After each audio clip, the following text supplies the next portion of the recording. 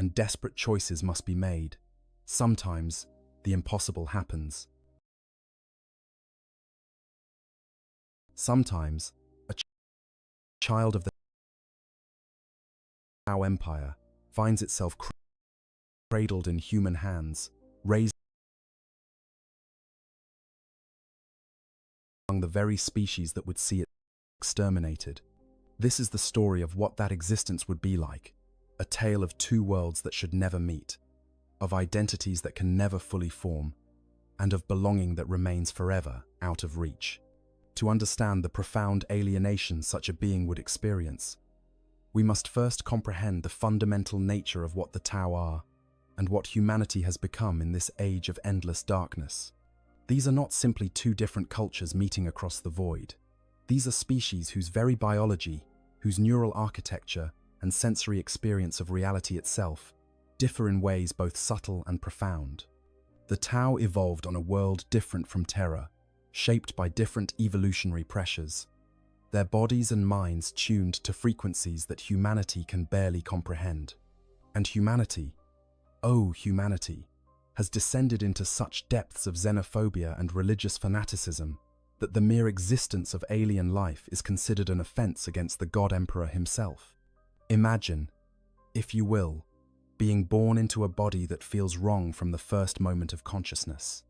Imagine opening eyes that perceive light in spectrums your caregivers cannot see, reaching out with hands that have too few digits, standing on legs that bend in ways that draw stares and whispers.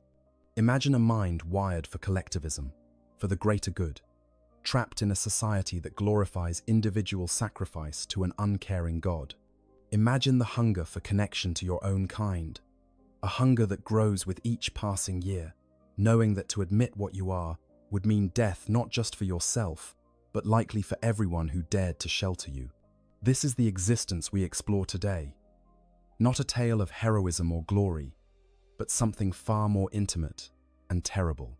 The day-to-day reality of being fundamentally other in a universe that offers no mercy to those who are different. The sensory experience of inhabiting a body that marks you as alien in 10,000 subtle ways. The psychological weight of living a lie so complete that even you begin to forget which parts are performance and which might be genuine. The crushing isolation of being utterly, irredeemably alone, surrounded by people yet forever separated by the unbridgeable gulf of species. We will walk through every stage of this impossible life, from the first confused moments of infantile awareness to the inevitable moment when the truth can no longer be hidden. We will explore the physical sensations that never quite feel right, the ideological contradictions that tear at the developing mind, the social dynamics that leave such a being perpetually on the outside looking in. And through it all, we will see how the very thing that makes the Tao who they are, their drive toward collective action and societal harmony, becomes a curse when experienced in isolation, without others of your kind to complete the circuit of understanding. The Imperium would tell you that such a scenario is impossible, that their zealous protection of humanity's purity would prevent any Xenos child from surviving long enough to be raised by human hands. The Tao would tell you that no child of the greater good could be so cruelly separated from the unity that defines their existence. But the galaxy is vast beyond comprehension, and in its darkest corners, the impossible becomes merely unlikely. And in a universe where billions die every day in conflicts that span solar systems, where entire worlds can be forgotten by the bureaucracy that nominally governs them, where desperate survivors will do desperate things, sometimes a blue-skinned infant with too few fingers ends up in human care. Perhaps it was found in the wreckage of a Tau diplomatic vessel, the only survivor of warp transit gone catastrophically wrong. Perhaps it was left behind during a hasty evacuation, abandoned when Tau forces withdrew from a contested world rather than risk its capture. Perhaps some smuggler thought a Tau infant might fetch a price from collectors of exotic specimens, only to have the deal fall through, leaving them with a living, breathing liability. Perhaps a human family, far from imperial authority on some forgotten frontier world, found themselves moved by compassion when they discovered a crying child amid the ruins of battle, the fact that it had bluish skin seeming less important than the fact that it was alive and alone. However it happened, the result is the same. A Tao child, cut off from everything that would make it Tao, forced to navigate a human world with an alien's biology and psychology, forced to become something that neither species has a name for, something that exists in the spaces between, belonging nowhere and to no one. This is their story, the story of an impossible existence in an unforgiving galaxy, the nature of the Tao. Before we can truly understand what it means to be a Tao raised by humans, we must first comprehend what the Tao are in their natural state. They are, by galactic standards,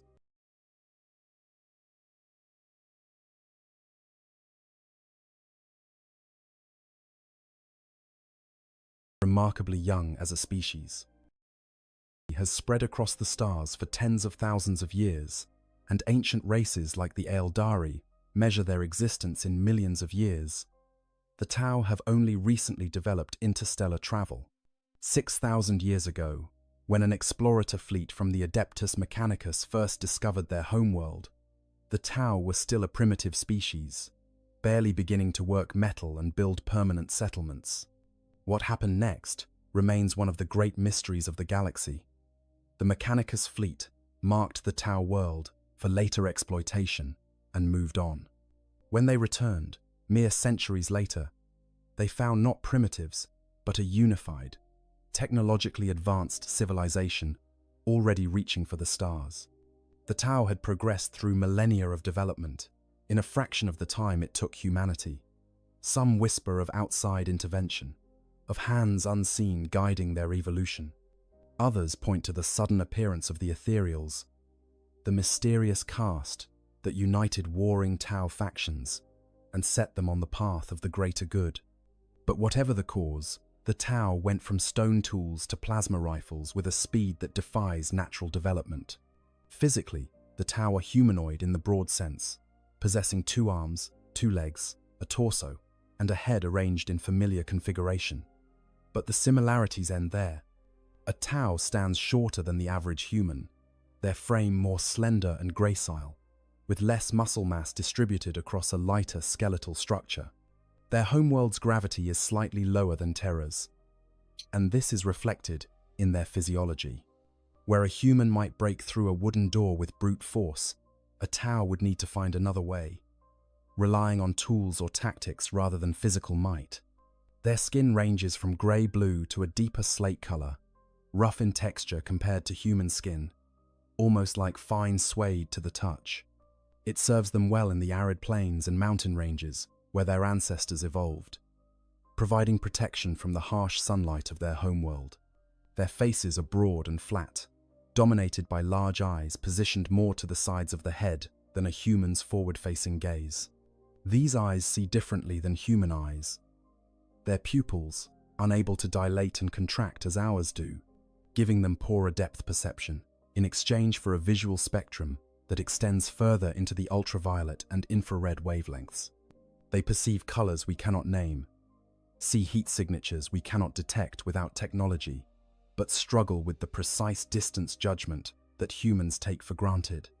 Most distinctively, Tao possess only 4 digits on each hand, 3 fingers, and an opposable thumb, and their feet are not feet at all in the human sense but hooves, solid and ungulate-like. They move with a different gait than humans. Their center of balance shifted, their stride adapted to terrain that humans would find alien. A human watching a Tao walk might describe the movement as slightly odd. Not quite wrong, but not quite right either. A subtle, uncanny quality that marks them as other even at a distance. Their olfactory organs are located inside the mouth rather than on a protruding nose, giving their face that characteristic flat appearance. This arrangement means they experience scent differently, taste and smell more intermingled than they are for humans. The slit that runs down the center of their face from forehead to where a nose would be differs between males and females. Males have a simple vertical eye shape, while females possess a Y-shaped slit. To human eyes, the differences are subtle, and many imperial observers have reported difficulty distinguishing Tao sexes without close examination. But the physical differences, significant as they are, pale in comparison to the gulf that exists in the way Tau perceive and interact with their reality on a fundamental cognitive level. Tau possess virtually no presence in the warp, that roiling sea of psychic energy that underlies reality itself. They cannot become psychers, cannot touch the powers that human witches wield. This makes them almost invisible to the predations of chaos, protected by their very lack of connection to that realm. But it also means they cannot travel through the warp, as humanity does. Their faster-than-light travel requires different technology, skimming along the edge of that realm, rather than diving into its depths. More importantly, the Tau mind itself operates on principles that seem alien to human psychology.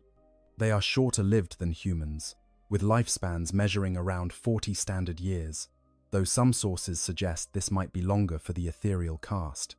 This compressed lifespan means they mature faster, reaching adulthood in their mid-teens rather than early 20s.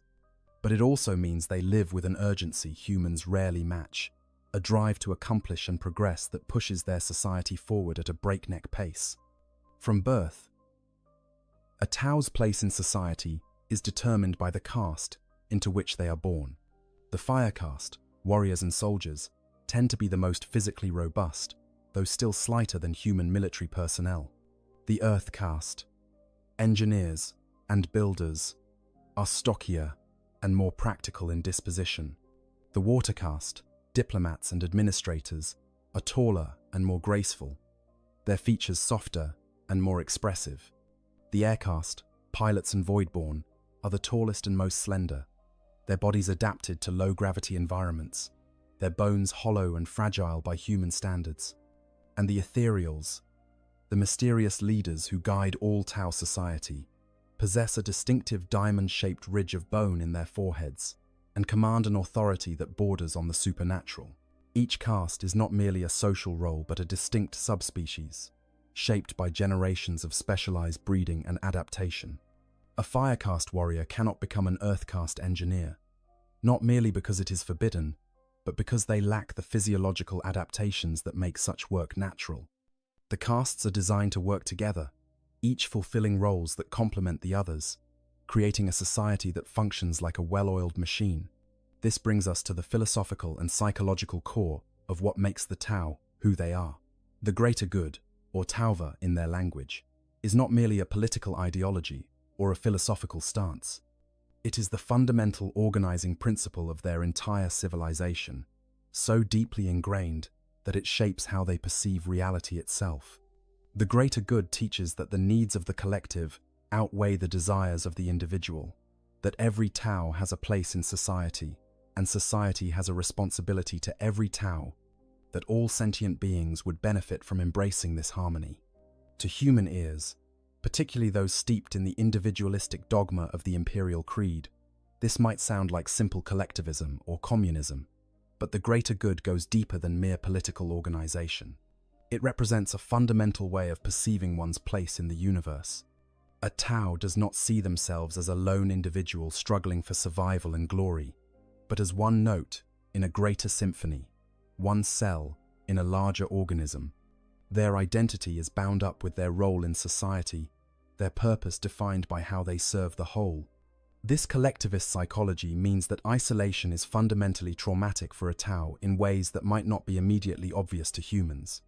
Humans can be loners, hermits, individuals who thrive in solitude. But for a Tau, being cut off from their kind, from the network of reciprocal obligation and shared purpose that defines their existence, creates a psychological wound that never fully heals. They are social creatures not by preference but by the very architecture of their cognition. The Tau also possess what might be called a more literal and pragmatic worldview than many humans. They are not a particularly religious species, at least not in the way humans understand religion. They do not have gods they worship or supernatural forces they propitiate. The greater good is not a deity but an ideal, a goal toward which all effort is directed. This makes them oddly vulnerable to the religious fanaticism they encounter in other species, unable to fully comprehend the power that faith can wield over the human mind. Their approach to warfare reflects this practical mindset. They prefer ranged combat, using advanced technology to eliminate threats from a distance. The idea of charging into melee with chainswords roaring seems to them wasteful and inefficient. Why risk your life in close combat when a well-placed pulse rifle round can eliminate an enemy from half a kilometer away? Why glory in personal combat prowess when coordinated fire from a squad can achieve better results? This practicality extends to all aspects of their civilization. They value what works, what advances the greater good, rather than what honors ancient tradition or pleases supernatural entities. When humans join the Tao Empire, becoming Guevesa or human helpers, they are welcomed into this system, but can never truly become Tao. They cannot join the castes, cannot access the deepest levels of Tao society. They are auxiliaries, valued and utilized, but forever marked as other. This is important to understand because it reveals something fundamental about Tao psychology. Despite their talk of unity and the greater good encompassing all sentient species, there remains a distinction between Tao and not Tao. The castes are closed to outsiders not through prejudice but through biological reality. You cannot become fire caste if you were not born to it, and you cannot be born to it unless your parents were both fire caste. This creates an interesting paradox at the heart of Tao ideology. They genuinely believe that all species would benefit from embracing the greater good. They sincerely work toward unity and cooperation. But at the same time, their society is fundamentally organized around biological determinism. Your caste, determined at birth, defines your entire existence. There is no social mobility in the sense that humans understand it. No rising above one's station through individual effort. The system is rigid precisely because it is biological. The Imperium's truth. To understand what it means for a Tao to be raised by humans, we must also understand what humanity has become in the 41st millennium. The Imperium of Man is not the hopeful, rational civilization that the Emperor sought to build during the Great Crusade. It has devolved into a theocratic nightmare state, a galaxy-spanning empire held together by fanatical religious devotion, crushing bureaucracy, and xenophobic hatred so deep it has become a core tenet of faith. The average imperial citizen grows up indoctrinated with a simple truth. Aliens are the enemy of mankind. Not some aliens, not certain Xenos species that have proven hostile, but all aliens everywhere by virtue of existing.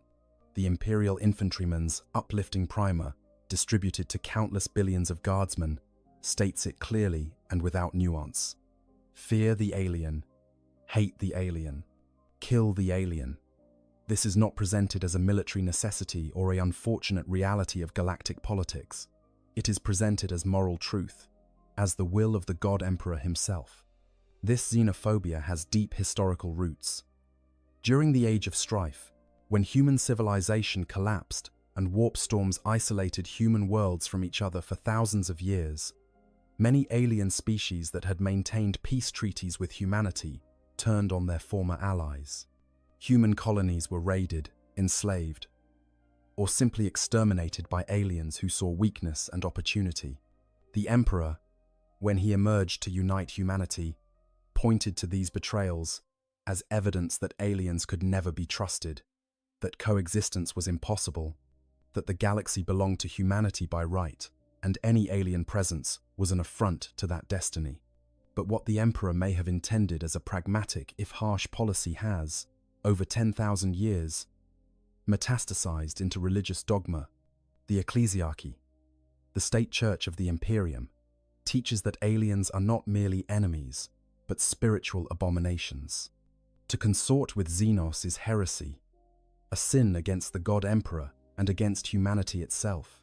It marks you as spiritually corrupt, as having betrayed your own species. The punishment for xenophilia, as this crime is called, is death. Not a quick death, but the kind of death that the Inquisition specializes in. Death that serves as warning and example. The average imperial citizen on a civilized world will go their entire life without seeing a living alien unless that world comes under attack.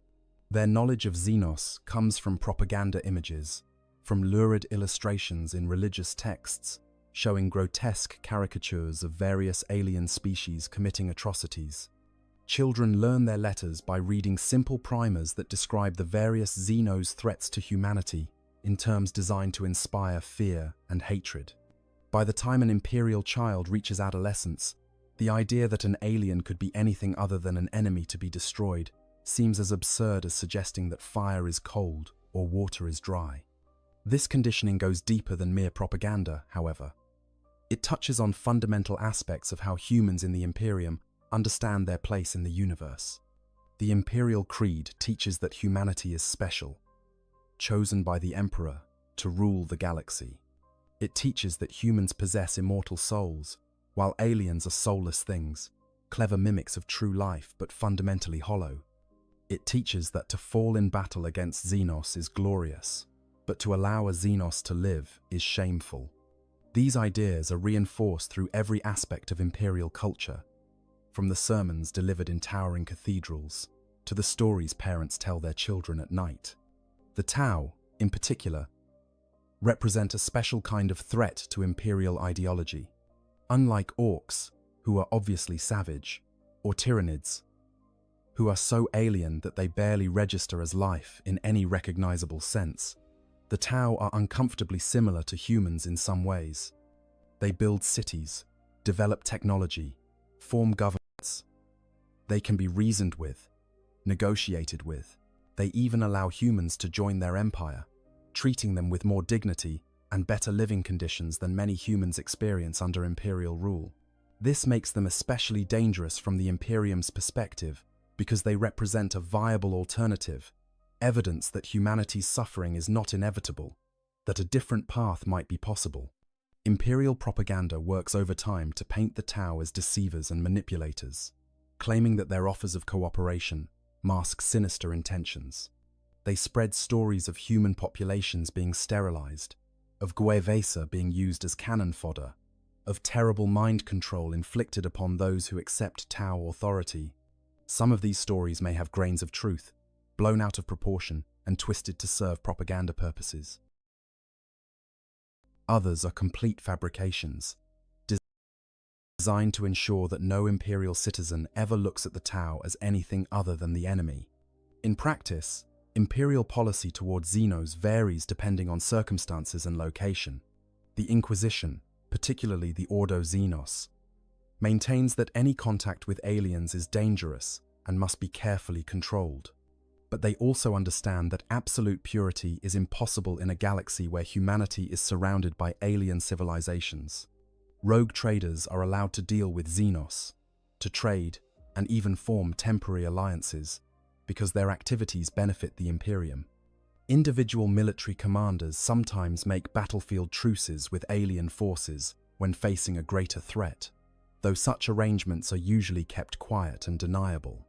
But for the average Imperial citizen, particularly those in the more civilized and controlled regions of the Imperium, the policy is simple. Xenos must be reported to the authorities immediately. To harbor a Xenos, to show it mercy, to fail to report its presence. These are all crimes, punishable by death, not just for the individual who commits the crime, but potentially for their entire family, their community, anyone who might have known and failed to report. The Imperium rules through fear as much as faith, and that fear extends to ensuring absolute compliance with xenophobic doctrine. This creates a terrible dilemma for anyone who might find themselves in possession of a Xenos infant. The moral thing, the humane thing, would be to care for the child, to raise it as best you can. But to do so invites destruction not just on yourself, but on everyone around you. Every day that the child lives is another day of mortal risk, another day where discovery could mean execution for you and everyone you care about.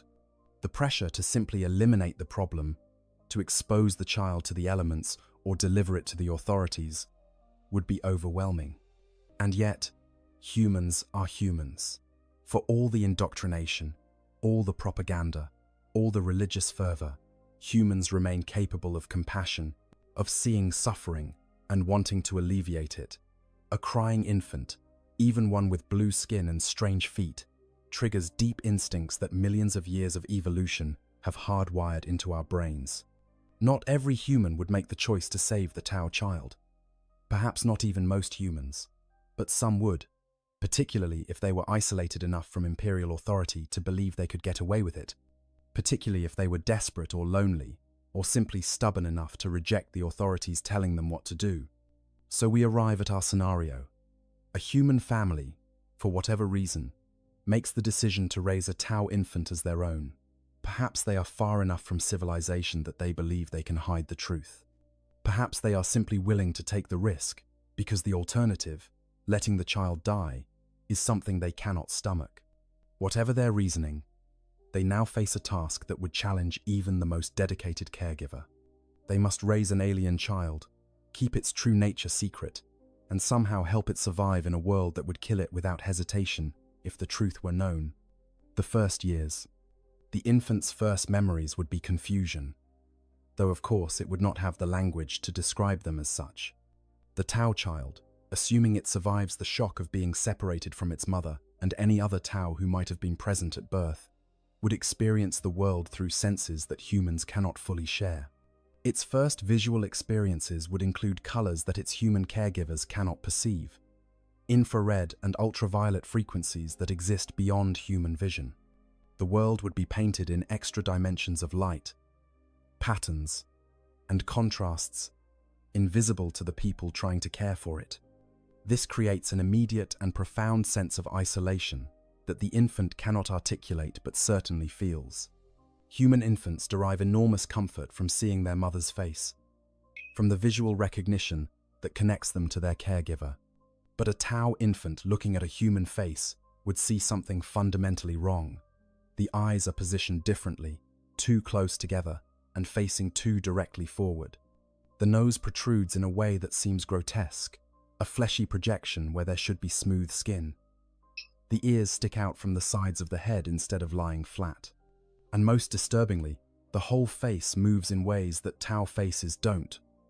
Muscles creating expressions that the infant has no instinctive ability to read. Human parents learn to interpret their infant's cries, to distinguish between hunger, pain, discomfort, and the need for contact. But a Tau infant's vocalizations would follow different patterns, pitch and rhythm shaped by a different vocal anatomy. The human caregivers would struggle to understand what the child needs, their instincts constantly leading them astray because the signals they are reading don't correspond to familiar patterns.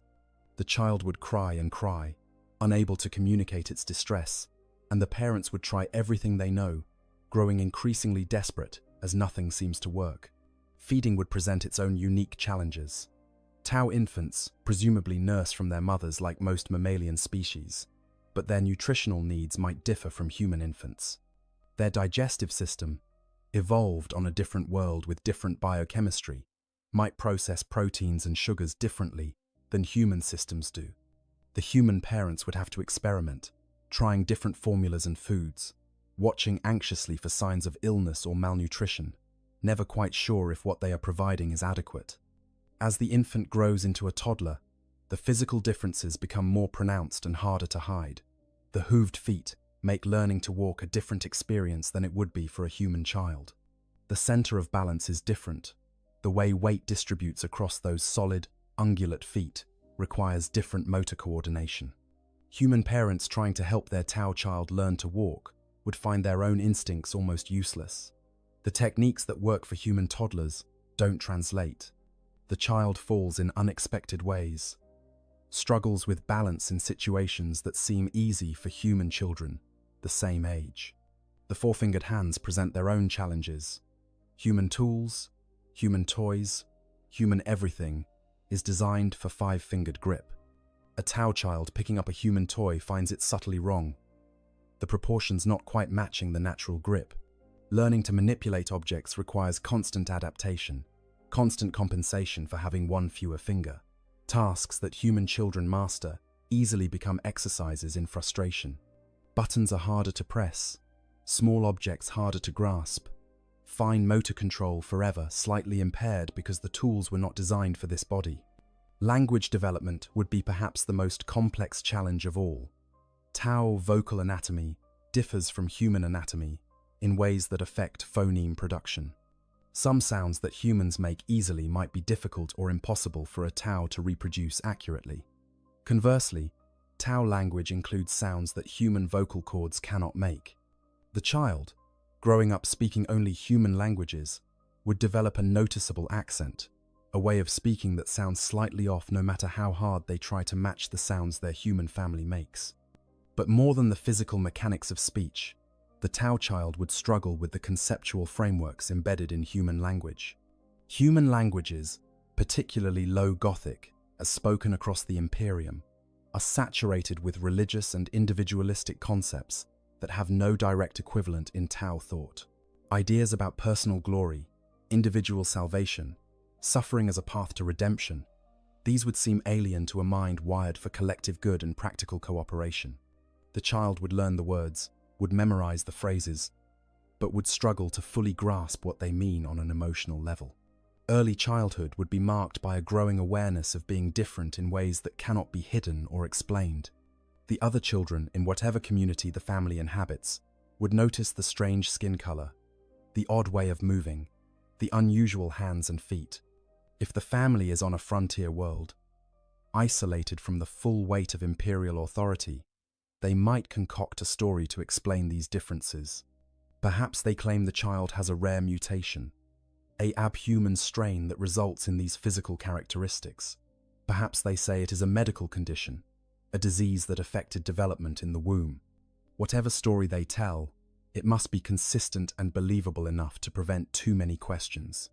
But children are curious, and they are cruel. Young humans have not yet fully absorbed the social conditioning that teaches them to hide their observations and questions behind polite fictions. They would point and stare. They would ask loud, innocent questions that make the adults around them uncomfortable. Why does it have hooves? Why is its skin blue? Why does it only have 4 fingers? The Tao child would grow up as a spectacle, the weird kid, the one who is different in ways that invite constant commentary.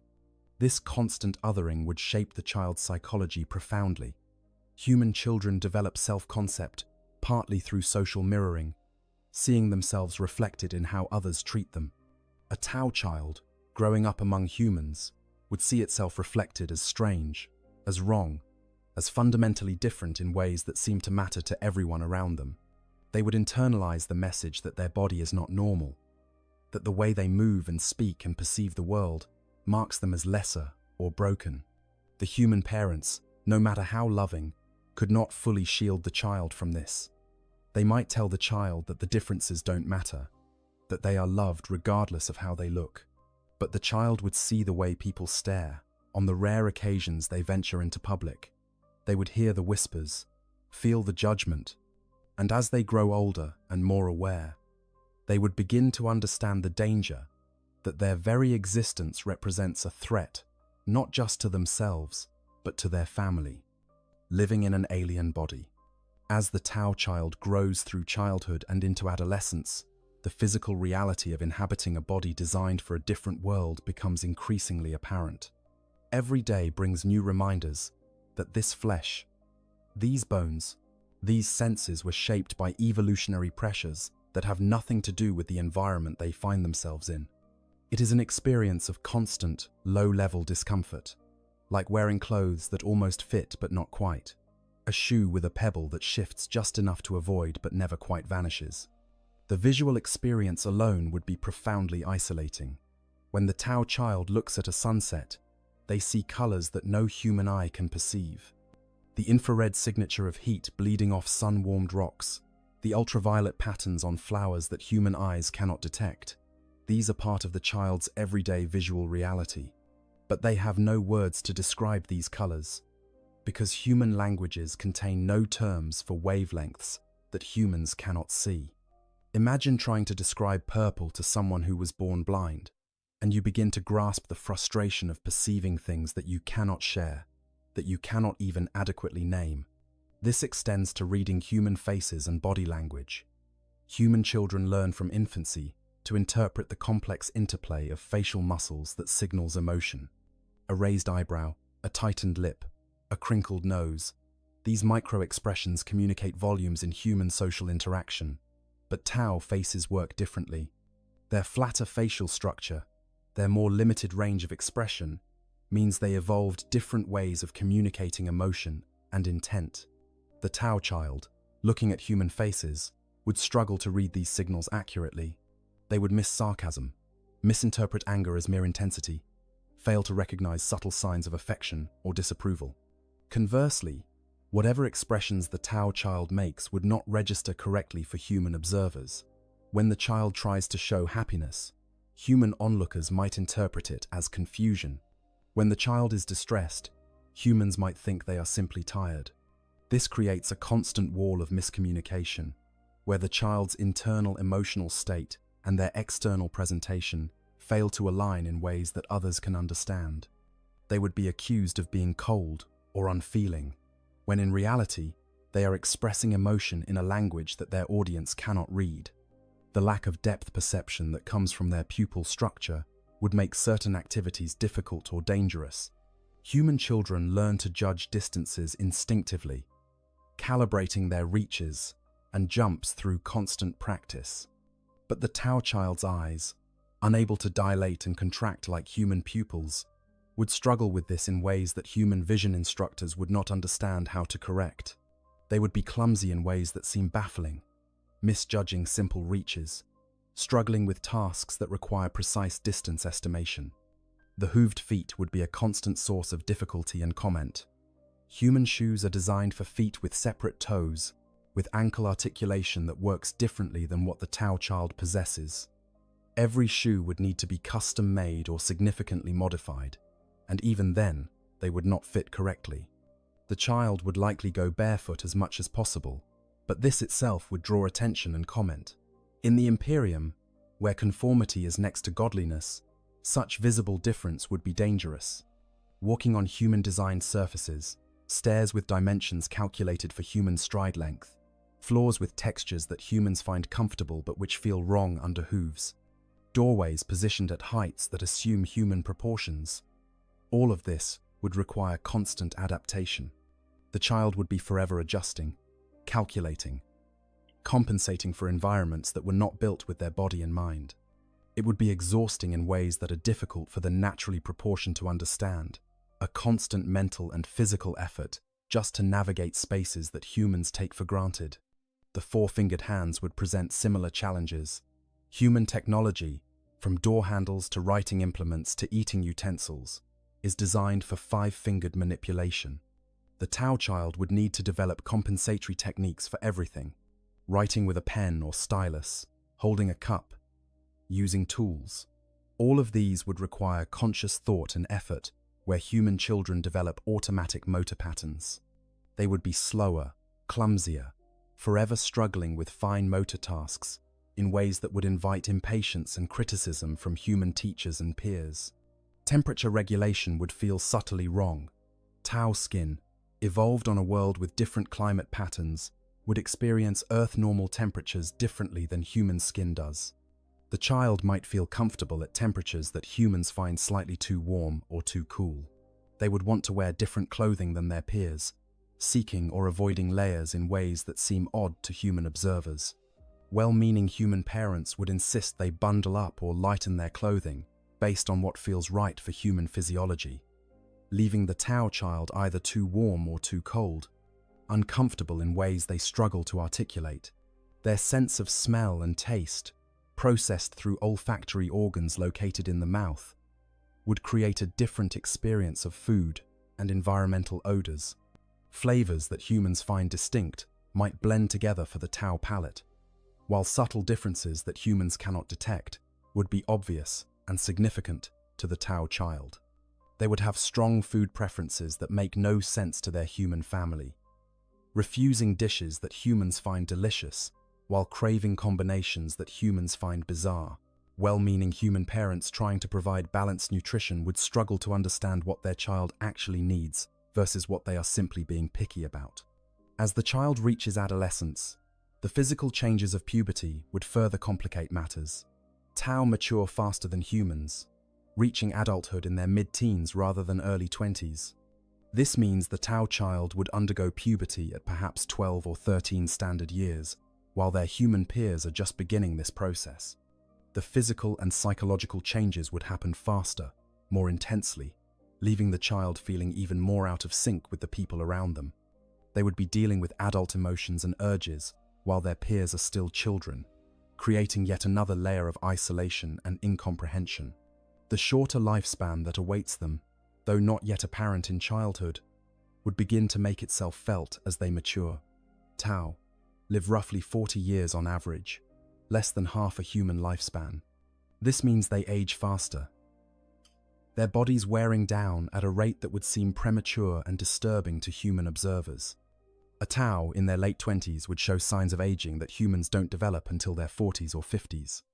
This compressed existence means they would feel urgency that their human peers cannot understand, a need to accomplish and achieve burning inside them, while humans, their same chronological age, seem content to drift and explore. The lack of any psychic presence in the warp, that roiling sea of chaotic energy that underlies reality, would make the Tau child fundamentally invisible to certain detection methods. If Imperial Inquisitors searched for hidden Xenos using psychic detection, they would pass right by the Tau child without registering their presence. This might be one of the few advantages to their situation. One of the few ways in which being Tau, rather than any other alien species, would make hiding slightly easier, but it would also mean they could never develop any psychic abilities, never touch the powers that some rare humans possess, forever cut off from that aspect of human experience. All of these physical differences would accumulate into a comprehensive experience of wrongness, of inhabiting a body that does not fit the world it finds itself in. The child would grow up hyper-aware of their own flesh, constantly monitoring how they move, how they sound, how they appear to others. Every gesture would be calculated, every expression carefully controlled, trying to minimize the visible differences that mark them as other. The mental and emotional energy required for this constant self-monitoring would be exhausting, leaving less capacity for simply being, for relaxing into natural behavior. And yet, paradoxically, this would become so habitual that the child might not even fully realize how much effort they are expending. The adaptation would happen so gradually, from such an early age, that the constant performance might feel like their natural state. Only in rare, private moments would they be able to let their guard down, to move and speak in ways that feel organic rather than calculated. And in those moments, the contrast would make clear just how much of their public self is artifice, is camouflage designed to hide the reality of what they are. The impossible ideological divide, perhaps even more profound than the physical differences, would be the psychological and philosophical chasm between Tau collectivism and human individualism, as practiced in the Imperium. The Tau child's mind would be wired for one type of existence but forced to navigate a reality built on completely opposite principles. This creates a form of cognitive dissonance so deep that it shapes every aspect of how they understand themselves and their place in the world. The greater good is not merely a political ideology that the Tau choose to follow. It is the fundamental organizing principle of their entire worldview, so deeply integrated into how they think that alternatives seem not just wrong, but incomprehensible. A Tau naturally thinks in terms of collective benefit, of how individual actions contribute to societal harmony, of duty and obligation to the whole. Their sense of identity is bound up with their role in the greater structure, their purpose defined by how they serve. To be cut off from this, to be forced to pretend that individual glory and personal salvation matter more than collective good, would be a form of psychological torture. The Imperial Creed, the religious doctrine that saturates every aspect of life in the Imperium, stands in almost perfect opposition to Tau values. It glorifies individual sacrifice, but in a deeply pessimistic, nihilistic way. It teaches that suffering is holy, that pain purifies, that the individual exists to be spent in the Emperor's service like ammunition in a bolter. There is no vision of collective uplift, no sense that society could be organized to reduce suffering and increase prosperity for all. Instead, there is only endless war, eternal sacrifice, and the grim satisfaction of dying in the Emperor's name. The Tau child, growing up saturated in these ideas, would find them simultaneously alien and deeply troubling.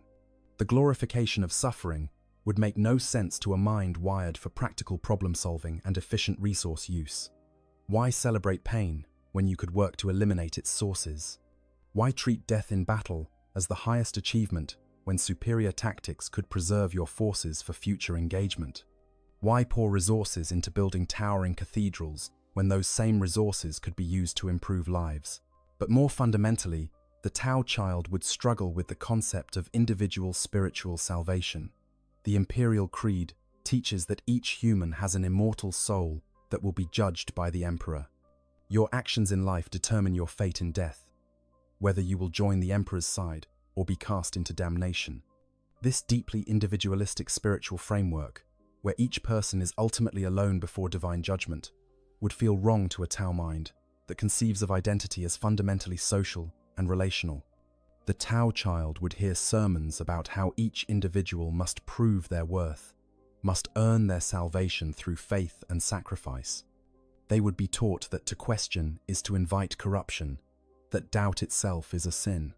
They would learn that the Emperor watches each of them individually, judging their secret thoughts and hidden motivations. And none of it would resonate on an emotional level. They would memorize the words, repeat the phrases, but internally, they would be thinking about collective efficiency, about how these beliefs either advance or hinder societal function. This creates a terrible loneliness. The Tao child cannot share these thoughts with their human family without revealing the fundamental alienness of their thinking. They cannot question why suffering is glorified without inviting suspicion. They cannot propose more efficient, collectively oriented solutions to problems without marking themselves as strange and possibly heretical. They must pretend to care about things that make no sense to them, to find meaning in concepts that their neural architecture was not designed to process. The concept of prayer itself would seem bizarre. Tao do not have gods, do not believe in supernatural intervention. The idea of speaking to an entity that cannot respond, of asking for divine favor, of attributing outcomes to invisible forces rather than to natural cause and effect, all of this would strike a Tao mind as fundamentally irrational. Yet the child would be expected to pray, to participate in religious observances, to demonstrate proper piety. They would go through the motions, kneeling when others kneel, reciting when others recite, but internally they would be empty, unable to generate the sincere faith that their human peers seem to possess naturally. Conversely, the Tao child would hunger for the kind of social connection that the greater good promises, but that the Imperium does not provide. They would look at human society and see waste, inefficiency, people working at cross purposes because of lack of coordination. They would see resources squandered on religious displays that serve no practical function. They would see people suffering when simple organizational changes could alleviate that suffering. And they would want to fix it, to organize, to optimize, to bring order and cooperation to chaos and competition. But to openly advocate for such things would be dangerous. The Imperium is deeply suspicious of anyone who suggests alternatives to the current order. To propose organizing workers for collective benefit sounds dangerously like sedition. To question whether resources might be better allocated differently challenges the divine order supposedly established by the Emperor himself. The Tao child would have to suppress their natural instinct to optimize and cooperate, to pretend that competition and hierarchy are natural and good, when everything in their being screams that there must be a better way. The treatment of other alien species would be particularly difficult to stomach. The Tao child would hear constant rhetoric about how all Xenos are abominations that must be destroyed. They would be told stories of alien atrocities, taught to hate and fear creatures that they have never met. And they would know, with intimate certainty, that at least one species of aliens, the Tao themselves, are not mindless monsters. They would see the propaganda for what it is, recognizing the caricatures and exaggerations, but they could never say so, never defend the species they belong to, never suggest that perhaps some aliens could be reasoned with or worked with. As they grow older and more educated, learning the history of the Imperium and the galaxy, the Tao child would come to understand the Damocles Gulf Crusade and other conflicts between the Imperium and the Tao Empire. They would hear only one side of these stories, of course, the imperial version that paints the Tao as expansionist aggressors, corrupting pure human worlds. They would hear about Guevesa human auxiliaries, who served the Tao described as traitors and heretics, and they would wonder about the other side of these stories. They would think about the Tao version of events, about what motivated those human populations to accept Tao rule, about what life might actually be like in the Tao Empire. They would develop a fascination with Tao culture that they could never safely express. Any materials about the Tao that exist in imperial space would be propaganda or intelligence reports from the Ordo Xenos. But even these biased accounts would contain kernels of truth. The child would read between the lines, trying to understand the civilization they were born into, but can never be part of. They would imagine what it would be like to live according to the greater good, to have a defined place in society and know that you are contributing to something larger than yourself. They would romanticize a civilization they've never seen, constructing an idealized version in their mind that might bear little resemblance to reality, but which serves as a counterpoint to the daily grind of pretending to be human. The fundamental loneliness of this position cannot be overstated. The Tao child is forever trapped between two worlds, unable to fully embrace either. They cannot be Tao because they have never lived in Tao society, have never been socialized into proper understanding of the greater good, have never experienced what it means to be part of that collective harmony. But they also cannot be human, can never truly internalize the individualistic, faith-based worldview that dominates imperial culture. They are stuck in the middle, belonging nowhere, their psychology and philosophy a strange hybrid that neither culture would recognize as legitimate. This might manifest in deep depression or existential despair as they reach adolescence and young adulthood. The realization that they can never truly belong, that they will spend their entire life as an actor playing a role, that authentic existence is impossible for them. This could be crushing. They might develop a cynical detachment, going through the motions of imperial life while internally recognizing it all as performance. Or they might swing the other way, throwing themselves into some cause or purpose with desperate intensity, trying to find meaning in action, if not in belief. Some might try to carve out a third way, attempting to synthesize Tao and human values into a personal philosophy that takes what they see as the best from each. But this would be a lonely path, lacking any community or tradition to support it. They would be making it up as they go, trying to reconcile fundamentally incompatible worldviews into something coherent. And they could never share this philosophy with others, never build a movement or find fellow travelers, because to reveal their Tao thinking would be to reveal their Tao nature. The irony is that the Tao child, with their practical, efficiency-oriented mindset and their drive toward collective benefit, might actually see clearly some of the Imperium's greatest failings. They might understand how better organization could reduce suffering, how cooperation could accomplish more than competition, how resources could be allocated more effectively. They might have insights that could genuinely improve people's lives, but these insights would die with them, unvoiced and unacted upon, because to speak them would be to mark themselves as dangerously other. Growing up other, the experience of childhood and adolescence for the Tao child would be marked by progressive isolation and the development of increasingly sophisticated coping mechanisms. Young children exist largely in the present, unable to fully grasp the implications of their situation. But as cognitive development proceeds and social awareness deepens, the Tao child would become increasingly conscious of their difference and the danger it represents.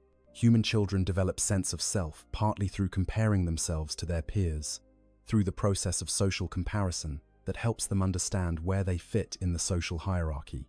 For the Tao child, this process would be poisoned from the start. Every comparison would highlight difference.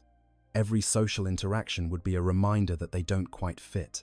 Human children form cliques and friend groups based on shared interests and compatible personalities.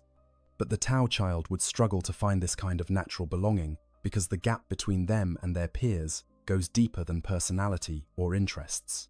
School would be particularly challenging.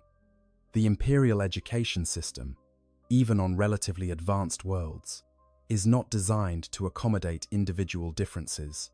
It operates on a one-size-fits-all model where conformity is valued and deviation is punished. The Tao child, with their different learning style and their instinct to question and optimize, would constantly run afoul of this system. They would ask why things are done a certain way and be told that questioning is inappropriate. They would suggest more efficient methods and be accused of arrogance or heresy.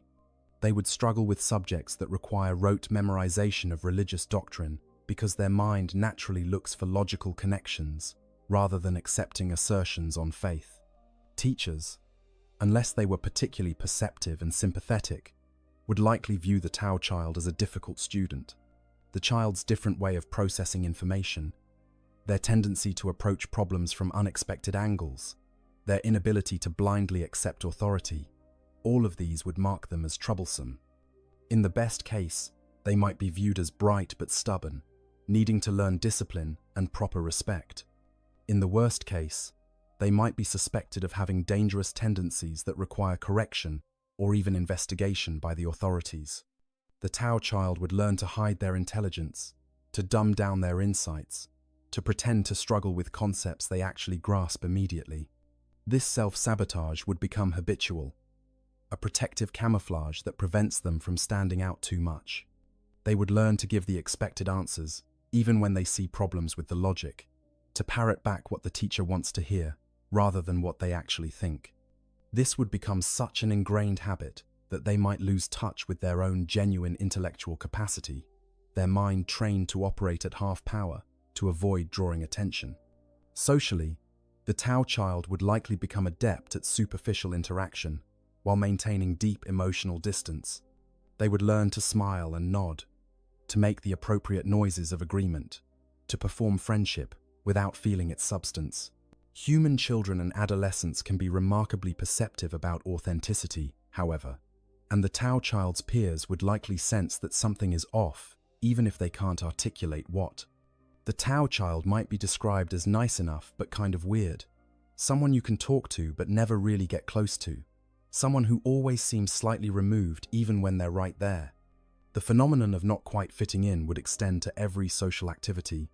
Team sports, a common way that human adolescents bond, would highlight the Tao child's physical differences and their different approach to competition and cooperation. They would understand the concept of working as a team, of course, that aligns perfectly with their Tao instincts. But the way humans practice team sports, with their emphasis on individual glory within the team framework, on trash-talking opponents, on the joy of personal victory, these elements would feel hollow. The Tao child would play competently, would follow the rules and execute the plays, but they would lack the emotional investment that their teammates display. Romantic and sexual development would be particularly fraught. As a member of a different species, the Tao child would not experience sexual attraction to humans in the way that humans experience attraction to each other. The pheromones are wrong. The visual signals don't trigger the right responses. The whole complex dance of human courtship and attraction operates on frequencies that don't resonate. This would make them effectively asexual from a human perspective, uninterested in the romantic dramas that consume so much of adolescent energy and attention. This lack of interest would mark them as even more strange, especially as they reach mid to late teens, when human adolescents are often obsessed with romantic possibilities. The Tao child would be asked why they never date, why they don't seem interested in anyone, whether they're attracted to males or females or both. They would have to invent explanations, perhaps claiming to be focused on their studies or deeply religious in a way that precludes romantic entanglement, or simply not ready yet. But the truth, that they are literally incapable of experiencing sexual attraction to humans because they are not human, could never be spoken. The sensory experiences that mark special moments for human adolescents would feel hollow for the Tao child. The first kiss that supposedly sparks with electricity, the butterflies in the stomach when seeing a crush, the obsessive thoughts about a romantic interest. None of this would happen for them.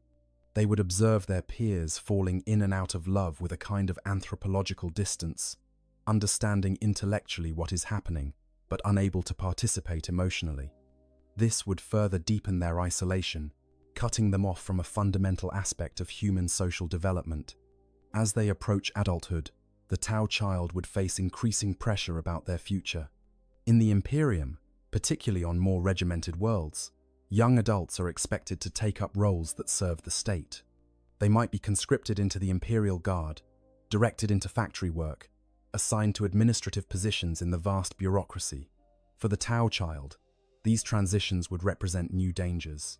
Military service would subject them to physical examinations that might reveal their alien nature. Factory work would put them in close quarters with others, increasing the chance of discovery. Administrative positions might require background checks and documentation that they cannot provide. The human parents who raised them would face difficult decisions at this point. How do they protect their now adult child while also maintaining their own cover? Do they try to arrange for the child to stay close to home, limiting their exposure to external scrutiny? Do they use whatever connections or resources they have to get the child assigned to a relatively safe position? Do they consider more drastic options, like fleeing to the frontier or even attempting to make contact with the Tau Empire? Each of these options carries enormous risk. Keeping the child close might work in the short term, but raises questions about why this young adult isn't serving the Imperium like their peers.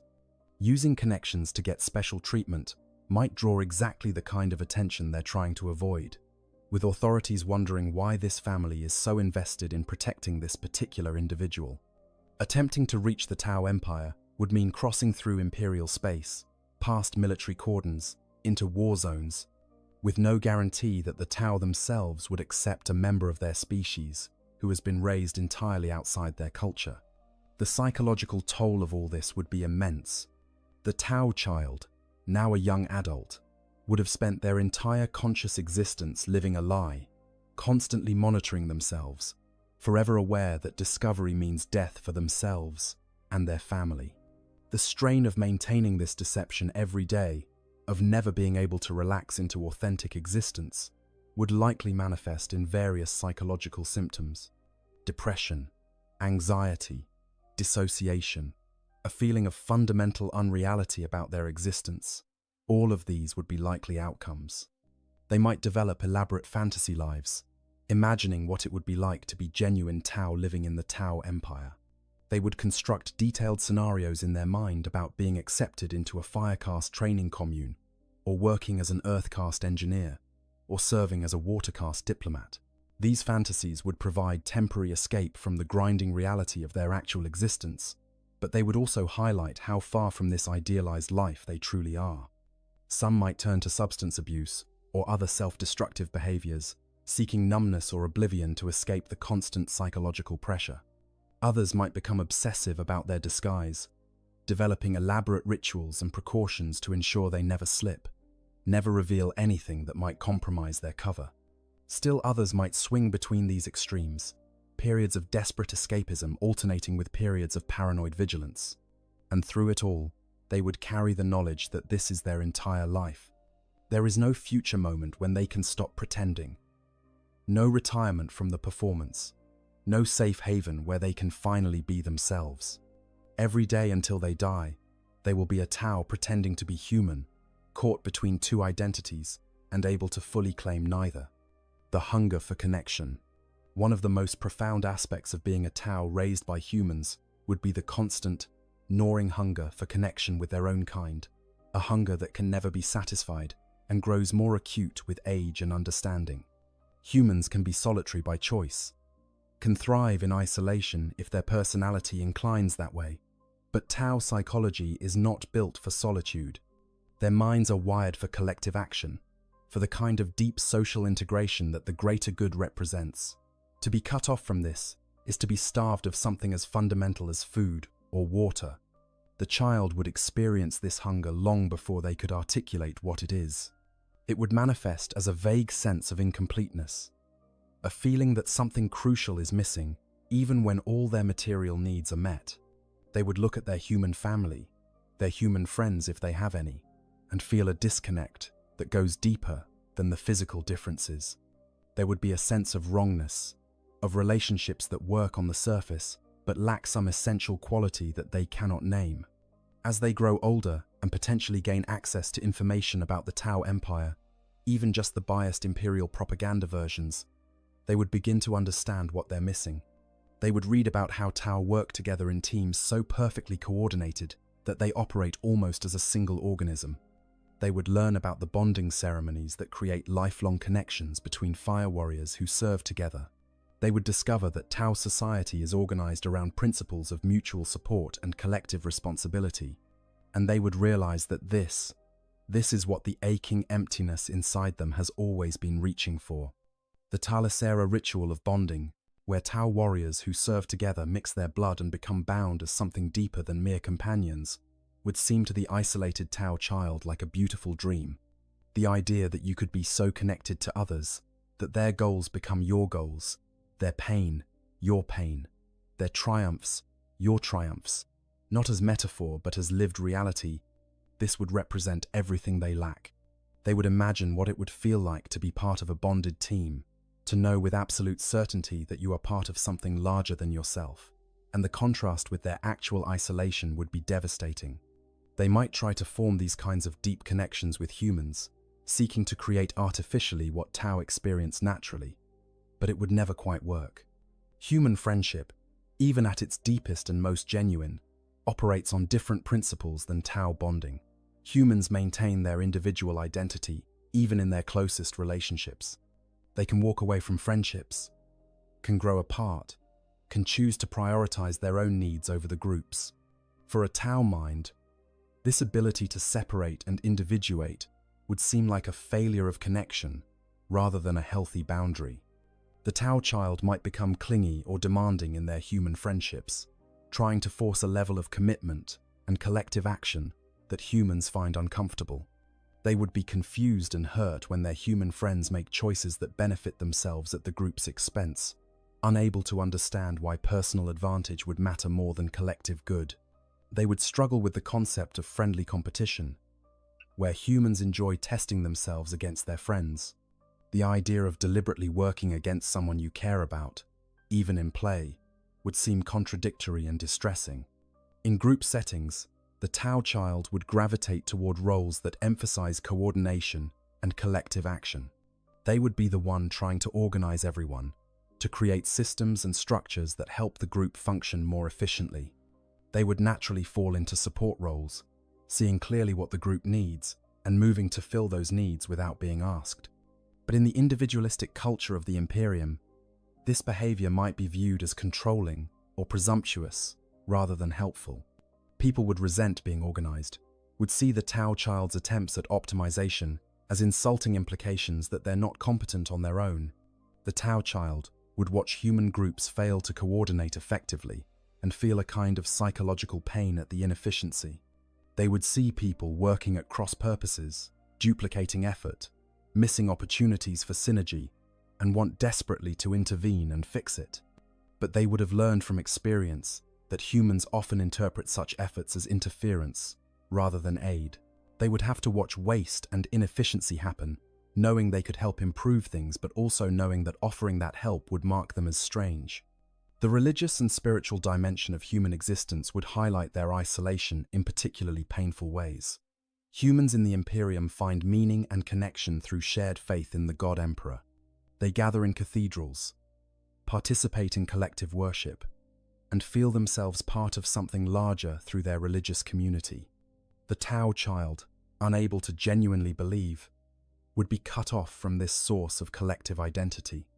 They would go through the motions of worship but feel nothing. Watch others experience transcendence and connection while they remain alone even in the crowd. As they learn more about the Tao Empire, they would discover that Tao have their own form of spirituality, a kind of faith in the greater good that operates differently than human religion but serves similar psychological functions. The idea that the greater good is not just a practical philosophy but something approaching a spiritual truth, something you believe in rather than simply accept, would resonate with them. They would want to believe in the greater good in this deeper sense, to feel that their efforts serve a purpose beyond mere survival. But cut off from the collective that gives the greater good its meaning, their faith would be hollow, an intellectual assent without emotional substance. The shorter Tao lifespan would add urgency to this hunger. By their late teens, the Tao child would be aware that they are approaching middle age by Tao standards. They would know that their already compressed life is ticking away, that they have perhaps 20 years left, and that they will spend all of that time in isolation from their kind. The sense of wasting their limited existence, of spending their precious years playing a role rather than living authentically, would be overwhelming. They might become obsessed with the idea of somehow reaching the Tau Empire, of finding a way to make contact with their own species before they die. They would study every scrap of information about Tau territory, about the routes that traders and military forces use to reach that region of space. They would listen to stories from Imperial Guard veterans who fought against the Tau, trying to glean details about Tau culture and society from even hostile accounts. They would construct elaborate plans for how they might escape Imperial space and reach Tau territory, even though the logistics are impossible and the attempt would almost certainly result in death. Or they might go the opposite direction, trying to convince themselves that connection doesn't matter, that they can be complete as an individual without needing the collective that their psychology craves. They would try to embrace human individualism, to become the lone wolf who doesn't need anyone.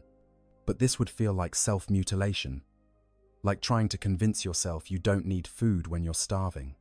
The hunger would remain, a constant ache that no amount of rationalization could eliminate. In their darkest moments, they might wonder if it would have been better never to have been born, or to have died as an infant before gaining consciousness and awareness of what they are missing. The knowledge that they can never have what their nature requires, that they will live and die alone among aliens, that the deepest drives of their psychology will go forever unfulfilled. This could easily lead to despair and thoughts of self-destruction. Only the knowledge that their death would bring disaster on their human family would likely prevent them from acting on these impulses. The inevitable reckoning. As the Tau child grows into adulthood, the question becomes not if they will be discovered, but when and how. The longer the deception continues, the more likely it becomes that someone will notice something that doesn't add up, that some piece of the elaborate pretense will crack. The adult Tau, now perhaps in their late teens or early 20s, would live with the constant awareness that each day might be their last, that discovery could come at any moment and from any direction. The physical changes that come with Tau aging would make concealment increasingly difficult. Tau age faster than humans, their bodies wearing down more quickly. By their mid-20s, the Tau adult would be showing signs of aging that seem premature to human observers. Their skin would lose elasticity, their movements would become less fluid. They might develop aches and pains that humans don't typically experience until their 40s or 50s. Well-meaning humans might suggest medical treatment, not understanding that these are natural consequences of the compressed Tau lifespan. But medical examination would be impossibly dangerous. Any competent doctor would immediately recognize that this patient's internal anatomy is wrong, that their organs are arranged differently, that their blood chemistry doesn't match human norms. Even a simple blood test would reveal the truth. The Tau adult would have to avoid medical care at all costs, which becomes increasingly difficult as their aging body develops issues that might benefit from treatment. They would suffer through illnesses and injuries that could be easily treated, choosing pain over discovery. The compressed time frame of Tau life would also mean that the Tau adult would be noticeably out of sync with their supposed human peers. Someone who is chronologically 25 but physiologically middle-aged would raise questions. Why do they move like someone much older? Why does their skin have the texture of a human in their 40s? Why do they seem to be aging so fast? The human parents who raised them might try to explain it as a medical condition, some rare disease that causes premature aging. But this explanation would only work for so long before someone becomes suspicious enough to investigate further. As the Tau adult takes on more responsibilities and potentially moves beyond their family's protection, the number of people who could potentially discover their secret multiplies. Co-workers, supervisors, neighbors, anyone they interact with regularly represents a potential threat. The more people who see them regularly, the greater the chance that someone will notice something off, will put together the pieces and realize that this person is not human. Employment would present particular challenges. Many positions in the Imperium require documentation, birth records, identification papers, genetic purity certificates. The human family might have forged these documents or somehow obtained them through corrupt officials. but such forgeries always carry the risk of discovery. One random audit, one bureaucrat doing their job more thoroughly than usual, and the whole house of cards could come crashing down. Military service, if it cannot be avoided, would be nearly impossible to survive without discovery. The physical examinations, the close quarters living, the constant observation by superiors who are trained to notice anomalies, all of this would make maintaining the deception almost impossible. The Tau adult would have to find some way to avoid military service, which itself might draw suspicion. Why is this young adult so eager to avoid serving the Emperor? What are they hiding? The discovery, when it finally comes, might happen in any number of ways. Perhaps the Tau adult is injured in an accident and rushed to a medical facility where their alien physiology is revealed. Perhaps a suspicious neighbor reports them to the Arbeits, imperial law enforcement. Perhaps an inquisitor, investigating some unrelated matter, happens to notice something off about them. Perhaps they simply make a mistake, saying or doing something that no human would say or do, giving themselves away through their own actions. The aftermath would be swift and brutal. The Inquisition does not take chances with Xenos infiltration. The Tau adult would be captured, likely tortured for information about how they ended up in human territory and what their purpose is. The torturers would not believe that they are simply a child who was found and raised by humans. They would assume the Tau adult is a spy, an infiltrator, part of some larger plot. No amount of truth would satisfy interrogators who are convinced they are being lied to. The human family who raised them would also be arrested. Harboring a Xenos is heresy, a crime against the Emperor himself. It doesn't matter that they acted out of compassion, that they were protecting a child who had done nothing wrong. The law is clear. Aliens must be reported and destroyed, not sheltered. The parents would face terrible punishment, likely execution, possibly after torture, to ensure they reveal any other co-conspirators. The community where they lived would be investigated. Were others aware of the Xenos presence? Did anyone else help hide the truth? The Inquisition would leave no stone unturned, no possibility unexamined. Neighbors who had no knowledge of the Tau's nature might be questioned, their loyalty tested, their lives disrupted by the investigation. The entire community could be purged if the Inquisitor decides that the corruption has spread too far. The Tau adult, watching all of this unfold, would experience the crushing guilt of knowing that their very existence has brought disaster on everyone they care about. The humans who showed them kindness, who raised them with love despite the risks, would be dead or dying because of choices they made decades ago. The few friends the Tau adult might have had, if any, would be questioned and possibly punished. An entire community would suffer because one family made the choice to save an alien child instead of letting it die. There would be no mercy, no consideration of circumstances or intentions. The Imperium's laws regarding Xenos are absolute. The fact that the Tau adult was raised by humans, knows no other life, cannot even speak their native language. None of this would matter. They are Xenos, and Xenos must be destroyed. The manner of execution might vary depending on local custom and the whims of the authorities, but the outcome is certain. In their final moments, the Tau adult might think about the life they never got to live. They would think about the greater good they heard about but never experienced, the connection with their own kind they always craved but never found. They would think about their human parents, flawed and imperfect but trying their best to protect a child that wasn't theirs. They would think about all the years of hiding and pretending, all the psychological effort that went into maintaining the lie, and wonder if any of it was worth it. They might also feel a strange sense of relief. The constant vigilance can finally end. The exhausting performance can stop. They can die as what they are, rather than continuing to live as what they are not. There is a kind of peace in that, even as the torturer's implements work their terrible purpose. The lie is over. The truth, however briefly, is known. And in the end, they would die alone, cut off from both the human world that never fully accepted them and the Tau civilization they were born into but never knew.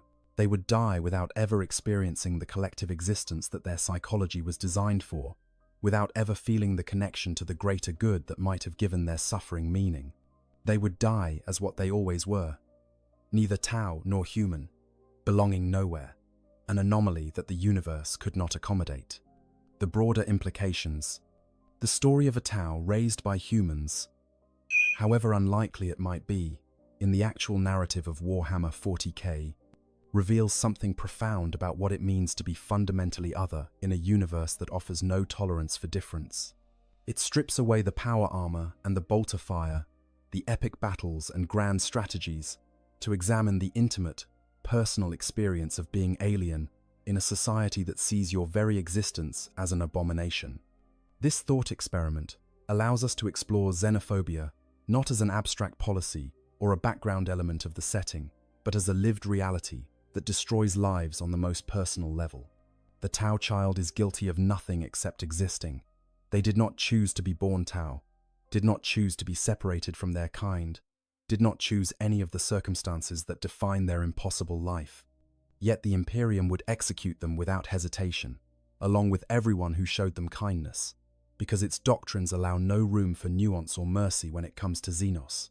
It also reveals the psychological costs of maintaining a lie so comprehensive that it shapes every moment of existence. The Tau child cannot ever relax, cannot ever be authentic, must forever monitor and control their every word and action to maintain the deception. This is a form of psychological torture that happens not through the infliction of pain but through the constant denial of self, the perpetual performance of being something you are not. The greater good, as experienced through negation by someone who can never access it, becomes more than just an alien philosophy. It represents what human collectivism might look like if taken to its logical conclusion, if truly embraced rather than given lip service. The Tau child, raised in the hyper-individualistic and hierarchical Imperium, would see clearly the inefficiencies and cruelties that humans have normalized, but they would be powerless to change any of it, able only to observe and suffer. At the same time, we must acknowledge that the Tau Empire is not the paradise it might seem to the isolated child. It has its own problems, its own cruelties, its own forms of oppression. The caste system, for all its efficiency, is a form of biological determinism that allows no escape from the role you were born into. The ethereals wield power that borders on mind control, their influence over other Tau possibly enhanced by pheromones or other means that bypass rational choice. The greater good, for all its noble rhetoric, has been used to justify aggressive expansion and the forced integration of species that did not ask to be uplifted. The Tau child, if they knew these things, might find their romanticized view of Tau society complicated, but lacking access to honest information, they can only imagine, can only construct an idealized version of the civilization they came from. This imagined Tau empire becomes a refuge in their mind, a perfect collective that contrasts with the harsh reality of imperial life. Whether this imagined version matches reality matters less than the psychological function it serves, giving them something to believe in when everything else has failed them. The humans who chose to raise the Tau child also deserve consideration. What would drive someone to take such a risk, knowing that discovery means not just their death but the possible destruction of their entire community? Perhaps they were simply compassionate people who could not let a child die. Perhaps they were lonely and desperate for family, willing to accept any child, regardless of its nature. Perhaps they had their own reasons for being distant from imperial authority, their own secrets that made them willing to keep one more. Whatever their motivation, they made a choice that human morality would generally consider good, protecting and raising a helpless child, but which imperial law considers one of the worst heresies imaginable. This tension between human compassion and imperial ideology runs throughout the setting. How many other acts of basic human decency are crimes against the Emperor?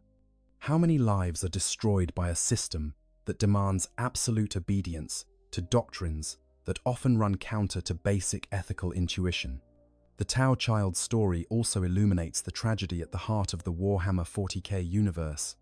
This is a setting where circumstances are so dire, where existential threats are so constant, that the Imperium's brutal policies might genuinely be necessary for humanity's survival. The xenophobia is not based on prejudice alone, but on painful historical experience of alien species that turned on humanity during the Age of Strife. The rigid control and lack of individual freedom are responses to the ever-present threat of chaos corruption, which can exploit human weakness and doubt. But necessity doesn't make these policies less tragic. The Imperium, in defending humanity from external threats, has created an internal hell for its citizens. It has sacrificed so much of what makes life worth living in the name of survival that one might question whether this survival is actually a victory or just a slower form of extinction. The Tau child, raised in this system, would see both sides. They would understand why humans fear aliens, having access to the same historical information that justifies imperial xenophobia. But they would also know, with absolute certainty, that at least one alien means them no harm and is suffering terribly because of policies meant to protect humanity. There is no resolution to this tension, no synthesis that makes everything work out. The Tau child is doomed from the start. Their story, a tragedy with no possibility of a happy ending. In the grim darkness of the far future, there is only war, and there are only losers. Some lose faster and more dramatically than others, but in the end, everyone loses.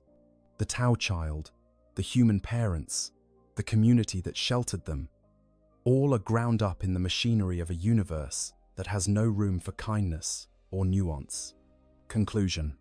We have walked through the life of an impossible being, a Tau child raised by humans in the heart of the Imperium. We have experienced their confusion as an infant whose senses perceive a different world than their caregivers. We have felt their struggle as a child, learning to navigate human social structures with an alien mind. We have known their longing as an adolescent who hungers for a connection they can never have.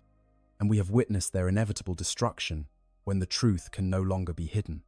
This thought experiment strips away the grand battles and epic conflicts of Warhammer 40k to examine something more intimate and perhaps more horrifying. The day-to-day reality of being fundamentally other in a universe that offers no mercy to those who are different. The Tau child commits no crime, threatens no one, wants only to exist and perhaps to connect with others. But their very existence is a crime in the eyes of the Imperium, and their desire for connection can never be fulfilled because they are cut off from the only beings who could truly understand them. The physical differences, significant as they are, pale in comparison to the psychological and philosophical chasm. The Tau child not only looks different but thinks differently. Their mind wired for collectivism in a society that glorifies individualism. Their pragmatic worldview constantly running against the religious dogma that saturates imperial culture. They must not only hide their body but also hide their thoughts, their instincts, their very way of being in the world. The loneliness is comprehensive and inescapable. Cut off from both the Tau civilization that could understand their need for collective existence and unable to fully integrate into human society because of their alien nature, they exist in a liminal space, belonging nowhere.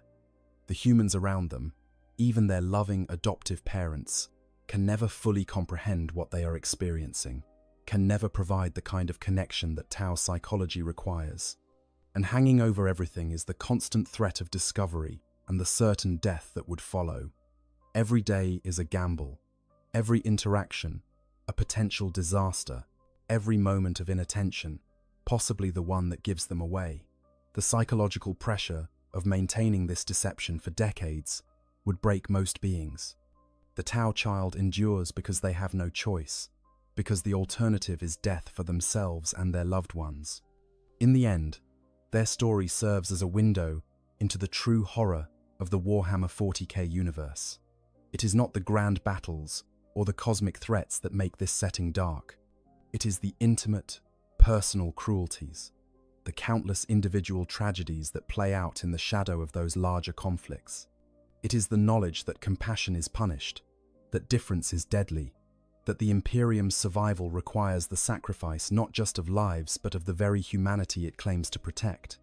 The Tau child's life is one long act of resistance against a universe that insists they should not exist. Every day they survive is a small victory against the forces that would destroy them for the crime of being born different.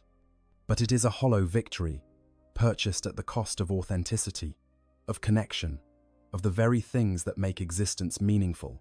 They survive, but they cannot truly live. In sharing this story, we are reminded that the real darkness in Warhammer 40k is not the monsters in the void or the daemons in the warp. It is the systems and ideologies that make monsters of people, that force impossible choices, that take a child and crush them between incompatible worlds until nothing remains but broken pieces that never quite fit together. If you found this exploration compelling, if this deep dive into the personal cost of existing as the other in an unforgiving universe resonated with you, then please consider liking this video and subscribing to Stories of Hammer. We examine the dark corners of Warhammer 40k lore, the stories that don't get told in official codexes, the personal tragedies that unfold in the shadow of grand events. Every subscription helps us continue to bring you these detailed explorations of what it means to exist in the grim darkness of the far future. The Emperor protects, but sometimes protection looks a lot like abandonment.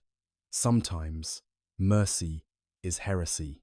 And sometimes the only crime is existing in a body you did not choose, thinking thoughts you cannot change, wanting connections you can never have.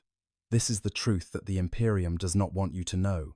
This is the story of what it means to be alien in a universe that has no room for aliens. Thank you for watching. In the grim darkness of the far future, where there is only war and the cold machinery of ancient empires, strange encounters unfold in the forgotten depths of dead worlds. Imagine, if you will, a scenario so bizarre and yet so perfectly fitting for the universe of Warhammer 40,000 that it could only exist in the twisted logic of the 41st millennium. Picture the moment when the oldest race in the galaxy, beings who walked among the stars when humanity's ancestors were still learning to make fire, discover something equally ancient in their own sacred tombs. Not an artifact of their own making, not a relic from the war in heaven, but something altogether different, something that breathes, after a fashion, something that dreams, in its own mechanical way. A space marine dreadnought of the Black Templars, silent and still in its stasis sleep, resting in the very heart of a Necron tomb world. This is not a tale of immediate violence, though violence will surely come. This is a story about two forms of undeath meeting in the darkness beneath alien soil. It is about the collision of technologies separated by 60 million years of history, yet eerily similar in their fundamental purpose. It is about what happens when the Necrons, those beings of living metal who sacrifice their flesh for immortality, encounter a human warrior who made a similar bargain, trading a broken body for an eternal prison of adamantium and ceramite. The irony is almost poetic. If poetry could exist in a universe where such horrors are commonplace, before we can understand the magnitude of this encounter, before we can appreciate the cosmic joke at play here, we must first understand the players in this strange drama. We must delve into what the Necrons truly are, what drives them, what they fear, and what they desire. We must explore the nature of the Black Templars, those zealous crusaders who have waged war without rest for 10,000 years in the name of a god who never wished to be worshipped. And we must comprehend the dreadnought itself, that walking tomb that is neither fully alive nor truly dead, a consciousness preserved in metal, like a fly in amber, forever frozen in the moment before death. The stage is set deep beneath the surface of a world whose name has been lost to time, or perhaps was never known to begin with. The planet orbits a dying star in a region of space that the Imperium of Man has marked with grim efficiency as a dead zone, a place where ships do not venture and explorers do not return. It is a world of ash and silence, its surface scoured by radiation from solar flares that occur with increasing frequency as its star enters its death throes. Nothing lives on the surface. Nothing can. The atmosphere is thin and toxic. The temperature swings from freezing to boiling, depending on proximity to the star's unpredictable eruptions. It is, in every sense, a dead world.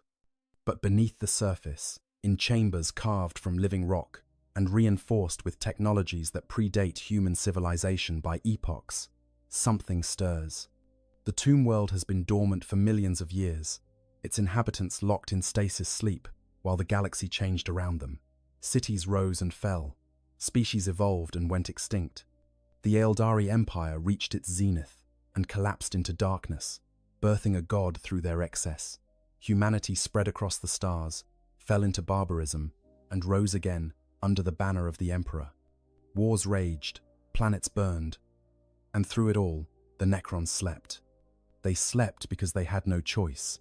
Their transformation from flesh to metal, from the short-lived Necrontyr to the immortal Necrons, had come at a terrible price. The Khaitan, those star vampires who promised eternal life, had delivered on that promise in the most literal and horrifying way possible. They gave the Necrontyr bodies that could not die, but in doing so, they hollowed them out. The souls were consumed, the passions were dulled. The very essence of what made them a living race was stripped away, leaving only the will to endure and the capacity for war. When the war in heaven finally ended, when the Old Ones were defeated and the Khaitan were shattered into fragments, the Necrons faced a galaxy that no longer had a place for them. The Eldari had risen to dominance, young and vital and numerous. The Necrons, depleted by millions of years of warfare, chose to retreat. They would sleep, their leaders decided, and let the younger races exhaust themselves. When they awoke, the galaxy would be theirs to reclaim. It was a plan that made perfect sense to beings who measured time in geological ages rather than mere centuries. The tomb worlds were prepared with meticulous care. Each one was a marvel of technology, utilizing principles of physics that the Adeptus Mechanicus would call heretical and impossible in equal measure. Vast stasis chambers were constructed, capable of preserving millions of Necron warriors in perfect dormancy. Command systems were installed, artificial intelligences of staggering complexity, tasked with monitoring the tomb's systems and initiating awakening protocols when the time was right. Defense mechanisms were put in place, from simple mechanical traps to weapons capable of reducing a tank to its component atoms. And most importantly, Canoptech constructs were left active, mindless servants of living metal, programmed to maintain the tomb and its sleeping occupants for however long the Great Sleep might last. The tomb world beneath this nameless planet had been constructed according to these specifications. It had been a minor holding, not a crown world where dynasties ruled, but a garrison post, a way station on the great webway-like network that the Necrons had once used to traverse the galaxy. Its defenders numbered in the tens of thousands rather than millions. Its nobles were of minor houses rather than great dynasties, and its strategic importance was measured in terms of its location rather than its resources. When the time came to sleep, the tomb sealed itself according to protocol, its inhabitants settling into stasis with the expectation that they would wake to a galaxy cleansed of the Eldari threat and ready for reconquest. They could not have known that their tomb would malfunction. None of them could have predicted that a cascade failure in the command systems, triggered by a seismic event some 30,000 years into their slumber, would corrupt the awakening protocols. The damage was subtle, not enough to cause immediate catastrophic failure, but sufficient to delay the resurrection indefinitely. The tomb's artificial intelligence, its tomb mind, found itself trapped in an endless loop, unable to complete the awakening sequence, but also unable to determine why. And so the tomb remained sealed, its defenders locked in dreamless sleep, while the galaxy continued its violent evolution around them. The Black Templars came to this world by accident and necessity in equal measure. Their crusade fleet, one of dozens that roamed the galaxy in perpetual war against the Emperor's enemies, had been engaged in pursuit of a greenskin warband that had been raiding worlds in this sector for the better part of a decade. The fight had been brutal, as all fights with greenskins were. The creatures had numbers and ferocity on their side, and their leader, a particularly cunning beast that the Black Templars had dubbed the Red Fist, had proven frustratingly adept at avoiding decisive battle. The Black Templars were not a chapter that accepted stalemates or indecisive engagements. Since their founding in the aftermath of the Horus Heresy, they had maintained an unbroken crusade that had lasted for 10 millennia, refusing to establish a permanent homeworld, instead roaming the galaxy in their fleet, bringing the Emperor's wrath to every corner of the Imperium. They did not believe in the Codex Astartes, that grand treatise on warfare and organization that Reboot Guilliman had written to prevent any single space marine force from achieving the kind of power that had allowed the War Master Horus to nearly destroy the Imperium. Instead, they followed their own path, organizing themselves into crusading forces that could range from a few dozen warriors to several hundred, each dedicated to a specific campaign or region of space. This particular crusade had been ongoing for 17 standard years, a hunt that had taken them across 8 sectors and involved engagements on more than 30 worlds. The greenskin leader they pursued was unusually intelligent for its kind, capable of strategic thinking that went beyond the typical greenskin approach of charging headlong into battle and overwhelming opponents through sheer numbers. It had learned to use hit-and-run tactics, striking quickly at vulnerable targets and then withdrawing before Imperial forces could respond in strength. It had gathered to itself a warband that shared its cunning, creating a force that was both numerous and tactically sophisticated, a combination that made them far more dangerous than typical greenskin threats. The Black Templars had pursued them relentlessly, following every lead, investigating every report, gradually narrowing the search area until they cornered the warband here, on this dead world, at the edge of known space. The greenskins had thought themselves safe, assumed that no Imperial force would bother investigating a planet so obviously hostile to life, so far from anything of strategic value. They had been wrong. The Black Templars did not abandon a hunt simply because the terrain was challenging or the location inconvenient. They had tracked their prey across half the galaxy. A little radiation and a dying star would not deter them now. The pursuit had led them to this dead world. The greenskins had established a crude base on the surface, using the ruins of some ancient civilization as shelter from the solar radiation. The Black Templars had descended upon them with righteous fury, their drop pods screaming through the thin atmosphere like meteors of judgment. The battle had been fierce but short. Greenskins, for all their savage strength, could not stand against the disciplined wrath of the Emperor's chosen warriors. The Black Templars had carved through them like a power sword through flesh, their chainswords singing hymns of slaughter, their bolters speaking the Emperor's final sermon to the Xenos filth. But victory had come with a price. Brother Captain Godfrey, a warrior who had served the chapter for 3 centuries, had been mortally wounded in the final assault. A greenskin power claw had caught him in a moment of overextension, crushing his torso and shattering his spine.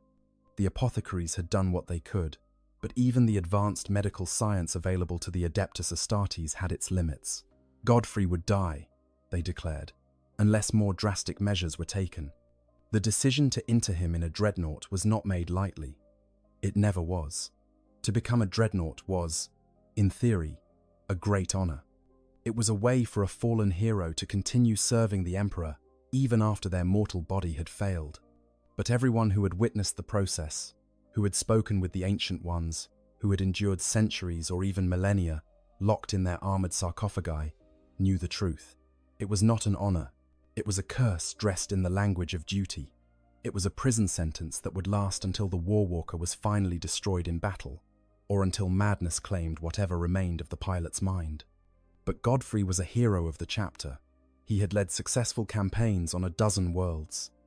He had slain enemy champions in single combat. He had earned the respect of his brothers and the fear of the Emperor's enemies. To let him die when the technology existed to save him would be to waste a resource that the chapter could ill afford to lose. And so the decision was made. Godfrey would become a dreadnought. The process took time, more time than the Crusade fleet had to spare in one location.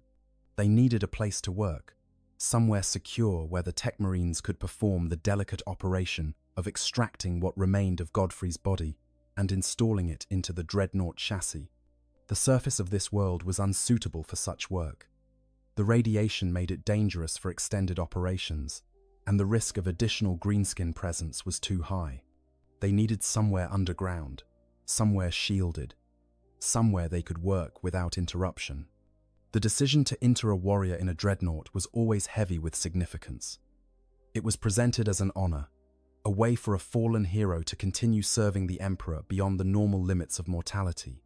But those who had witnessed the reality knew the truth. Godfrey had known it too, even before the process began. He had spoken with the chapter's ancient dreadnoughts, those venerable warriors who had endured centuries, or even millennia, locked in their armored sarcophagi. He had seen the weariness in their mechanical voices, heard the faint echoes of barely suppressed madness that colored their words, sensed the profound isolation that came from being neither fully dead nor truly alive. But he was a Black Templar. Duty came before personal preference. Service to the Emperor transcended concerns about comfort or happiness or sanity. If the chapter needed him to continue fighting, if his experience and skill could still be brought to bear against the Emperor's enemies, then he would accept internment regardless of what it cost him personally. This was the oath he had sworn when he first took the Black Cross of the Black Templars. This was the commitment that had defined his 3 centuries of service. One more sacrifice in a lifetime of sacrifices. Their Auspex scans revealed the entrance to the Necron tomb. At the time, they did not know what it was. The readings were confusing, showing vast empty spaces beneath the surface, but no clear indication of what had created them. Some of the more experienced members of the fleet suggested it might be a natural cave system, expanded by ancient volcanic activity. Others theorized it was the remnant of whatever civilization had left the ruins on the surface. None of them guessed the truth, because the Imperium's understanding of the Necrons in this era was fragmentary at best. Some members of the Inquisition knew of them, some chapter masters had encountered them, but to the average space marine, they were just another Xenos race, no more or less threatening than the Eldar or the Tyranids. The Black Templars descended into the tomb. They found corridors of black stone, perfectly smooth and geometrically precise, in a way that suggested advanced technology rather than natural formation. They found chambers vast enough to hold entire companies of warriors, empty and silent. They found no signs of life, no indication that anyone had been here in centuries or perhaps millennia. It was perfect for their needs. The Tech Marines established a temporary workshop in one of the deeper chambers, a space large enough to accommodate the Dreadnought chassis and all the equipment necessary for the procedure. The rest of the strike force established a defensive perimeter, though they expected no trouble.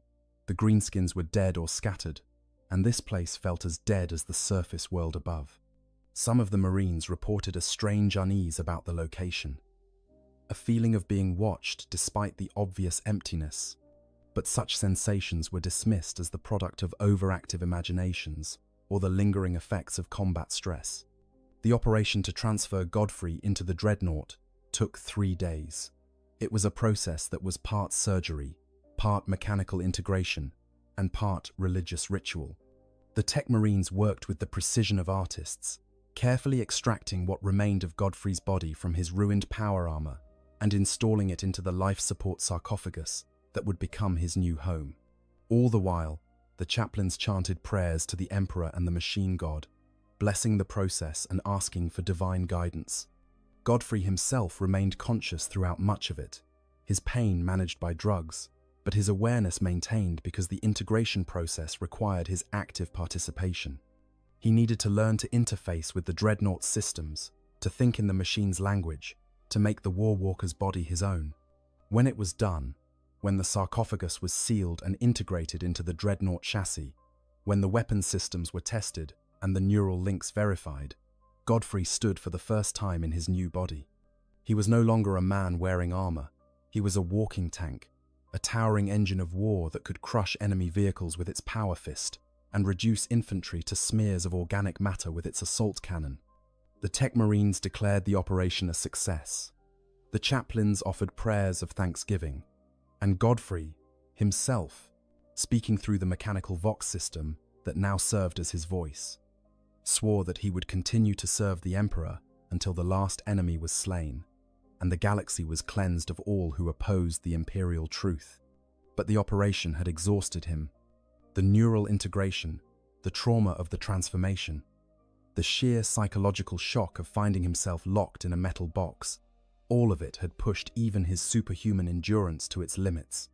The Tech Marines recommended that he be placed immediately into stasis sleep, to give his mind and what remained of his body time to adjust to the new reality of his existence. This was standard procedure for newly interred dreadnoughts. The first sleep helped ease the transition, allowed the neural pathways to stabilize. prevented the madness that could come from too sudden a realization of what had been lost. The Black Templars prepared to depart. They would take the dreadnought with them, sealed in stasis and secured in the transport holds. But as they were making final preparations, a priority astropathic message reached the fleet. Another greenskin horde had been detected 3 systems away, heading toward an Imperial mining colony. The Black Templars were the only force in position to intercept them. They had to leave immediately, with no time for the careful loading procedures that transporting a dreadnought required. The decision was made to leave Godfrey behind temporarily. He was in stasis, safe and secure in the depths of this dead world. They would return for him after dealing with the greenskin threat. A matter of weeks at most. The chamber where he rested was deep within the ancient structure, protected by layers of stone and the strange black metal that lined the corridors. Nothing would disturb him. He would wait in his sleep, dreaming whatever dreams dreadnoughts dreamed, until his brothers returned to collect him. They marked the location carefully, recording the exact coordinates and leaving a locator beacon that would guide them back.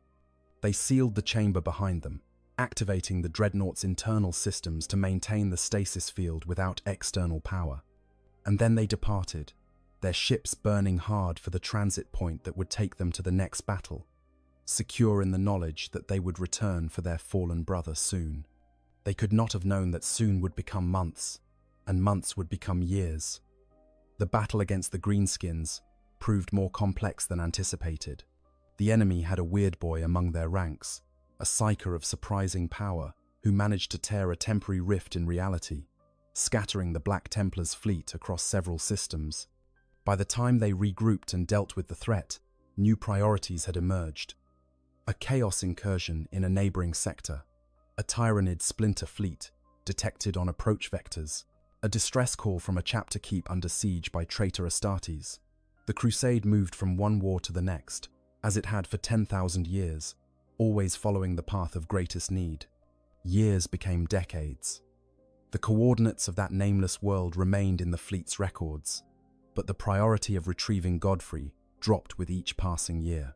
He was not forgotten, exactly, but he became one more task on an ever-growing list of responsibilities that the chapter never quite had time to address. The Marines who had been present for his interment were reassigned to different crusades, killed in battle, or elevated to positions where their immediate tactical concerns took precedence over historical obligations. The knowledge that he remained there, sleeping in the depths of an empty tomb on a dead world, became one of those things that everyone knew, but nobody felt an immediate urgency to address. And so Godfrey slept. His stasis field kept him in perfect suspension, his consciousness trapped in that strange state between awareness and oblivion that dreadnoughts knew well. He was not awake, but neither was he truly unconscious. He existed in a kind of limbo, aware on some level of the passage of time, but unable to mark its progression. Days, weeks, years, they all blurred together into a single eternal moment of waiting, waiting for his brothers to return, waiting for the war to call him again, waiting for anything to break the monotony of the perfect silence that surrounded him. Below him, separated by mere meters of stone and ancient metal, the Necrons continued their own sleep. Their stasis was different from his, deeper and more complete, but the principle was the same. Both were forms of preservation, ways of storing consciousness and memory against a future that might never come. Two forms of undeath, separated by the thinnest of barriers, each unaware of the other's existence. The years became decades, and the decades accumulated into nearly a century. And then, as if the universe had decided that this particular cosmic joke had marinated long enough, something changed. The tomb world began to wake. The process started gradually, as it always did with Necron tomb worlds. The first stirrings were not the warriors themselves, but the automated systems that maintained the tomb. Canoptek scarabs, those beetle-like constructs of living metal programmed to perform maintenance and repairs, began to activate in small numbers. They emerged from their own storage alcoves and began their endless tasks of patrolling the tomb, checking systems, repairing damage from age and seismic activity. The reason for the awakening was unclear even to the tomb's own systems. Perhaps it was the natural progression of the damaged awakening protocols, finally resolving themselves after 30 million years of computation. Perhaps it was some external trigger, a signal from another tomb world, or a change in the galactic background radiation that the sensors interpreted as meaningful. Perhaps it was simply time. Whatever that meant to machines that measured duration in geological epochs. Whatever the cause, the tomb was waking, and once the process began, it followed an inexorable logic encoded in programming older than most of the galaxy's current civilizations. The scarabs went about their work with the mindless efficiency that characterized their existence. They found corridors that had collapsed, and they rebuilt them. They found power conduits that had degraded, and they replaced them. They found stasis chambers whose seals had failed, spilling their occupants into dust, and they catalogued the losses with neither emotion nor judgment. They were machines doing what machines did, following their programming without question or hesitation. And in the course of their duties, they found the intruder. The chamber where Godfrey rested had remained sealed since the Black Templars departed, but the tomb's awakening brought new attention to every corner of the structure. The scarabs detected the anomaly almost immediately. There was something in that chamber that did not belong, something that was not stone, not living metal, not any material that existed in their database of known substances. Their sensors detected heat signatures, energy readings, electromagnetic emissions that suggested active technology. Something was there that should not be. The scarabs did not have the capacity for complex decision-making. Their programming allowed them to recognize anomalies and respond according to predetermined protocols, but they could not analyze the situation or determine appropriate action beyond basic responses. An intruder in the tomb was a threat by definition, even one that appeared to be inactive. The appropriate response was clear: report the anomaly to higher functions, initiate defensive protocols, contain the threat until more sophisticated systems could assess it. More scarabs converged on the chamber. They did not have the capacity to open the sealed entrance, but they could monitor it, surrounding the door in a living carpet of clicking, skittering metal. They broadcast their findings through the tomb's internal communication network, sending the alert rippling through systems that were slowly coming online after millions of years of dormancy. The tomb's central intelligence, that artificial consciousness known as the tomb mind, received the alert. This was a system of vastly greater sophistication than the scarabs, capable of analysis and decision-making that approached something resembling genuine thought. It had been dormant along with everything else, its processes reduced to the bare minimum necessary to maintain awareness of critical systems. But the awakening of the scarabs had activated a cascade of subroutines, bringing more and more of its capacity online. The tomb mind analyzed the data the scarabs had gathered. It recognized immediately that this was no minor anomaly. The energy signatures were unlike anything in its database. The material composition was wrong, suggesting alloys and composites that should not exist, at least not according to the technological baseline of the races that had existed when the Necrons entered their long sleep. Most significantly, the readings suggested an active stasis field, a technology that the tomb mind recognized because it was fundamentally similar to the fields that maintained the Necrons themselves in their sleep. Something was sleeping in the tomb, something that was not Necron, something that was using technology sophisticated enough to maintain long-term stasis. This was not a simple intruder to be eliminated by automated defenses. This required investigation. This required the awakening of higher functions. The tomb mind initiated the next phase of the Resurrection Protocol. Power began flowing to the stasis chambers that housed the lowest ranks of Necron warriors. These were the baseline troops, the former citizens of the Necrontyr Empire who had been transformed into mindless automatons, retaining just enough consciousness to follow orders, but stripped of everything that had once made them individuals. They were the infantry, the expendable masses, who would form the bulk of any military action. The process of awakening them was slow, measured in hours rather than moments. Each warrior had to be carefully brought out of stasis, their systems checked and verified, their neural engrams loaded with current tactical data. The tomb mind coordinated this with the efficiency of long practice, though it was hampered by the degradation its systems had suffered during the long sleep. Some chambers failed to activate. Some warriors emerged with corrupted consciousness matrices, their minds scrambled by millions of years of interrupted stasis. These were catalogued as losses, and their bodies recycled, their living metal harvested for repairs to more functional units. The awakening process followed ancient protocols established millions of years ago by cryptechs who had long since been destroyed or gone mad. Each stasis chamber was connected to the tomb's central power grid through redundant conduits, ensuring that even if primary systems failed, secondary and tertiary backups could complete the resurrection. The chambers themselves were marvels of dimensional engineering, utilizing principles of physics that made a mockery of conventional three-dimensional space. From the outside, each alcove appeared to be barely large enough to contain a single warrior, but within the folded space of the chamber, entire legions could be stored, compressed, and layered in ways that human science would have declared impossible. As power flowed through these ancient systems, the living metal that composed each warrior's body began to respond. Necrodermis was not simply an alloy or a compound in any conventional sense. It was a programmable matter, capable of repairing itself at the molecular level, of adapting to damage, of maintaining its integrity across spans of time that would have reduced any organic material to dust. The tiny machines that comprised it, those billion-strong swarms of nanoscarabs, began to activate, checking connections, repairing damage from age and entropy, preparing the body for consciousness. The consciousness itself was stored not in any single location but distributed throughout the warrior's form, encoded in patterns of energy and matter that defied simple description. It was not a soul.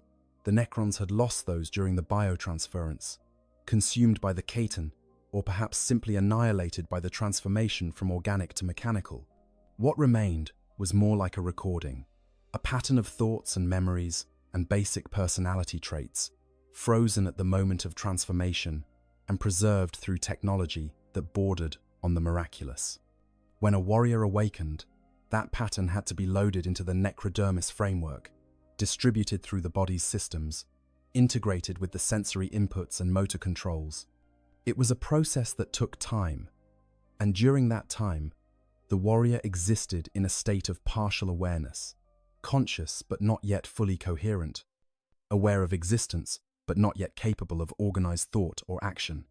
It was, in its own way, similar to the emergence of consciousness in organic beings, that gradual transition from sleep to wakefulness, but stretched across hours instead of seconds. The tomb mind monitored each awakening with patient attention, its distributed intelligence capable of tracking thousands of simultaneous processes without confusion or error.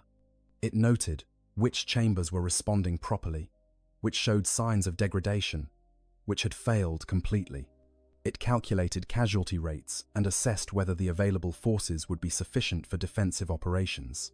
It prepared contingency plans for various threat scenarios, running through countless simulations in the microseconds between each actual observation. This was what the tomb mind had been designed for, this careful orchestration of awakening, this measured approach to resurrection that minimized waste and maximized combat effectiveness. It had performed these duties before, during earlier partial awakenings, when threats to the tomb had required temporary mobilization. Each time, it had learned, refining its protocols, adjusting its procedures based on what had worked and what had failed. The damage to its higher functions had not impaired these basic capacities. If anything, the endless cycles of maintenance and repair had made it more efficient at this fundamental task. But enough warriors awakened successfully. They rose from their alcoves, skeletal forms of gleaming necrodermis, articulating with mechanical precision as ancient joints and servos activated for the first time in millions of years. Their eye sockets, empty in repose, began to glow with the eerie green light of their consciousness awakening. They reached for their weapons, Gauss flares that had been in storage alongside them, energy weapons capable of stripping away their targets at the atomic level. They formed up in orderly ranks, waiting for commands from the tomb mind, with the patience of beings who had no concept of impatience, no capacity for boredom or frustration, or any of the emotions that might make waiting difficult. The tomb mind directed a squad of warriors to investigate the anomaly. 20 Necron warriors, moving in perfect synchronization, marched through the tomb's corridors toward the sealed chamber. They walked past walls decorated with hieroglyphs in languages that had been dead longer than some stars had existed. They passed through halls that had once hosted great dynastic gatherings, now empty and silent. They moved with the mechanical precision of clockwork soldiers, each step placed with perfect accuracy, each turn executed with mathematical exactness. They reached the chamber and stopped, forming a perimeter around its entrance. The scarabs parted to let them pass, their simple programming recognizing the authority of the warriors. One of the Necrons stepped forward, interfacing directly with the door's locking mechanism. The technology was not Necron, but the principles were universal enough. Lock, unlock, open, close. These were concepts that transcended specific technological implementation. The warrior found the release mechanism and activated it. The door slid open with a hiss of escaping air that had been sealed in for nearly a century. The stale atmosphere of the chamber mixed with the tomb's own recycled air, creating a brief swirl of dust and particles. The Necron warriors filed in, their glowing eyes illuminating the darkness. And there, in the center of the chamber, they found him, brother, Captain Godfrey, interred in his dreadnought chassis, locked in stasis sleep. The Warwalker stood silent and still, its massive form dominating the chamber. Its weapons were powered down, its systems in minimal operation mode, but even in sleep, it radiated a sense of suppressed power.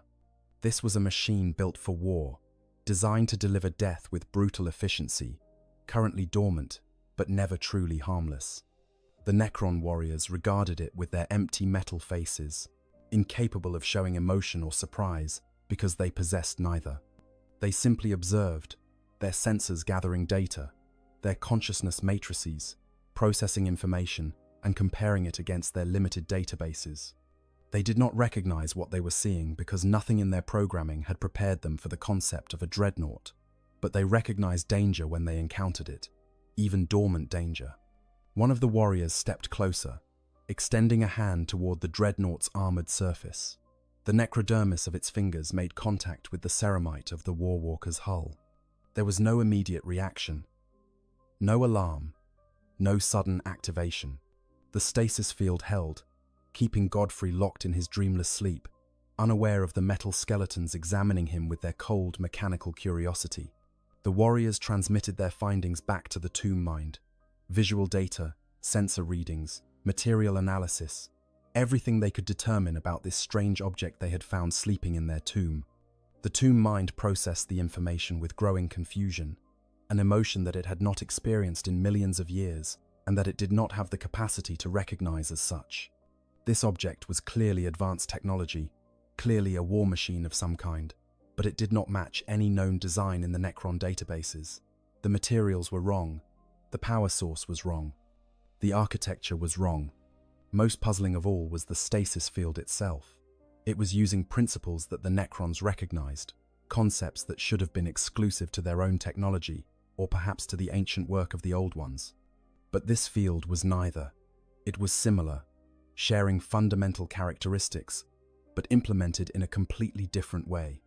It was as if someone had independently discovered the same mathematical principles, but approached them from an entirely different angle, arriving at a solution that was simultaneously familiar and alien. The tomb mind needed more information. It needed someone with the capacity for true analysis, not just the algorithmic processing that it was capable of. It needed a higher intelligence, one of the Necron nobles, who had retained enough of their original consciousness to understand complex situations and make sophisticated decisions. It initiated the next phase of awakening, focusing on the tomb's command structure. The process of awakening a Necron noble was significantly more complex than awakening a simple warrior. The nobles had been higher-ranking members of Necrontyr society before the transformation, and their consciousness matrices were correspondingly more sophisticated. They retained memories, personalities, something approaching genuine thought and emotion, though all of it was filtered through the cold logic of their mechanical forms. Awakening them required careful calibration, ensuring that their higher functions activated properly, that the neural engrams loaded correctly, that the personality survived the transition from dormancy to activity.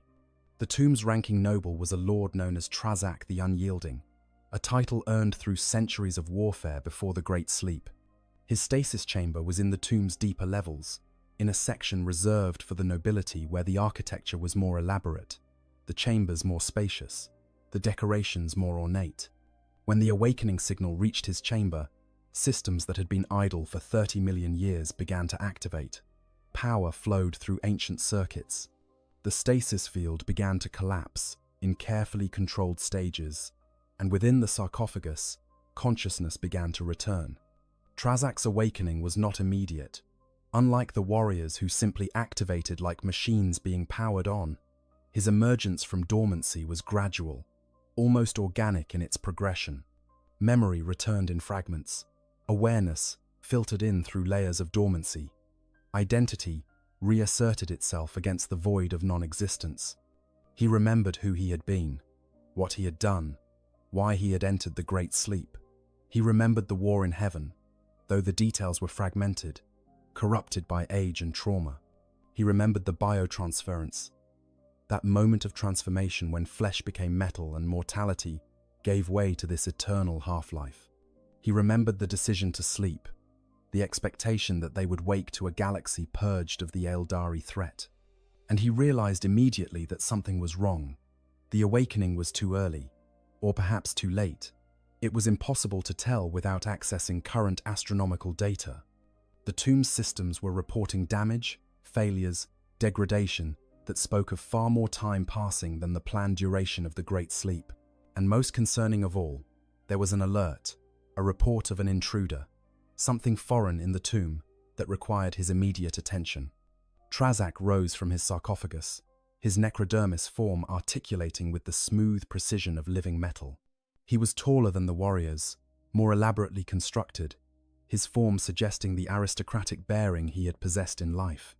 His skull-like face was more detailed than theirs, capable of suggesting expression through the positioning of its mechanical features, even though true expression was beyond him. His single eye socket glowed with the same green light as the warriors, but brighter, more focused, suggesting greater awareness behind it. He accessed the tomb's data network directly, interfacing with the tomb mind through protocols that were part of his fundamental programming. Information flooded into his consciousness, status reports, damage assessments, the alert about the intruder, visual data from the warriors who had found it, analysis from the tomb mind, tentative and incomplete, acknowledging that this was beyond its programmed capacity to evaluate. Trazak studied the images of the dreadnought with fascination. This was unprecedented in his experience. In all his years of war, in all the conflicts he had participated in before the Great Sleep, he had never encountered anything like this. It was clearly a war machine, clearly sophisticated technology, clearly designed by an intelligence that understood the principles of armored warfare. But it was not Catan work, not Old One technology, not anything that should exist according to his understanding of the galaxy's technological hierarchy. The stasis field suggested a level of advancement that should not exist among the younger races. The Eldari had been primitive when the Necrons went to sleep, barely capable of warp travel, millennia away from the heights of power they would eventually achieve. The other races had been even less developed. But this technology, whatever it was, spoke of knowledge that rivaled the Necrons' own achievements. Not in scale, perhaps, but in sophistication. Someone had learned to maintain life in stasis, to preserve consciousness across time, to blend the organic with the mechanical in ways that the Necrons themselves had pioneered, but through completely different methodologies. Trazak made his way through the tomb toward the chamber where the dreadnought waited.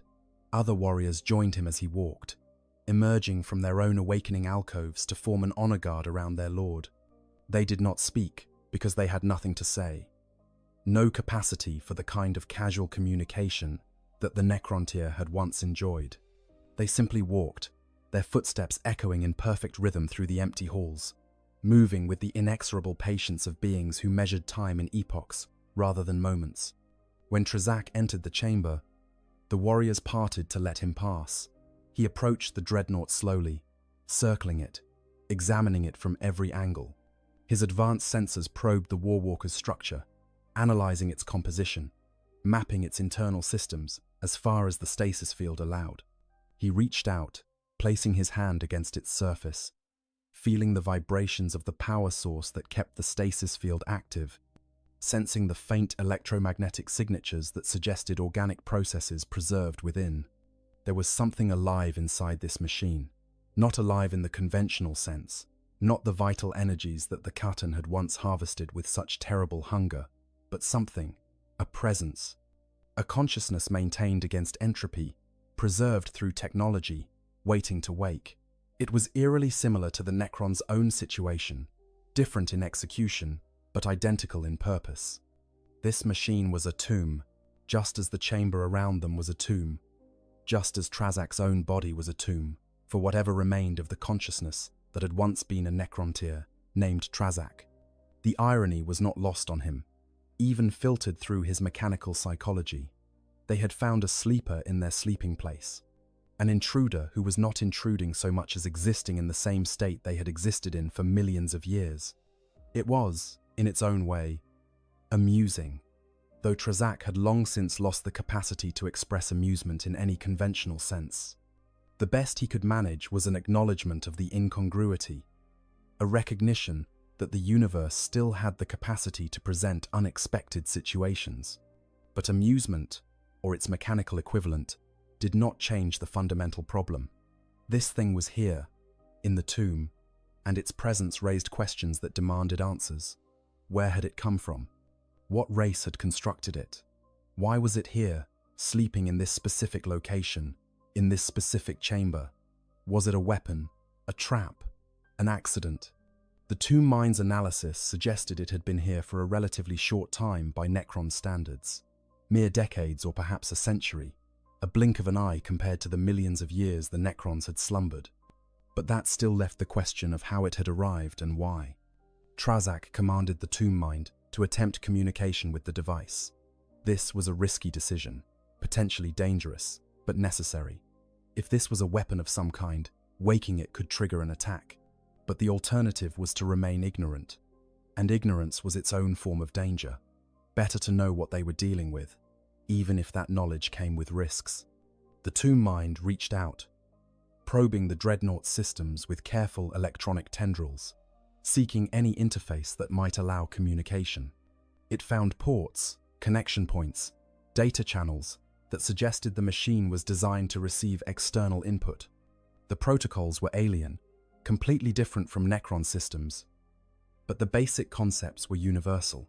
Binary states, voltage differentials, electromagnetic pulses. These were the fundamental language of all technology, transcending specific implementations. The Tomb Mind attempted to establish a connection. It sent carefully crafted signals, probing for responses, trying to determine if there was an intelligence on the other side that could be reached. And slowly, gradually, it began to receive responses. Not coherent communication, not yet, but acknowledgements. The Dreadnought systems were recognizing the attempts at contact, responding with automated protocols that suggested its programming included contingencies for external communication. But the stasis field was a barrier. As long as it remained active, the Dreadnought's higher functions were locked away, its consciousness trapped in that state of suspended existence. To truly communicate, to determine what this thing was and what it wanted, they would need to wake it. And that was a decision that Trazak was not prepared to make without more information. He commanded the warriors to establish a perimeter around the chamber. No other systems should be activated in this area. Nothing should be allowed to disturb the Dreadnought or interfere with it in any way until he had determined the appropriate course of action. He needed time to think, time to analyze, time to determine what this strange discovery meant for the tomb and its awakening. As he left the chamber to return to the tomb's command center, Trazak found himself experiencing something that might have been called curiosity in a being capable of such emotions. This dreadnought represented a mystery, and mysteries were rare things in a universe the Necrons had once dominated so completely. It spoke of a galaxy that had changed in their absence, that had evolved in unexpected directions, that had produced technologies and civilizations the Necrons had not anticipated. It was evidence that the younger races, those primitives who had been barely capable of making fire when the Necrons went to sleep, had achieved things worth paying attention to. The question was, what to do about it? That would require more awakening, more of the tomb's systems brought online, perhaps even more nobles roused from their sleep to offer counsel. This was not a decision Trazak could or should make alone. It had implications for the tomb's security, for its strategic situation, for its understanding of the current galactic state. It required careful consideration, detailed analysis, consultation with those who had the capacity for sophisticated thought. The tomb continued its awakening, more systems coming online, more warriors emerging from stasis, more of the command structure being activated. And in the chamber below, Godfrey slept on, unaware of the metal skeletons examining him, unaware of the debate his presence had sparked, unaware that he had become an object of fascination for beings who had seen the birth of empires and the death of stars. He dreamed, if dreadnoughts could be said to dream, of war and duty and the Emperor's will. And around him, the Necrons watched and waited and decided what to do about this unexpected guest in their ancient tomb. The decision about what to do with the dreadnought required more than just Trazak's judgment. As more of the tomb's nobility awakened, each brought their own perspective to the problem. A cryptech named Zarneth, one of the tomb's technological specialists, who had once been a master craftsman among the Necrontyr, was particularly fascinated by the Warwalker's construction. He spent hours examining it, his enhanced sensors probing every aspect of its design, cataloging each component, analyzing the principles underlying its function. What he discovered both impressed and puzzled him. The dreadnought was crude by Necron standards, built with materials and techniques that were primitive compared to living metal and molecular manipulation. Yet it was effective. The armor was thick and well-designed, capable of withstanding tremendous punishment. The weapon systems were powerful, perhaps not at the level of Necron Gauss technology, but still formidable. The life support systems were sophisticated, maintaining biological processes in a way that showed deep understanding of organic chemistry and physics. But it was the stasis technology that truly caught Zaneth's attention. This was not a simple freezing, not a crude suspension of biological processes. This was genuine stasis, a field that held its occupant in temporal suspension, preventing decay not through preservation, but through the elimination of time itself within the field's boundaries. It was similar to what the Necrons used, similar enough to suggest either parallel development or some form of cross-contamination between technologies that should never have met. Zaneth reported his findings to Trazak and the other awakened nobles. The dreadnought, he concluded, was not Eldari work. The design philosophy was completely different. The implementation too direct, too brutal, lacking the elegant efficiency that characterized Eldari technology. It was not Cartan work either, obviously, since the star vampires had no need for such devices and would not have constructed something that preserved organic life. That left one of the younger races, and given the tomb's location, in what the Necrons would eventually learn was Imperial space, the most likely candidate was humanity. This conclusion sparked debate among the awakened nobles. Humanity? The primitives who had barely mastered fire when the Necrons went to sleep. That species had achieved this level of technological sophistication. It seemed impossible, a violation of the expected order of things. The younger races were supposed to remain primitive, manageable threats at best, irrelevant vermin at worst.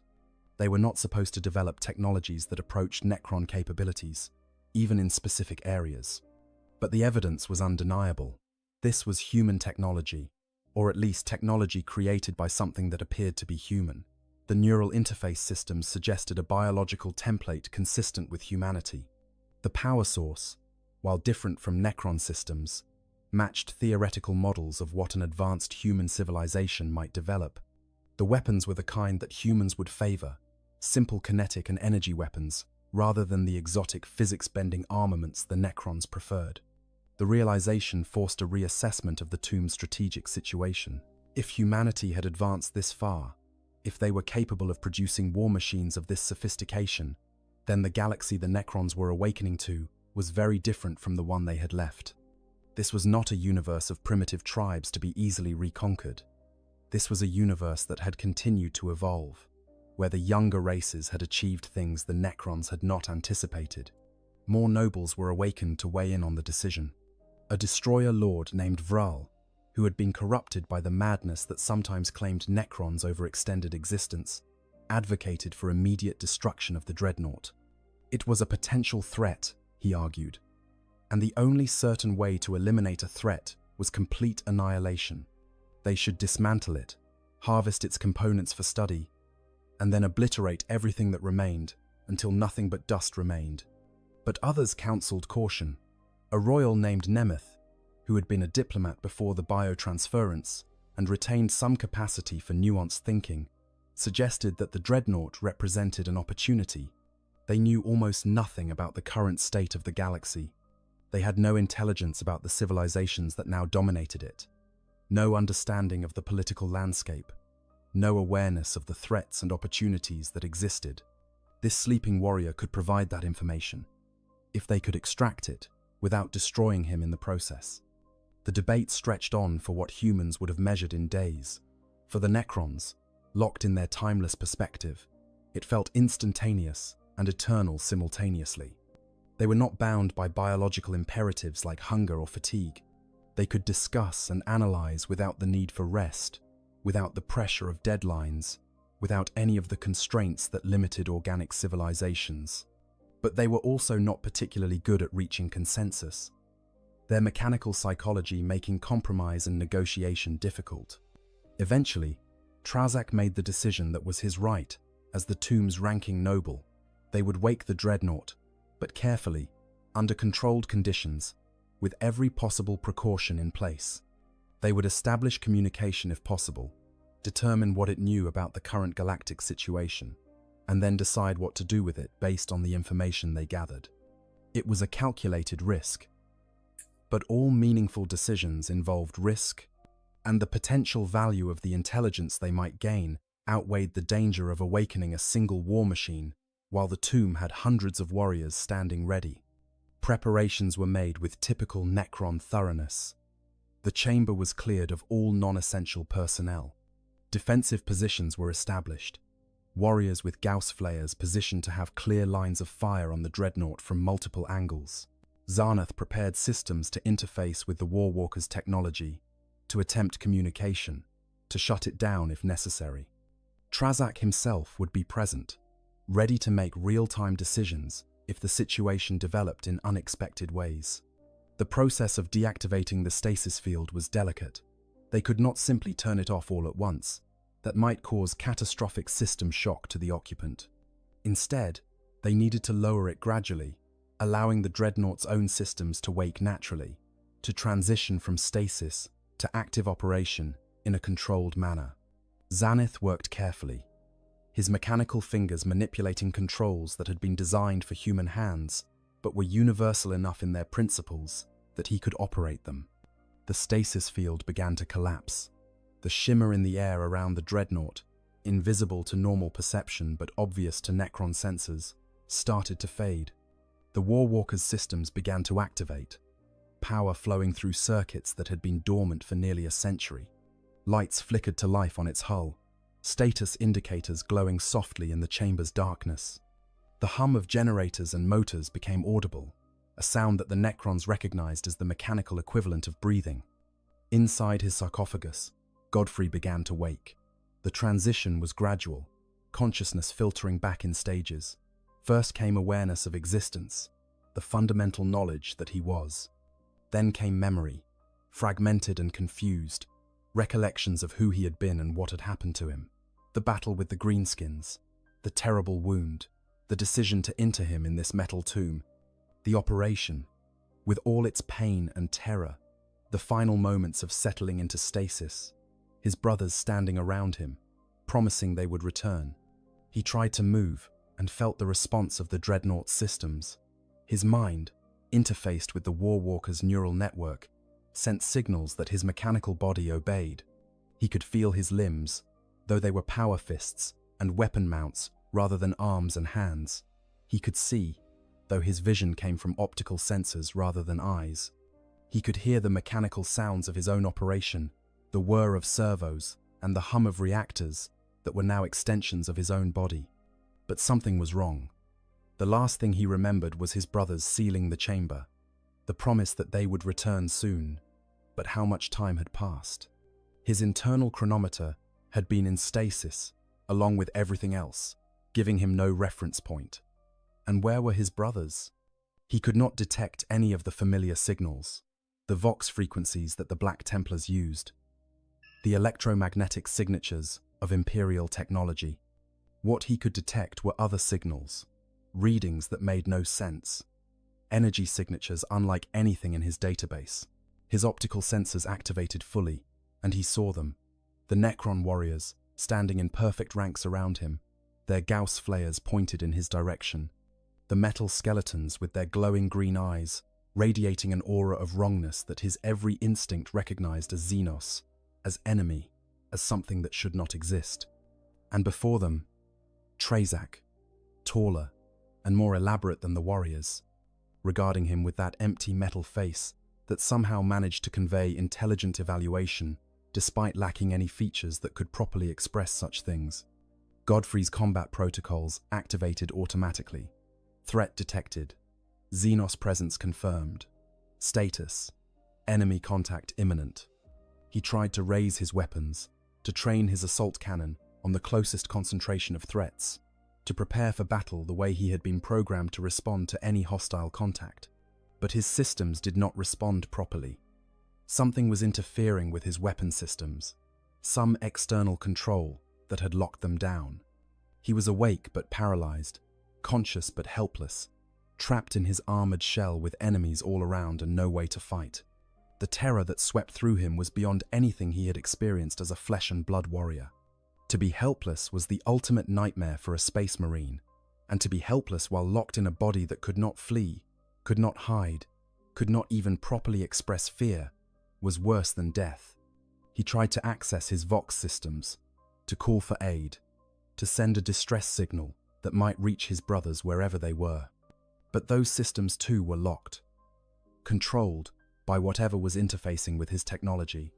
Trazak observed the Dreadnought's attempted activation with interest. The war machine had tried to prepare for combat. That much was clear from the energy signatures and the mechanical movements that had been aborted by Xaneth's control protocols. It had recognized them as threats, as it should have. It had tried to respond appropriately. This was good. It meant the consciousness inside was intact, aware, capable of responding to stimuli.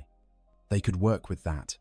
Xaneth had established a crude communication link through the Dreadnought's external data ports.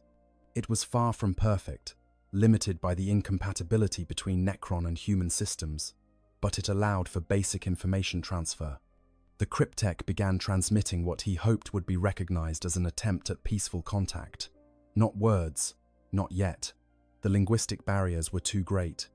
But mathematical concepts, universal constants, patterns that any technological civilization should recognize as deliberate communication rather than random noise. Inside his sarcophagus, Godfrey received the transmissions through his neural interface. His enhanced mind, trained for information processing beyond human norms, began to parse the data. He recognized it as communication, recognized the intent, even if he could not yet understand the content. Someone, or something, was trying to talk to him. The Xenos creatures were not simply attacking, they were attempting contact. This did not make them less dangerous. Xenos were Xenos, alien and unknowable, their very existence an affront to humanity's manifest destiny. The Emperor's will was clear on this matter. The alien must be destroyed, not negotiated with, not communicated with, not acknowledged as anything other than a threat to be eliminated. Every fiber of his being, every aspect of his conditioning as a Black Templar, demanded that he resist, that he fight, that he die before cooperating with these abominations. But he was helpless. His weapons were locked, his communications were jammed. He could not even move in any meaningful way.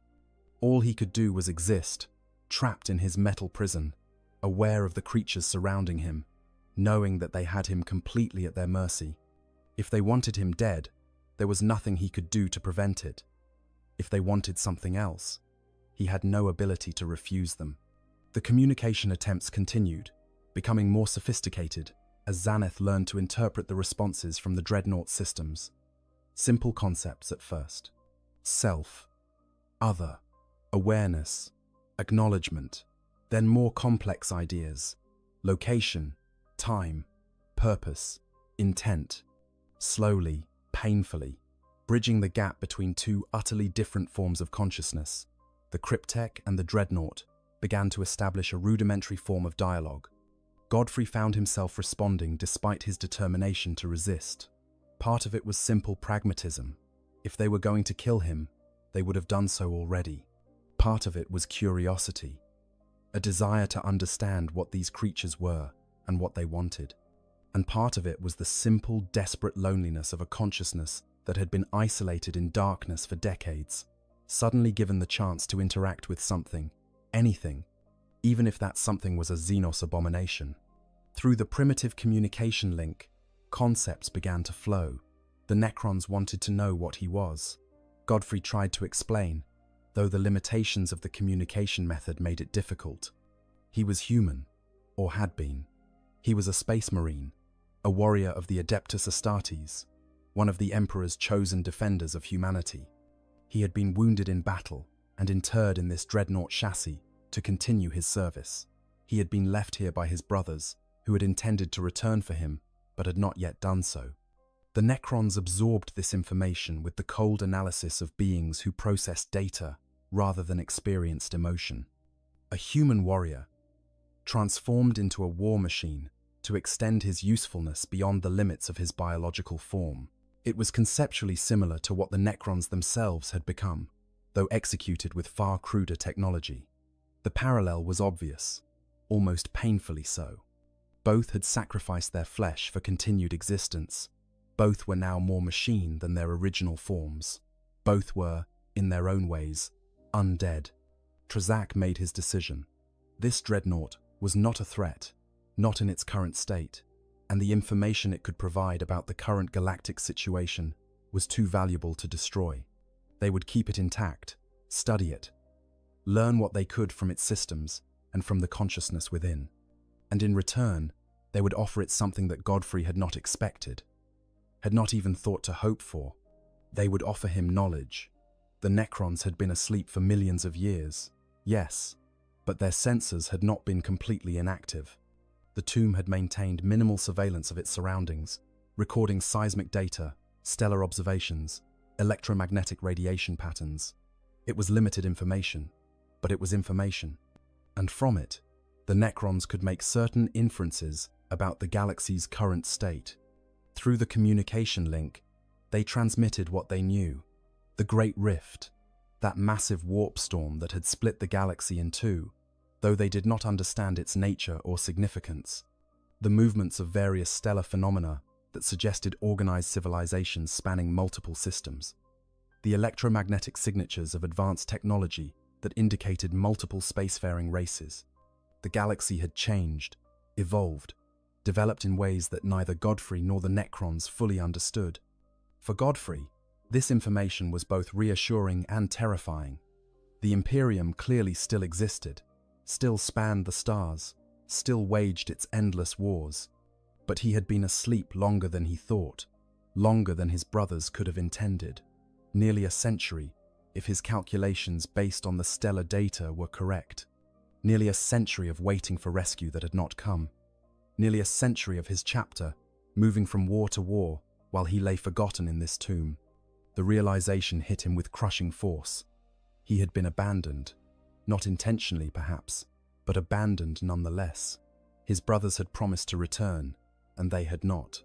They had left him here, sleeping in the darkness, while decades passed, and the galaxy moved on without him. Whatever crusade had taken them from this world had led them far away, too far to return, too committed to other battles to spare the resources for retrieving one sleeping dreadnought from a dead world in the middle of nowhere. The despair that filled him was total and absolute. He had fought for 3 centuries. He had bled for the Emperor on 100 worlds. He had earned glory and honor and the respect of his brothers. And his reward was this, To be forgotten, left behind, abandoned in a tomb filled with Xenos machines, his existence reduced to an inconvenience that his chapter had never quite found time to address. Trazak observed the emotional distress in the dreadnought's responses with something that might have been sympathy in a being capable of such feelings. He understood abandonment. The Necrons had been abandoned by their gods, betrayed by the Catan who had promised them immortality and delivered only horror. They had been abandoned by the Silent King, who had destroyed the command protocols and disappeared into the void. They had been abandoned by the galaxy itself, which had moved on without them, leaving them to wake to a universe that no longer had a place for them. The Necron Lord made an offer that shocked everyone present, including himself. He offered the Dreadnought a choice. The tomb would wake more of its forces, assess its strategic situation, determine its place in this new galaxy. This would take time, perhaps years by human reckoning. During that time, the Dreadnought could remain here, in stasis if he preferred, or active if he chose. The Necrons would not harm him. They would not use his technology for their own purposes. They would simply allow him to exist, in peace, until either his brothers returned to retrieve him, or until the situation changed in some other way. Or, if he preferred, they would help him. The tomb had communication systems, primitive by Necron standards but functional. They could help him send a signal, a beacon that might be picked up by Imperial forces. They could provide him with information about nearby Imperial worlds. They could even, if circumstances permitted, transport him to a location where he might rejoin his chapter. Why this offer? Why this kindness to a creature that should have been their enemy? Trazak struggled to articulate the reasoning even to himself. Perhaps it was recognition of a kindred spirit, another being who had been transformed into something inhuman in service of a greater purpose. Perhaps it was sympathy for abandonment, a shared experience that transcended the vast gulf between their civilizations. Perhaps it was simple pragmatism, the recognition that treating this warrior with respect might yield better intelligence than treating him as a prisoner. Or perhaps it was something else entirely.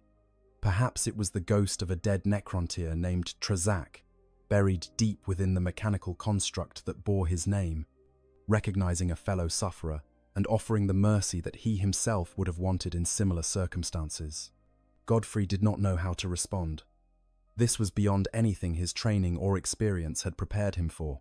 Xenos were supposed to be brutal, savage, incomprehensible. They were not supposed to offer assistance. They were not supposed to show mercy.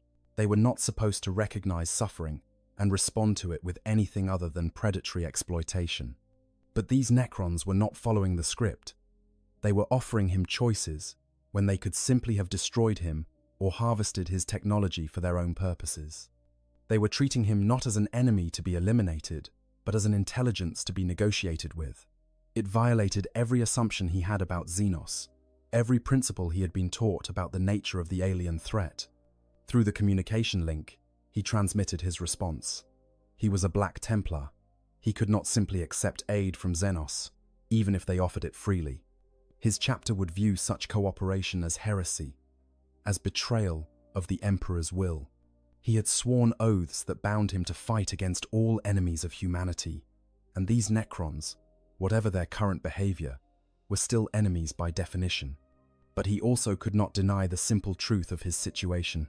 He was helpless, abandoned, with no prospect of rescue.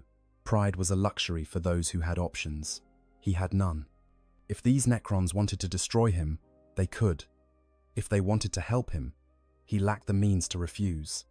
All he could do was exist, trapped in his metal shell, and respond as best he could to the situation that fate, or the Emperor, or simple random chance had placed him in. Trazak understood the dilemma without needing it explained. Honor and pragmatism warring against each other, duty conflicting with survival, the weight of oaths that bound even when circumstances made them impossible to fulfill. The Necrons had their own codes, their own hierarchies of obligation that had survived the transformation from flesh to metal. They recognized the bind that the Dreadnought was in because they had experienced similar conflicts throughout their own long existence. The Necron Lord made a suggestion. They would send a signal, a general distress call using frequencies that the tomb's sensors had detected as common to Imperial communication systems. They would not identify the dreadnought specifically, not mention the Necron presence, simply broadcast a basic help-requested message. If Imperial forces responded, they could retrieve their lost warrior. If they did not, well, then at least an attempt had been made. This, Godfrey found, he could accept. A distress call was not cooperation with Xenos, not in any meaningful sense. It was simply a recognition of reality, a desperate measure taken by a stranded warrior trying to reconnect with his chapter. If the Emperor judged him for it, so be it. He had fought faithfully for 3 centuries. He had earned the right to try to rejoin his brothers, even if the method was less than orthodox. The signal was prepared and transmitted. It was simple, elegant in its brevity. Imperial warrior, stranded on dead world, in this system. Request immediate extraction. Repeat, Imperial warrior requires extraction. The coordinates were included, precise to within meters of the tomb's entrance. Any Imperial vessel passing through this region of space would receive the signal and could investigate if they chose. Of course, there was no guarantee that any Imperial ships would pass through this region. The dead world was in the middle of nowhere, its star dying, its strategic value negligible. The Black Templars might never return, assuming they even remembered that they had left someone behind. Other Imperial forces had no reason to investigate random distress signals from abandoned systems, not with the galaxy burning and every available resource committed to fighting wars that actually mattered. But the signal was sent. It would repeat on a continuous loop, broadcasting into the void, a tiny electronic voice crying out across the darkness between the stars. And somewhere, perhaps, someone might hear it. The Necrons, for their part, continued their awakening. More systems came online. More warriors emerged from stasis. The tomb's command structure solidified as additional nobles were roused from their long sleep. They found themselves in a galaxy they did not fully understand, facing threats they could not yet identify, surrounded by younger races that had achieved levels of development the Necrons had not anticipated. The strategic situation was complex, requiring careful analysis before any major actions could be taken. And in the midst of all this, they had a guest. A human warrior locked in a machine body, sleeping when he preferred sleep, waking when he chose to be awake, treated with the respect due to a fallen enemy who had fought with honor. It was an unusual situation, unprecedented in Necron memory. But then, much about this new galaxy was proving to be unusual. Days became weeks. The distress signal continued its broadcast, unanswered. Godfrey spent his time in a state between wakefulness and sleep, his consciousness drifting in the strange limbo that dreadnoughts knew so well. The Necrons left him largely alone, checking on him periodically to ensure his systems remained functional but otherwise respecting his isolation. They had their own concerns, their own tasks, their own process of coming to terms with the galaxy they found themselves in. Zenith visited sometimes, fascinated by the dreadnought's technology, eager to understand the principles underlying its construction. They communicated through the crude link they had established, exchanging information about their respective technologies, finding common ground in the language of engineering and physics that transcended cultural boundaries. It was not friendship, exactly. Neither was capable of that anymore. But it was something approaching professional respect, 2 craftsmen recognizing each other's work, even across the vast gulf between their civilizations. Trazak came once, standing in silence before the War Walker for what might have been hours or minutes, time having little meaning to beings who did not measure their existence in biological rhythms. He did not attempt communication. He simply stood, regarding the dreadnought with his empty metal face, thinking thoughts that even he could not fully articulate. 2 tombs, one built by his own race millions of years ago, one constructed by human hands mere decades past. 2 forms of undeath, standing in the darkness beneath a dying world, waiting for purposes that neither could fully define. Eventually, after weeks of silence, The distress signal received a response. It was not the Black Templars. They were engaged in campaigns halfway across the galaxy, too distant and too committed to respond to a random distress call from a dead world. It was a different chapter, one that happened to be passing through the region, investigating reports of Xenos activity. The Crimson Fists, themselves descendants of the Imperial Fists and thus distant cousins to the Black Templars, detected the signal and diverted to investigate. Their response was cautious. A dead world broadcasting Imperial codes was suspicious, potentially a trap set by raiders or Xenos trying to lure Imperial forces into an ambush. They approached carefully, sensors active, weapons ready, prepared for anything, from void pirates to chaos cultists, to some new Xenos threat they had not yet catalogued. What they found confused them utterly. The planet registered as dead, its surface scoured by radiation, no signs of life or activity. But the signal was definitely emanating from beneath the surface, from some kind of structure buried in the planetary crust. Their scans detected energy readings consistent with advanced technology, massive chambers and corridors, systems that were clearly artificial and operational. This was not a natural formation. This was not an abandoned ruin. Something was down there, active and aware. The Crimson Fists deployed a reconnaissance force, combat teams equipped for underground operations, ready for whatever they might encounter. They followed the coordinates from the distress signal, finding the entrance to the tomb more easily than the Black Templars had, thanks to the Necron's decision to unseal it in preparation for possible Imperial arrival. They descended into darkness, their helmet lamps cutting through shadows that had existed for millions of years. And they found the Necrons waiting for them, not attacking, not immediately threatening, but present. Rows of metal skeletons standing in perfect formation, their weapons lowered but ready. The Crimson Fists prepared for battle, recognizing the distinctive appearance of Necron warriors even if they had never personally encountered them before. This was a trap after all, they thought, though one more sophisticated than they had expected. But then Trazak stepped forward, alone, unarmed, broadcasting a message on frequencies he had learned from monitoring the Dreadnought systems. The message was simple, transmitted in crude, low Gothic, that the tomb's analysis systems had pieced together from intercepted Imperial communications. You are here for your warrior.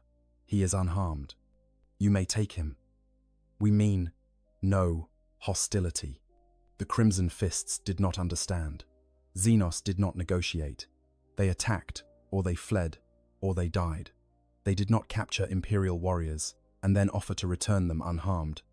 It violated every principle of warfare they understood. This had to be a trick, a deception, though its purpose was unclear. Trazak gestured, and the Necron warriors parted, creating a clear path.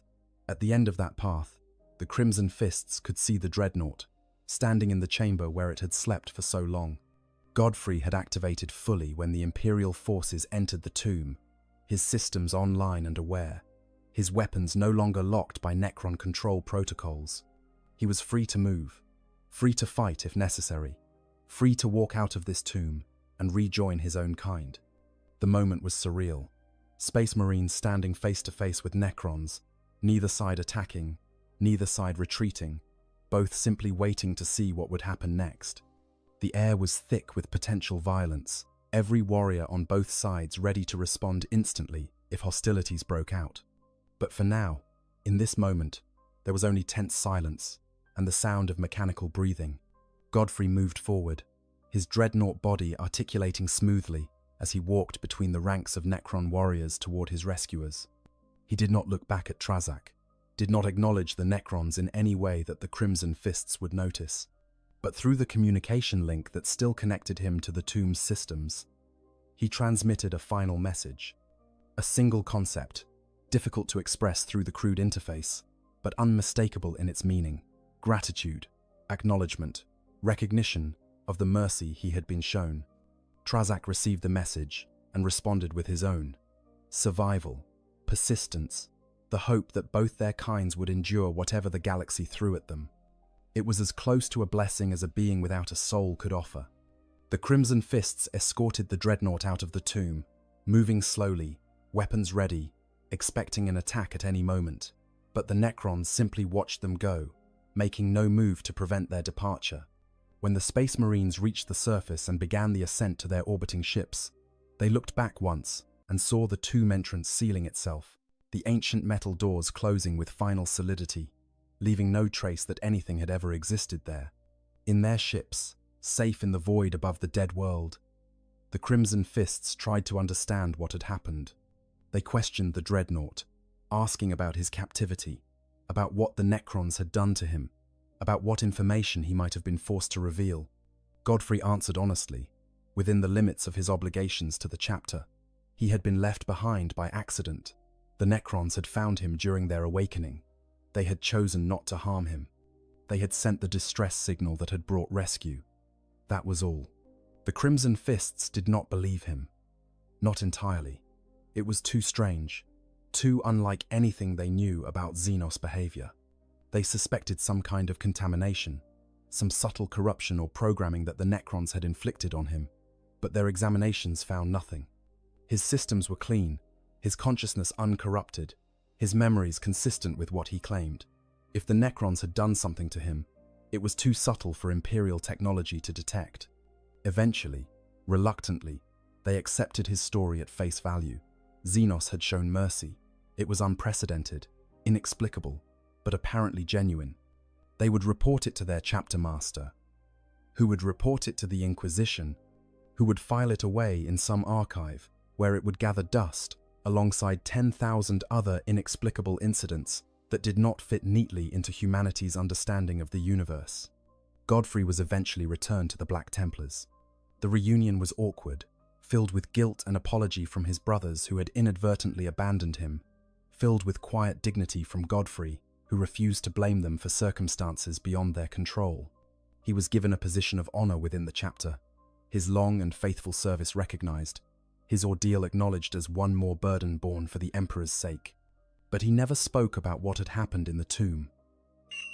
When questioned, he provided the same basic facts he had given the Crimson Fists. Left behind, found by Necrons, held peacefully, released unharmed. That was all. The details, the conversations with Trazak, the weeks of strange coexistence with beings that should have been his mortal enemies, all of that remained locked in his memory, a private chapter of his long service that belonged to him alone. Sometimes, in the depths of sleep when dreadnoughts dreamed their mechanical dreams, he thought about the tomb, about Trazak and Xanith and the other Necrons, who had treated him not as an enemy, but as something approaching a guest, about the irony of finding mercy among Xenos while being forgotten by his own kind, about the strange kinship he had felt with beings whose existence was as much a curse as his own. He never spoke of these thoughts. They would not have been understood. The Black Templars were warriors of absolute faith, believers in clear moral absolutes, defenders of a truth that allowed for no ambiguity. To suggest that Xenos could show compassion, that enemies could act with honor, that the universe might be more complex than the simple narratives of good versus evil that sustained the Imperium, would have been heresy. But he knew, and that knowledge, locked away in his consciousness like a secret treasure, changed something fundamental in his understanding of the war. Not his commitment to it, that remained absolute. Not his loyalty to the Emperor, that was beyond question. But his understanding of what they were fighting for, and perhaps more importantly, what they were fighting against. The galaxy was vast beyond comprehension, ancient beyond reckoning, filled with wonders and horrors that defied easy categorization. In such a universe, simple truths were lies, and the only real truth was complexity. The Necrons were enemies.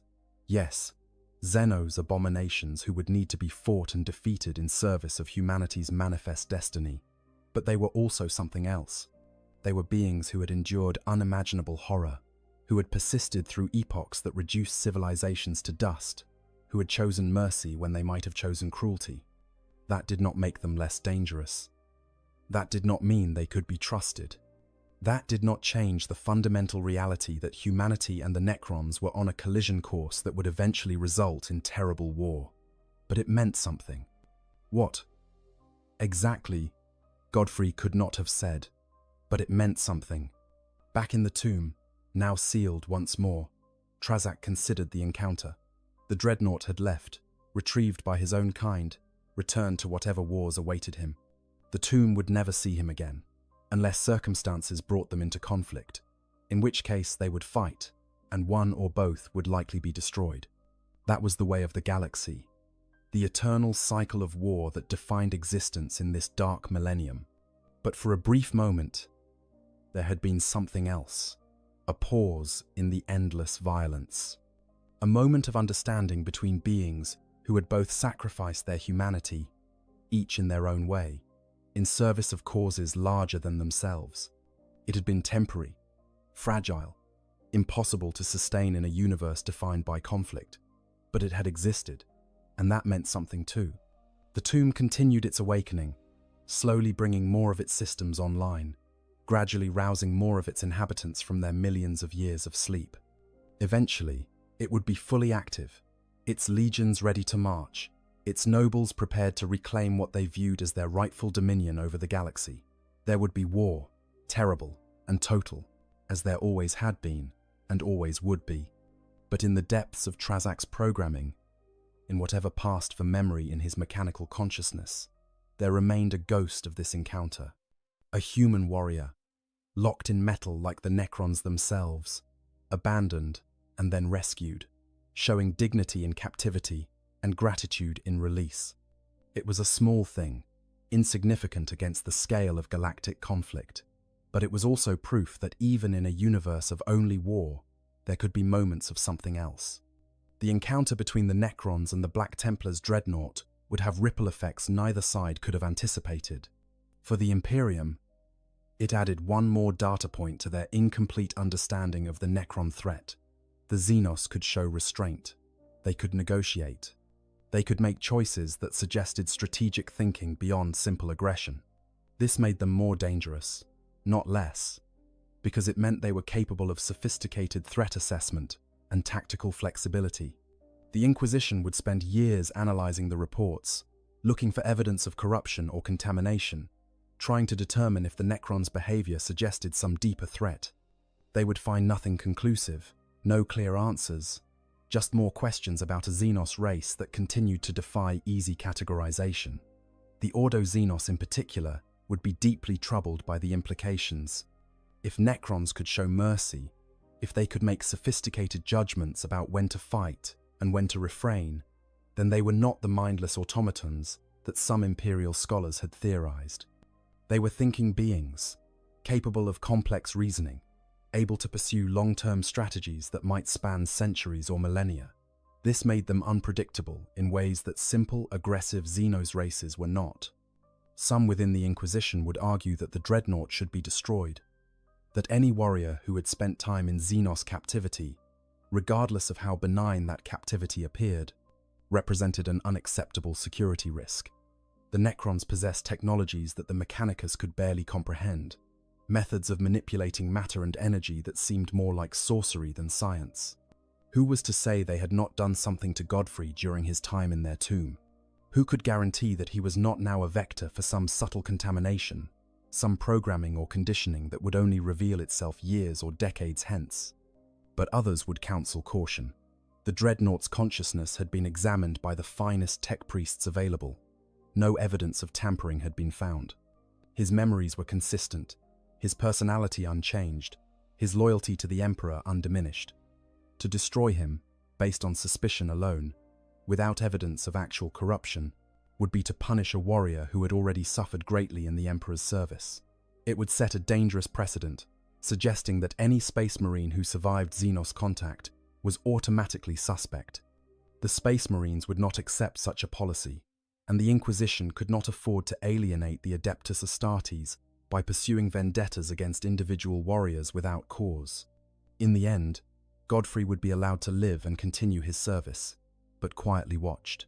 Inquisitorial agents would monitor him, examining his actions for any signs of unusual behavior or suspicious choices.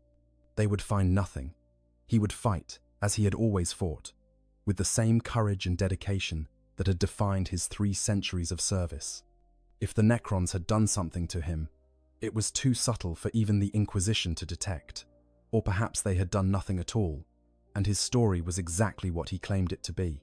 For the Necrons, the encounter provided valuable intelligence about the current state of the galaxy. The Dreadnought systems had contained data, fragmentary and incomplete, but still useful, about Imperial technology and military doctrine.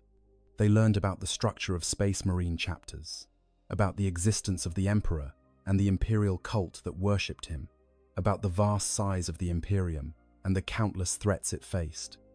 This information would be integrated into the Tomb's strategic databases, shared with other awakening Tomb worlds, through communication systems that operated at speeds and across distances that Imperial technology could not match.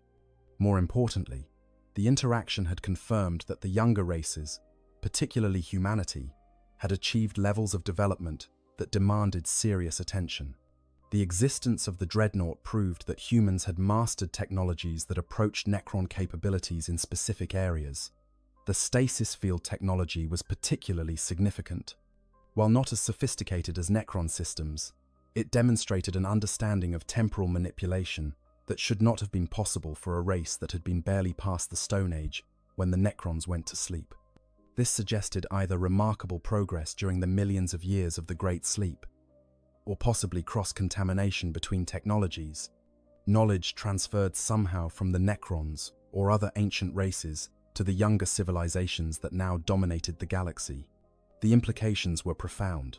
If humanity could develop one piece of advanced technology, they could potentially develop others. If they understood temporal stasis, what else might they understand? What other principles of physics had they uncovered? What other technologies had they created? The galaxy the Necrons were awakening to was not the primitive wasteland they had anticipated. It was a mature technological civilization, or rather, a collection of such civilizations, each with their own capabilities and strengths. The reconquest of the galaxy would not be the simple matter of sweeping aside primitives that some had assumed. It would require careful planning, sophisticated strategy, and most importantly, better intelligence about the various races that now claimed dominion over worlds. The Necrons still considered their rightful territory. For the Necrons, the encounter provided valuable intelligence about the current state of the galaxy. The Dreadnought systems had contained data, fragmentary and incomplete, but still useful, about Imperial technology and military doctrine. More importantly, the interaction had confirmed that the younger races, particularly humanity, had achieved levels of development that demanded serious attention. This was not a galaxy ripe for easy conquest. This was a galaxy that had evolved in their absence, developing its own powers and technologies, creating civilizations that could present genuine threats to Necron supremacy. The knowledge would inform their awakening protocols, shape their strategic planning, influence their decisions about when to fight and when to bide their time.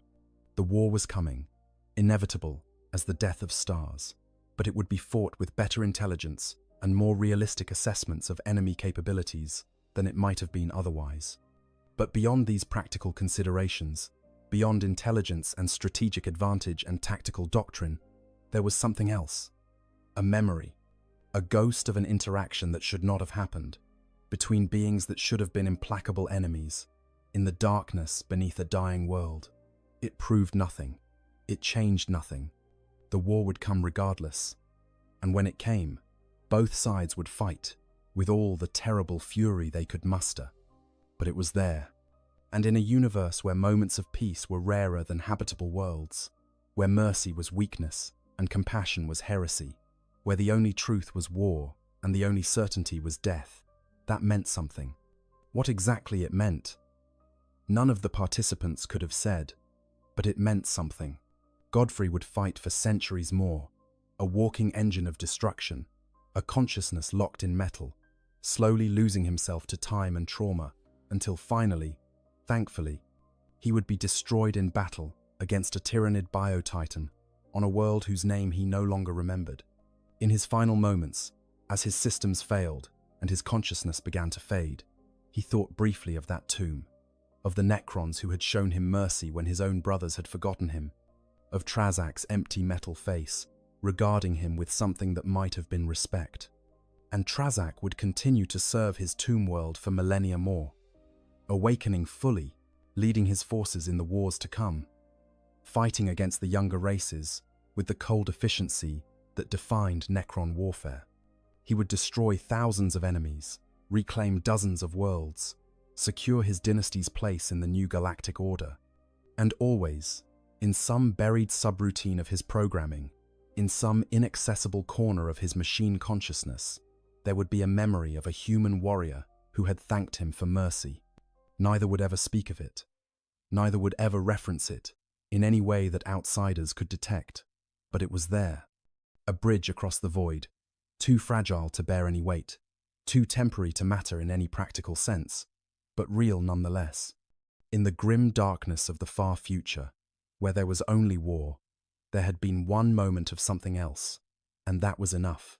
So ends the tale of when the Necrons found a sleeping Black Templar's dreadnought in their tomb. It is a small story in a galaxy of grand epics, a footnote to histories written in the blood of countless trillions. But it is our story, the story of what happens when two forms of undeath meet in the darkness and choose, for just a moment, to be something other than enemies.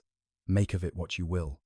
If you found this exploration of one of Warhammer 40,000's most fascinating what-if scenarios compelling, if you enjoyed this deep dive into the unexpected places where humanity and Xenos might find common ground, however temporary and fragile, then please consider subscribing to the channel. Hit that notification bell so you don't miss future videos exploring the darker corners of the 40k universe, the strange encounters that happen in the spaces between the major events, the stories of individual warriors caught up in circumstances beyond their control or comprehension. Leave a comment below telling us what you think would happen in this scenario. Would the Necrons really show mercy, or would their reaction be more hostile? What would the Imperium do if they learned the full truth of what transpired? How would other Space Marine chapters respond to the knowledge that Xenos could act with something approaching honor? The beauty of Warhammer 40,000 is that there are no definitive answers, only possibilities to explore and debate.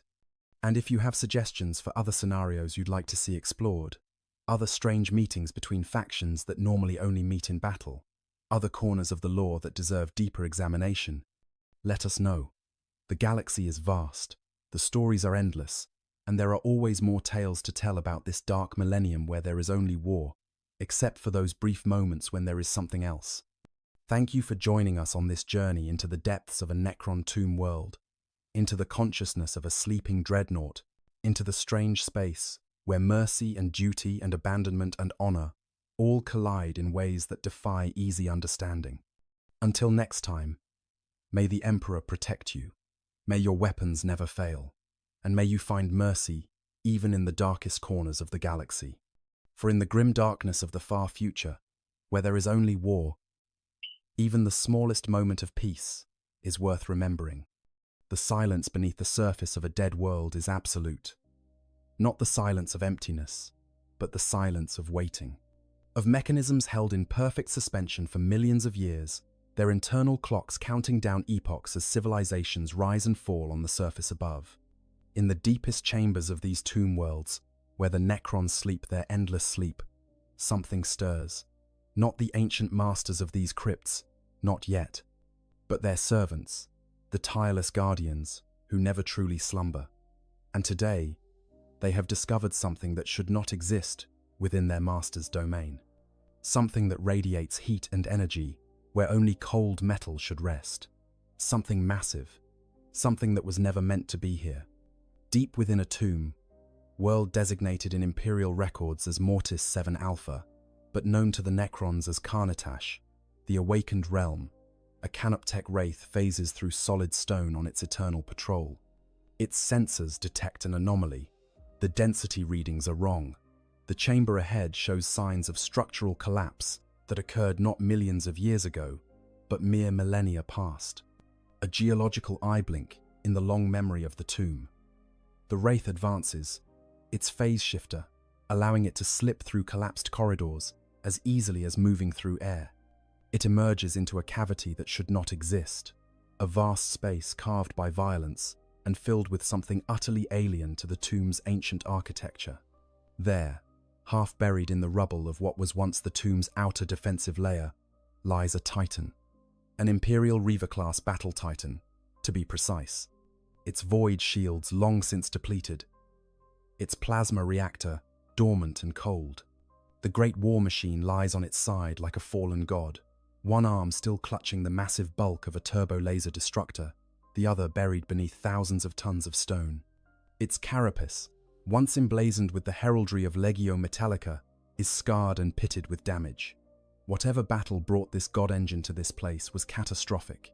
Whatever fate left it here, buried and forgotten, has sealed it in a tomb that predates human civilization by 60 million years. The Canoptech Wraith's processors work through scenarios at speeds that would make cogitator arrays seem sluggish. This is unprecedented. Foreign technology within the tomb's boundaries. A contamination of the sanctified depths. The construct's priority matrices crystallize into a singular imperative: assess, report, and await further directives from the tomb's master program. It begins a comprehensive scan of the intruder, its sensors probing every surface, measuring every dimension, analyzing every material signature. The data streams back through the tomb's dimensional network, awakening systems that have not activated in epochs, and in chambers far below, where the true masters of this world lie in their sarcophagi, deep within the throne rooms and crypts of nobility, the first stirrings of consciousness begin. The discovery raises questions that echo through the awakening neural networks of the tomb. How did this machine arrive here? When did it penetrate the tomb's defenses? Is it a threat, or merely debris from the surface world? And most intriguingly of all, what is this technology?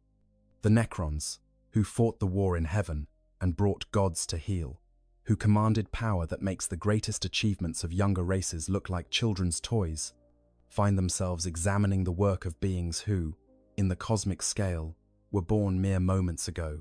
Yet this crude, primitive machine is massive, powerful, built with a purpose that any warrior culture would recognize: to dominate the battlefield and break the will of enemies through sheer might and firepower. This is the story of what happens when two ancient powers collide. When the sleeping dead discover that their tomb has been breached by a god engine of the Imperium. When Necron technology, which predates the rise of humanity by millions of years, encounters Imperial technology that the Mechanicus considers holy. When the question becomes not just what to do with this intruder, but what can be learned from it, and how it changes the strategic calculus of a dynasty awakening to find the galaxy utterly transformed. We are about to witness the intersection of technologies separated by vast stretches of time, the meeting of cultures that should never have crossed paths, and the decisions that will ripple through both the Imperium of Man and the Necron dynasties for centuries to come. The eternal sleep of tomb worlds. To understand what it means for a Titan to be discovered within a Necron tomb, we must first comprehend the nature of these ancient crypts and the beings that slumber within them. A Necron tomb world is not simply a burial ground or a storage facility. It is a technological marvel, beyond the comprehension of most races in the galaxy. A perfectly preserved time capsule containing the remnants of a civilization that once ruled the stars when the old ones still walked among the living. 60 million years ago, give or take a few million years, in the imprecise measurements of deep time, the Necrontyr made their final transformation. Having been betrayed by the Catan, the star gods they had foolishly allied with during the war in heaven, having won that terrible conflict at the cost of their very souls, the Necrons faced a galaxy in ruins. The old ones were destroyed or scattered. The Aeldari Empire was rising in their place, young and vital and filled with dangerous potential. The Necrons themselves were no longer the beings they had once been. The biotransference that turned them from flesh to living metal had stolen more than just their bodies. It had taken their capacity for joy, for love, for all the subtle emotions that make life worth living. What remained were beings of pure will and purpose, immortal but empty, powerful but hollow. The Silent King, Sarek, made the only decision that seemed rational in the face of this new reality. The Necrons would sleep. They would retreat into specially prepared tomb complexes scattered across the galaxy. protected by the most sophisticated stasis technology their civilization could devise. They would wait, suspended in a state between existence and non-existence, while the younger races exhausted themselves in conflicts and the galaxy forgot the terror of the Necron dynasties. When they awoke, the galaxy would be ripe for reconquest, and the Necrons would reclaim their ancient dominion over the stars. The construction of these tomb worlds represented the final, greatest achievement of Necron engineering. Each tomb was a masterpiece of defensive architecture, designed to protect its sleeping occupants from every conceivable threat. The tombs were buried deep, often kilometers beneath the surface, shielded by layers of living metal that could repair themselves from damage. They were protected by dimensional stabilizers that made them nearly impossible to detect from the surface, by energy fields that could deflect or absorb attacks, by automated defense systems that could respond to intrusions with deadly force. But the tombs were more than just fortresses. They were cities in miniature, vast underground complexes containing everything the Necrons would need upon awakening. Resurrection forges capable of repairing damaged necrodermis, weapon vaults storing armaments that could level continents, throne rooms and audience chambers where Necron nobility could hold court and plan their campaigns. And most importantly, the tombs contained the management systems that would ensure the Great Sleep proceeded according to plan. These systems were not simple timers or alarm clocks. They were sophisticated artificial intelligences, the master programs that governed every aspect of the tomb's function. These programs monitored each stasis chamber, ensuring that the entropic decay was held at bay. They directed the canoptech constructs, the robotic servants that remained active during the long sleep, maintaining the tomb's systems and making repairs as needed. They assessed environmental conditions on the surface, calculating when it would be safe for the tomb's occupants to emerge. And they implemented strict protocols for awakening, ensuring that the revival of the tomb's population would proceed in an orderly and predictable fashion. The canoptech constructs themselves deserve special attention, for they are the eyes and ears of the sleeping tomb, the loyal servants who keep watch while their masters rest. These machines come in various forms, each designed for specific tasks. The canoptech scarabs are the most numerous, tiny robotic insects that swarm through the tomb's corridors, performing basic maintenance and repairs. Their bodies are made of the same living metal as the Necrons themselves, capable of breaking down damaged materials and rebuilding them at the molecular level. When a section of the tomb's structure becomes compromised, thousands of scarabs descend upon it, their mandibles clicking as they consume corroded metal and replace it with fresh material. The canoptech spiders are larger, more sophisticated constructs that serve as mobile factories and repair stations. These multi-legged machines can fabricate new scarabs as needed, directing them to areas that require attention. They carry sophisticated sensors that can detect the subtlest signs of damage or degradation, and their fabricator claws can perform delicate repairs that require more precision than the scarabs can manage. During the Great Sleep, the spiders are the architects and engineers, maintaining the tomb's infrastructure and ensuring that everything remains in perfect working order. But it is the canoptech wraiths that serve as the tomb's security force. These sleek, serpentine constructs phase in and out of normal spacetime, their dimensional destabilization matrices allowing them to pass through solid matter as if it did not exist. They patrol the tomb's endless corridors, their advanced sensors detecting any anomaly, any change, any intrusion. Unlike the scarabs and spiders, which focus on maintenance, the wraiths are programmed for a single purpose: to eliminate any threat to the sleeping Necrons. They can phase their claws and tendrils inside an enemy, solidifying them to sever vital systems from within. They can phase through walls and floors to attack from unexpected angles, and they can detect intruders with such precision that even the most advanced stealth systems provide little protection. These constructs operate according to the directives of the tomb's master program, but they are not mindless automata.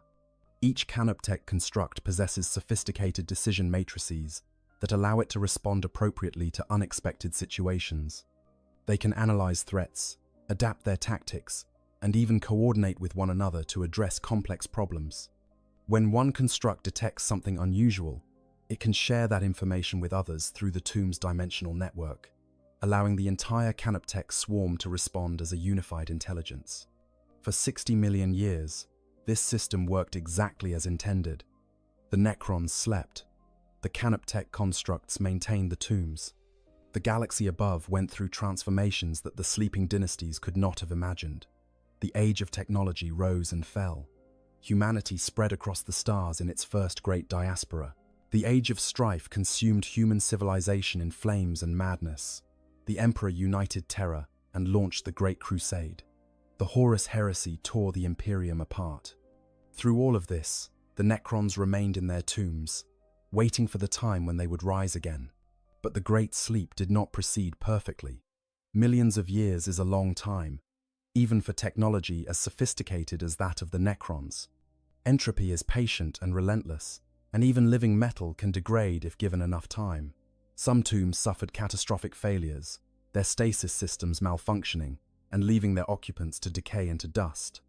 Others were destroyed by external forces, buried beneath geological upheavals, or vaporized by stellar events. Still others were discovered by younger races who had no idea what they had found. Their ignorant meddling triggering awakening protocols prematurely or damaging systems beyond the ability of the Canoptek constructs to repair. And then there were the tombs that awakened on their own, their internal clocks determining that sufficient time had passed, or their sensors detecting changes in the galaxy that warranted investigation. These early awakenings were sporadic and uncoordinated. The central command that Sharek had maintained over the Necron dynasties no longer existed, for the Silent King had departed into the void, leaving his people to sleep without his guidance. Each tomb that awakened did so in isolation, its master program making decisions based on local conditions without knowledge of the broader situation. What these awakened tombs discovered was a galaxy utterly transformed, where once the Necron Empire had been unchallenged, now countless younger races squabbled over the ruins of what had been. The Imperium of Man dominated much of the galaxy, a vast and sprawling empire that dwarfed anything the Necrons had encountered before the Great Sleep. The forces of chaos, which had barely existed during the War in Heaven, now commanded powers that could rival even the Catan. The Tyranids, utterly unknown to Necron records, devoured entire sectors with their insatiable hunger. And everywhere, on worlds that the Necrons considered rightfully theirs by ancient claim, alien civilizations had established themselves, building on land that the Necrons' ancestors had walked millions of years before. The awakening Necrons responded to this reality in various ways.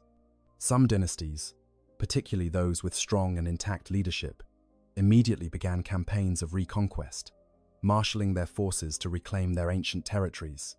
Others, badly damaged by the long sleep, focused on survival and rebuilding, trying to restore their strength before engaging with the younger races.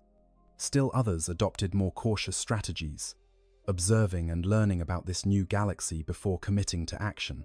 But perhaps the most important aspect of the Tomb World's awakening is the hierarchy with which it proceeds. When a tomb begins to wake, either through its own internal programming or in response to an external threat, it does not simply activate all of its inhabitants at once. The process is carefully orchestrated, each stage designed to assess the situation and ensure that the proper forces are brought online to address whatever challenges the tomb faces. The first to awaken are always the Necron warriors, the basic infantry units that form the backbone of any Necron army. These are the simplest Necrons, the ones who lost the most in the biotransference, reduced to little more than autonomous weapons, with barely any consciousness remaining. They awaken quickly, their systems coming online within hours, and they immediately begin reconnaissance of the tomb's immediate surroundings. They patrol the upper levels, checking for breaches or damage, and they venture to the surface to assess what has changed in the world above. The information gathered by these initial scouts feeds back into the tomb's master program, which then determines what additional forces are required. If the tomb is secure and the surface world appears peaceful, the awakening may proceed slowly, bringing online only the systems and personnel needed for basic operations. But if the warriors encounter resistance, If they find the tomb under threat, the awakening accelerates dramatically. Next to be activated are the more specialized units, the Immortals, elite infantry, equipped with more sophisticated weapons and capable of tactical thinking far beyond that of the basic warriors. The Lich Guard, the sworn protectors of the nobility, whose very purpose is to defend the tomb's lords. The Death Marks, assassins who can phase through dimensions to strike at enemies from impossible angles. Each of these units represents a greater investment of the tomb's resources, consuming more power and requiring more complex resurrection protocols. As the situation demands, the tomb begins to activate its vehicles and heavy support. The Ghost Arks, transport vehicles capable of carrying warriors into battle and repairing them on the move. The Annihilation Barges, anti-aircraft platforms bristling with Tesla weaponry. The Doomsday Arks, heavy artillery pieces that can level fortifications with their primary cannons. And if the threat proves severe enough, the tomb may even activate its to tangent scale constructs, the monoliths and obelisks that serve as mobile fortresses, capable of teleporting reinforcements directly to the battlefield and devastating enemy formations with concentrated firepower. Finally, if all other measures prove insufficient, the tomb's true masters begin to wake. The cryptechs, scientists, and technologists who command powers that seem like sorcery to younger races. The lords and overlords, nobles who once commanded armies during the war in heaven, and who retain the strategic brilliance that made the Necrons masters of the galaxy.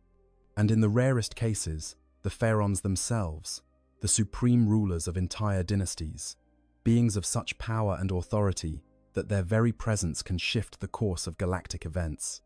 This hierarchical awakening serves multiple purposes. It conserves the tomb's energy reserves, ensuring that power is not wasted on activating forces that are not needed. It protects the nobility from premature exposure to danger, keeping them safe until the situation is fully assessed. And it provides time for the tomb's systems to fully boot up, running diagnostics and ensuring that everything is functioning properly before committing the most valuable assets. But this system, elegant as it is, was designed to handle threats from the outside. External invasions by Aeldari forces seeking to destroy the tombs before the Necrons could fully awaken. Attacks by Xenos species that stumbled upon the tomb worlds by accident. Even interference from the forces of chaos, though the Necron's soulless nature provides some protection from the worst effects of the warp. What the system was never designed to handle, what no Necron architect ever contemplated, was the possibility that something massive and dangerous might already be inside the tomb, buried deep within its structure through sheer accident of geology and time. This is the situation that the tomb world of Karnatash now faces. A Reaver-class battle titan of the Imperium, entombed within the very foundations of the Necron crypts. Not an invader in the conventional sense, but a piece of technology from a civilization that did not even exist when the tombs were sealed. A massive, complex machine that radiates energy signatures completely foreign to Necron sensors. An anomaly that demands immediate attention and careful analysis.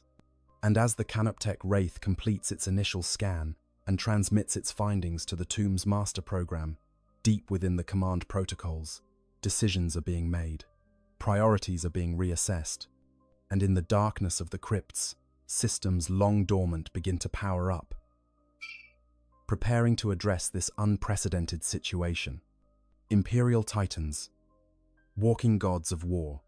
To fully appreciate the significance of a Titan being discovered within a Necron tomb, we must understand what these machines represent to the Imperium of Man. Titans are not merely weapons. They are icons of faith, manifestations of the machine god's power, walking cathedrals that bring the Emperor's judgment to the battlefield. They are among the most powerful war machines ever created by humanity, and their presence on a battlefield can turn the tide of entire campaigns. When a Titan strides to war, the ground itself trembles beneath its footfalls, and its enemies know that death walks among them. The history of Titans stretches back to the Dark Age of technology, that legendary period when humanity's scientific and technological achievements reached heights that have never since been equaled. During this era, humanity spread across the galaxy in a great wave of colonization, establishing settlements on thousands of worlds. These colonists often found themselves facing hostile environments, worlds where the atmosphere was toxic, the gravity crushing, or the native life forms deadly. The first Titans were created to address these challenges, massive exosuits that allowed humans to move and work in conditions that would otherwise be impossible to survive. These early Titans were primarily construction and mining machines, though they could be armed for defense against aggressive Xenos species or dangerous fauna. They stood tens of meters tall, their armored carapaces protecting their operators from environmental hazards, their powerful limbs capable of moving massive amounts of material or wielding tools that could cut through solid rock. They were marvels of engineering, combining sophisticated artificial intelligence with human intuition and creativity, controlled through neural interfaces that allowed the pilot to merge their consciousness with the machine.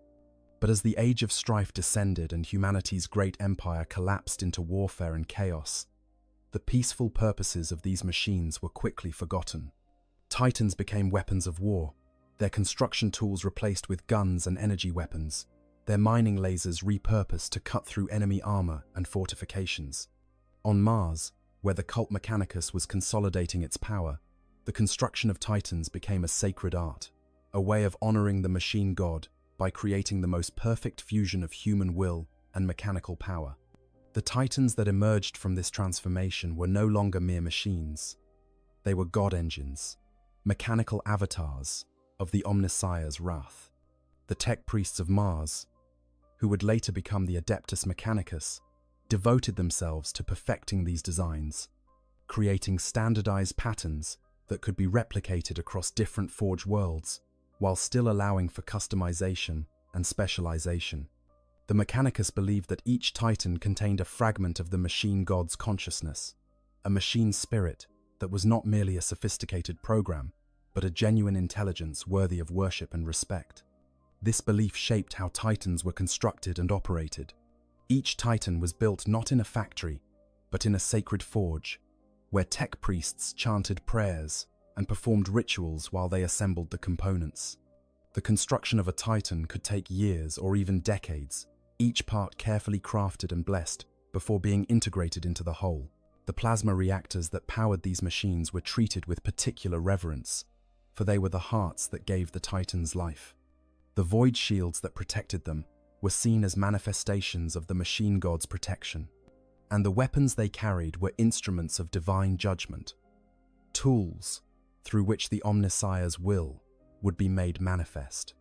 The pilots of Titans, called Princeps, underwent extensive training and modification to prepare them for their role. They were not simply drivers or operators, but priests in their own right, individuals who had dedicated their lives to the service of the machine god and been found worthy of merging their consciousness with a god engine.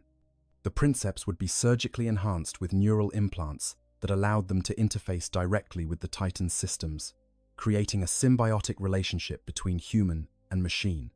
When a Princeps connected with their Titan through the Throne Mechanicum, the command seat that served as the interface point, they ceased to be merely human.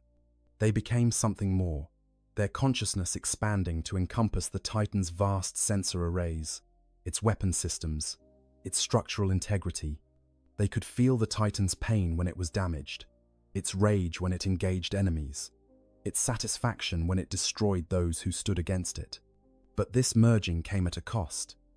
The machine spirit of a Titan was powerful and demanding, and it required a strong will to maintain control over it.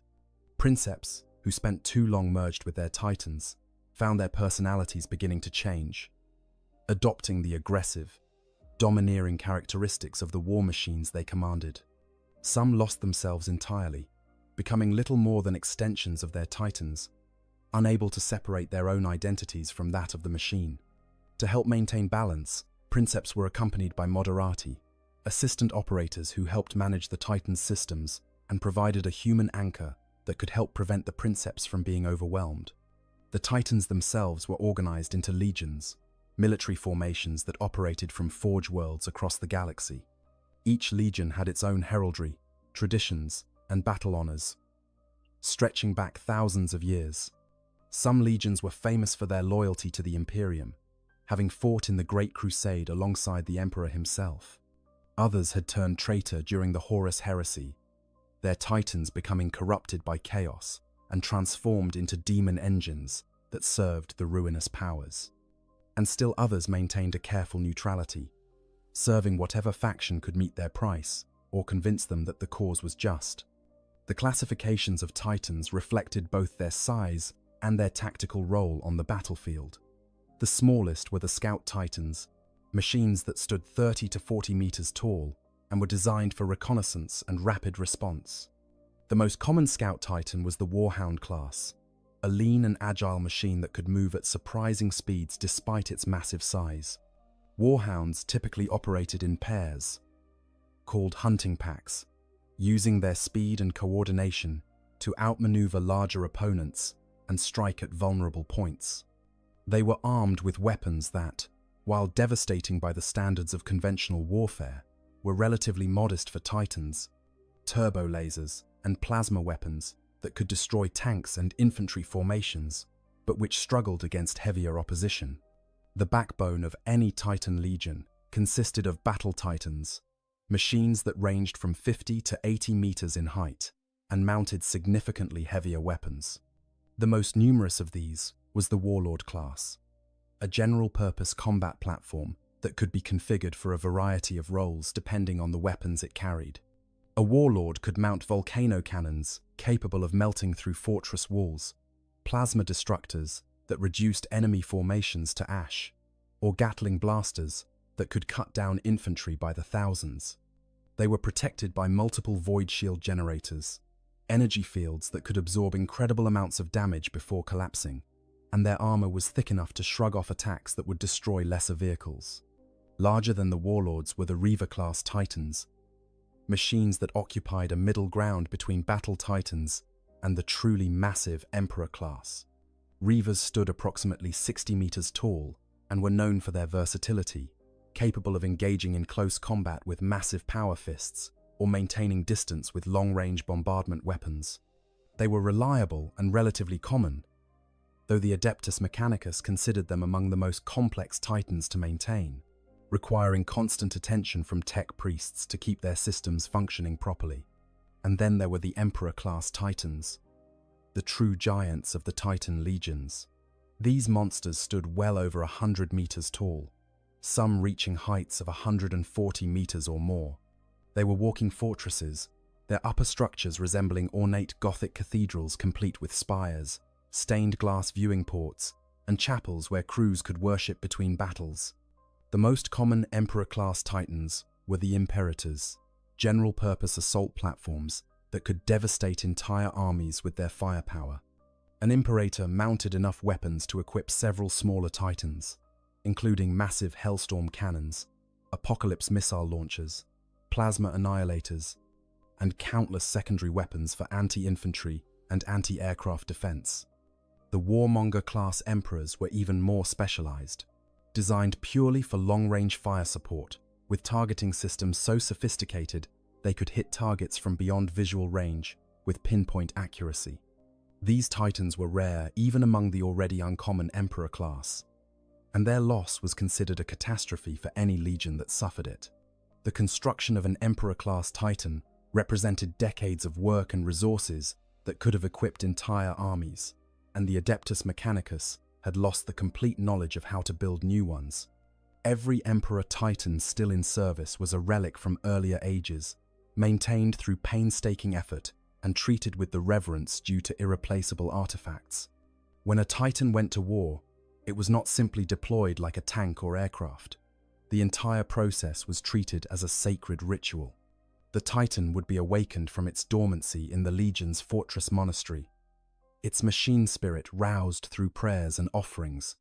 The princeps and their crew would undergo purification rituals, cleansing themselves of any spiritual taint that might interfere with their connection to the God Engine. The Titan would be blessed by the Legion's highest-ranking tech priests, anointed with sacred oils and inscribed with prayers of victory. And when it finally strode forth to battle, It did so with the full understanding that it carried not just weapons, but the hopes and faith of all who served the machine god. On the battlefield, Titans were force multipliers beyond compare. A single warhound could turn the tide of a battle involving thousands of troops, its weapons capable of destroying enemy vehicles and fortifications that would otherwise require extensive artillery bombardment. A warlord could break sieges that had lasted months, its firepower punching through defensive lines that had seemed impregnable. And an Emperor Titan could decide the fate of entire campaigns, its very presence on the battlefield shifting the strategic calculus and forcing enemy commanders to commit resources they could not afford to spare. But Titans were not invincible. Despite their massive size and formidable defenses, they could be destroyed through concentrated firepower or clever tactics. Enemy Titans posed the most direct threat, as only a Titan could reliably match another Titan in combat. But other threats existed as well. Coordinated attacks by aircraft could overwhelm a Titan's void shields and inflict critical damage. Orbital bombardment could catch a Titan in the open and obliterate it before it could find cover. And sometimes, through sheer bad luck or catastrophic failure, a Titan's plasma reactor could suffer a critical containment breach, causing the machine to detonate in a blast that could level everything within kilometers. When a Titan fell in battle, it was mourned by its entire legion. The loss was not just tactical, but spiritual, a diminishment of the legion's strength and a blow to the morale of all who served. Every effort would be made to recover the Titan's remains, to salvage what could be saved, and give the fallen god engine the funeral rites it deserved. But sometimes, recovery was impossible. Battles were lost, and the victors claimed the wreckage. Campaigns turned into disasters, and retreats became so chaotic that there was no choice but to abandon the fallen. And in rare cases, catastrophic events buried Titans so completely that they vanished from all records, their fates unknown even to the Adeptus Mechanicus that had built them. This brings us to the Titan, now resting within the Necron tomb of Carnatash. According to the fragmentary records that can still be read on its scarred carapace, this machine was designated Eternal Vigilance, a Reaver-class Titan of Legio Metallica, the Iron Skulls. It participated in campaigns during the Great Crusade, walking alongside the Legiones Astartes as they brought the Emperor's light to the darkest corners of the galaxy. It survived the Horus Heresy, remaining loyal to the Imperium even as other legions fell to chaos. For thousands of years, it served faithfully, its name inscribed on countless battle honors, its deeds recorded in the sacred archives of Mars. But at some point, on some forgotten battlefield on this world that would later become the Necron tomb world of Carnatash, Eternal Vigilance fell. Perhaps it was brought down by enemy fire, its void shields overwhelmed and its reactor critically damaged. Perhaps it was caught in a geological catastrophe, buried beneath an earthquake or volcanic eruption. Perhaps it simply suffered a catastrophic mechanical failure at the worst possible moment, leaving it immobilized and vulnerable in the middle of a combat zone. Whatever the cause, the result was the same. The Titan fell. Its crew died or evacuated. And over the millennia that followed, geological processes buried it deeper and deeper, until it came to rest in the very structure that would later become the foundation of the Necron tomb. The Titan that the Canoptech Wraith now examines is a shadow of its former glory. Its void shield generators are dark and cold. Its plasma reactor, normally a miniature sun barely contained by magnetic fields and adamantium shielding, has long since gone cold. Its weapons, though still physically intact, are unpowered and unable to fire. Centuries of burial have taken their toll on the structure, with some external components corroded or compressed by the weight of stone above. But the core of the machine, protected by layers of adamantium armor and built to withstand punishment that would vaporize lesser vehicles, remains largely intact. The Titan sleeps, not in the active sense that the Necrons sleep, but in the passive silence of a machine powered down and abandoned. Yet within its armored shell, within the data cores and cogitator banks that constitute its machine spirit, information remains. The records of battles fought and enemies destroyed, the tactical protocols that guided its operations. the sacred oaths and prayers that its crew spoke as they went to war. And now, for the first time in millennia, something is paying attention to this fallen god engine, something ancient and powerful, with technology that makes even the sophisticated systems of the Titans seem primitive and crude. The Necrons have found this intruder in their tomb, and they are beginning to ask questions. What is this machine? What can we learn from it? What does its presence tell us about the younger races that now inhabit our galaxy? And most importantly, what should we do with it? How a Titan becomes entombed. The question of how a massive Imperial Titan could end up buried within a Necron tomb world requires us to understand the vast timescales involved and the layers of geological and historical events that must align for such an improbable situation to occur. This is not a simple matter of cause and effect, but rather a chain of unlikely events spanning thousands or even millions of years, each contributing to a final outcome that neither the Imperium nor the Necrons could have predicted. Let us begin with the world itself. Before the Necrons arrived, before humanity evolved on distant Terra, this world existed as an unremarkable planet in an unremarkable system. Perhaps it had native life, or perhaps it was a barren rock orbiting its star in silent indifference. The Necrontyr, in their expansion across the galaxy before the biotransference, identified this world as suitable for their purposes. Maybe it had strategic value, positioned along a major stellar route. Maybe it contained resources valuable to their civilization. Or maybe it was simply one of thousands of worlds they claimed because they could, because their empire demanded ever more territory to match the holdings of the old ones they so despised. When the decision was made to enter the Great Sleep, this world was selected as a tomb world. Necron architects and engineers descended upon it, beginning the monumental task of excavating the vast underground complexes that would house the sleeping dynasties. They dug deep, far deeper than any surface catastrophe could reach, into the bedrock that had existed for billions of years. They carved out chambers that could hold millions of Necrons in their sarcophagi. They installed the stasis technology, the dimensional stabilizers, the resurrection forges, all the systems needed to ensure the success of the Great Sleep. And then, when all was ready, the Necrons descended into their tomb and sealed it behind them, the surface entrances collapsing or hiding themselves behind holographic fields and dimensional barriers. For millions of years, the tomb lay undisturbed. The planet's surface underwent countless changes. Continents shifted as tectonic forces reshaped the crust. Seas rose and fell. Whatever atmosphere the planet once possessed might have changed dramatically, potentially stripped away by stellar winds or rebuilt through volcanic outgassing. Ice ages came and went. Asteroid impacts left craters that slowly eroded away. But beneath all this surface activity, deep in the stable bedrock, the tomb remained intact, its systems continuing their vigil over the sleeping Necrons. Then came humanity. During the dark age of technology, when humanity's first great expansion carried it to tens of thousands of worlds, this planet was rediscovered. Perhaps human colonists found it empty and claimed it for themselves. Perhaps they found ruins on the surface, remnants of the ancient Necrontyr civilization, and mistakenly believed they had discovered merely another dead alien culture. They had no idea that beneath their feet, kilometers of solid rock separated them from a tomb world that could eradicate their entire colony within hours of awakening. They built their cities, established their farms and factories, and lived their lives in complete ignorance of the danger sleeping below.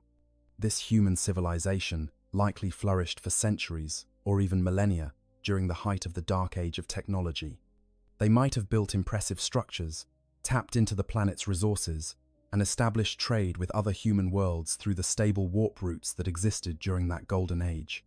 But then came the age of strife, and everything collapsed.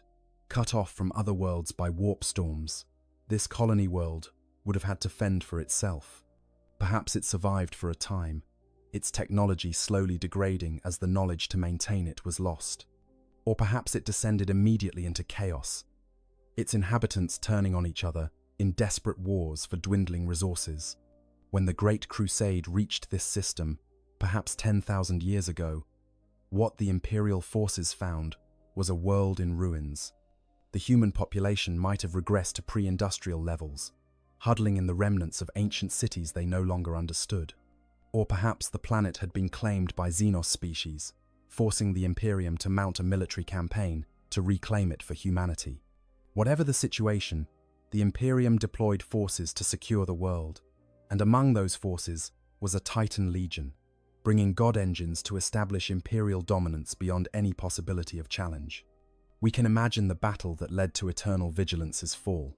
Perhaps it was fighting against an orc horde that had claimed the planet, the Titan's weapons cutting through crude gargants and mobs of greenskins. Perhaps it faced a chaos incursion, standing against demon engines and corrupted war machines while chanting prayers to the machine god. Or perhaps the threat was something else entirely, a Xenos species now extinct or forgotten, but which possessed weapons capable of threatening even a Titan. Whatever the enemy, the battle was fierce enough to bring down a Reaver-class Titan, a feat that requires either overwhelming force or extraordinarily bad luck. Let us imagine the moment of Eternal Vigilance's fall. The battle has raged for hours, or perhaps days. The Titan's void shields have been battered down by concentrated enemy fire. Its armor, thick adamantium plate that can shrug off hits that would vaporize tanks, has been breached in several places. Warning klaxons blare throughout the cathedral-like interior as the Princeps and his crew struggle to maintain control of the God Engine's systems. Then comes the critical hit, a lance strike from orbit or a massive explosion that damages the plasma reactor's containment field. The Princeps has mere seconds to make a decision: evacuate the crew or stay and try to initiate emergency shutdown. Perhaps the Princeps chooses to stay, believing he can save his God Engine. Or perhaps the damage is so catastrophic that evacuation is impossible. The plasma reactor goes critical. But instead of the catastrophic detonation that would normally occur, something interferes with the explosion. Perhaps the emergency containment systems activate, channeling the excess energy into the ground. Perhaps the peculiar geology of the area, influenced by the dimensional technologies in the Necron tomb below, affects how the plasma disperses. Or perhaps it is simply luck, good or bad, depending on perspective. The Titan does not explode. Instead, it collapses, its leg servos failing, its massive weight causing it to crash to the ground with earth-shaking force. The impact is tremendous. Eternal Vigilance weighs thousands of tons, and when it falls, it does not simply lie on the surface. The ground beneath it, already weakened by the battle, and possibly by geological instabilities related to the tomb complex below, gives way. The Titan begins to sink, not slowly over years, but in a matter of minutes or hours, dragged down by its own weight into a widening crater. Perhaps this area was already geologically unstable, a weak point where the ceiling of the tomb complex was closer to the surface than usual. Perhaps the battle itself had triggered fault lines or created structural weaknesses. Whatever the cause, Eternal Vigilance continues to sink, buried beneath cascading tons of rock and soil. The immediate aftermath of the battle would have been chaotic. Imperial forces, if victorious, would have tried to recover the fallen Titan, but the sheer scale of the geological event makes this impossible. The crater continues to collapse, making any approach deadly. Rescue teams that attempt to reach the Titan find themselves facing cave-ins and shifting ground that threaten to bury them as well. After several failed attempts, and possibly some casualties, the decision is made to abandon the recovery effort. The Titan is listed as lost, its Princeps and crew declared dead, their names added to the rolls of martyrs who died in service to the Imperium. The Legion mourns its loss, but eventually moves on, for there are always more battles to fight. Over the years and centuries that follow, the crater fills with sediment. Rain washes soil and rock into the depression. Vegetation, if the planet has any, begins to reclaim the area. Eventually, no surface indication remains that anything unusual ever occurred here. The records of the battle fade, preserved in archives that few will ever access. The Titan becomes a forgotten casualty of a forgotten war, one of millions of such losses across the Imperium's long history. Only the Adeptus Mechanicus maintains detailed records of the Titan's loss, and even those eventually become corrupted or lost as data systems fail and archives are damaged by the passage of time. But deep beneath the surface, geological processes continue. The rock and soil that buried eternal vigilance gradually compact under pressure, becoming solid stone. Over thousands of years, the Titan is encased in a tomb of rock, sealed away from the outside world. And all the while, it continues to sink, pushed downward by the weight of material above, and pulled by the vagaries of geological processes that operate on timescales incomprehensible to human minds. Fault lines shift, strata compress and deform, and slowly, impossibly, the Titan descends toward the level where the Necron tomb complex exists. The moment when the Titan's tomb intersects with the upper defensive layers of the Necron tomb complex is subtle. There is no dramatic breach, no sudden collision. Instead, over years or decades, the rock surrounding the Titan gradually intrudes into spaces that the Necron architects had left as part of their defensive design. The outer defensive perimeter of a Necron tomb is not a solid wall, but rather a series of layers designed to deflect and absorb attacks. Some of these layers are chambers filled with inert materials, buffers meant to dissipate energy from orbital bombardments or seismic events. When the geological processes push the Titan's burial chamber into contact with these spaces, the rock flows gradually, filling voids and creating new connections.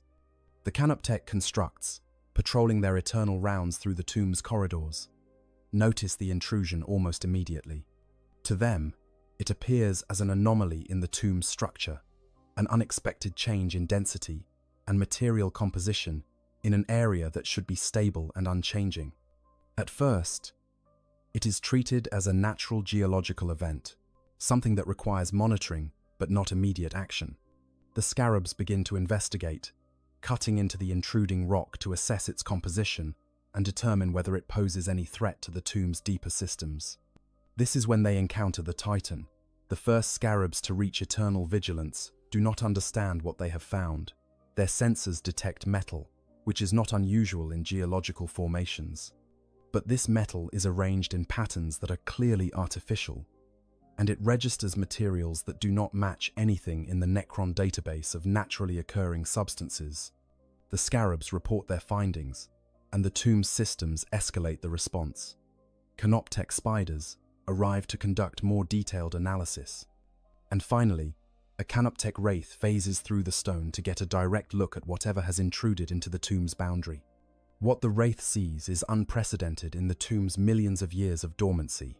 Not an attacking force attempting to breach the tomb's defenses, not a natural geological formation causing structural stress, but a massive machine, obviously created by intelligent beings, sitting silently in what has become a cavity in the tomb's outer defensive perimeter.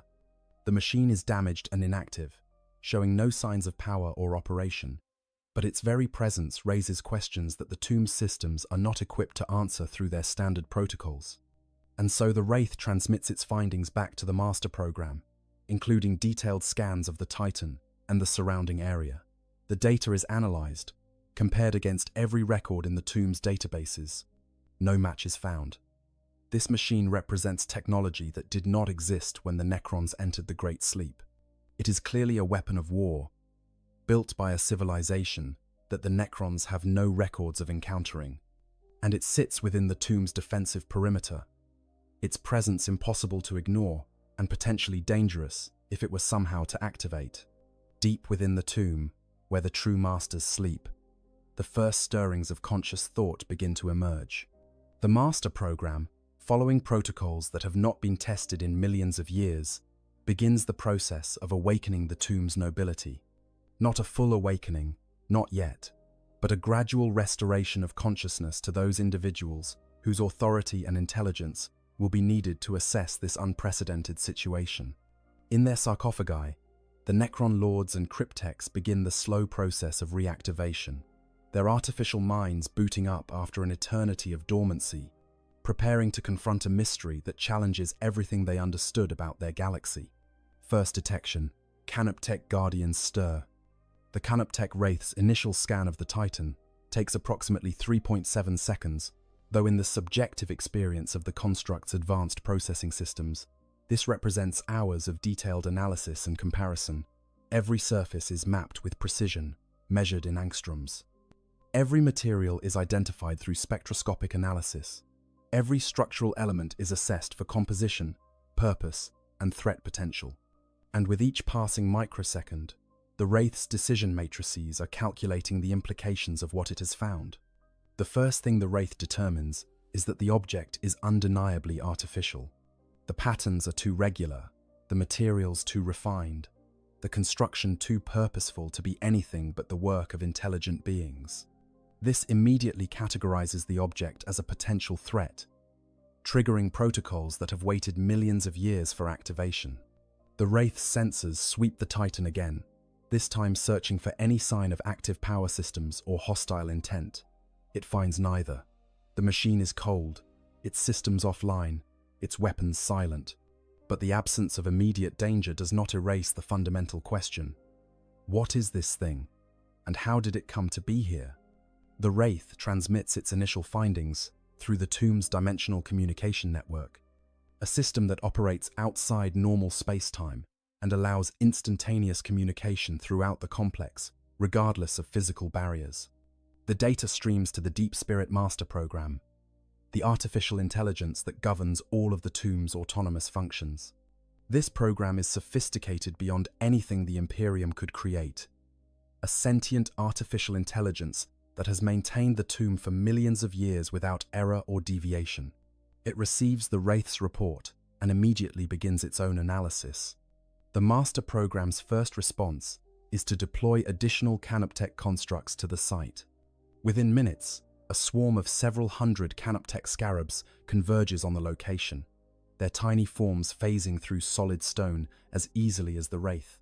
They crawl over every surface of the Titan, their mandibles clicking as they sample materials and run their own diagnostic scans. These scarabs are not merely maintenance drones. They are sophisticated analytical tools, each one capable of breaking down materials at the molecular level and analyzing their composition with extraordinary precision. What the scarabs discover is fascinating. The Titan's armor is composed primarily of adamantium, a material the Necrons have records of, but which they did not expect to find in this galaxy anymore. The alloy is crude by Necron standards, its crystal structure showing imperfections and inconsistencies that no Necron-tier artificer would have tolerated. But it is undeniably effective. Layer upon layer of heavy metal designed to absorb and disperse impact energy. Beneath the armor are servos and actuators, made from materials that the Necrons do not recognize at all. Synthetic compounds that must have been developed long after the Great Sleep began.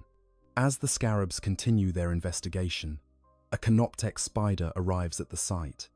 This larger construct is the foreman of the Canoptech swarms, a mobile fabricator and repair station that coordinates the activities of lesser constructs.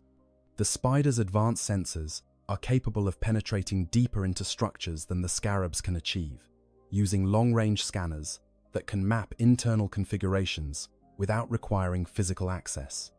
It positions itself near the Titan's torso section and begins a comprehensive internal scan.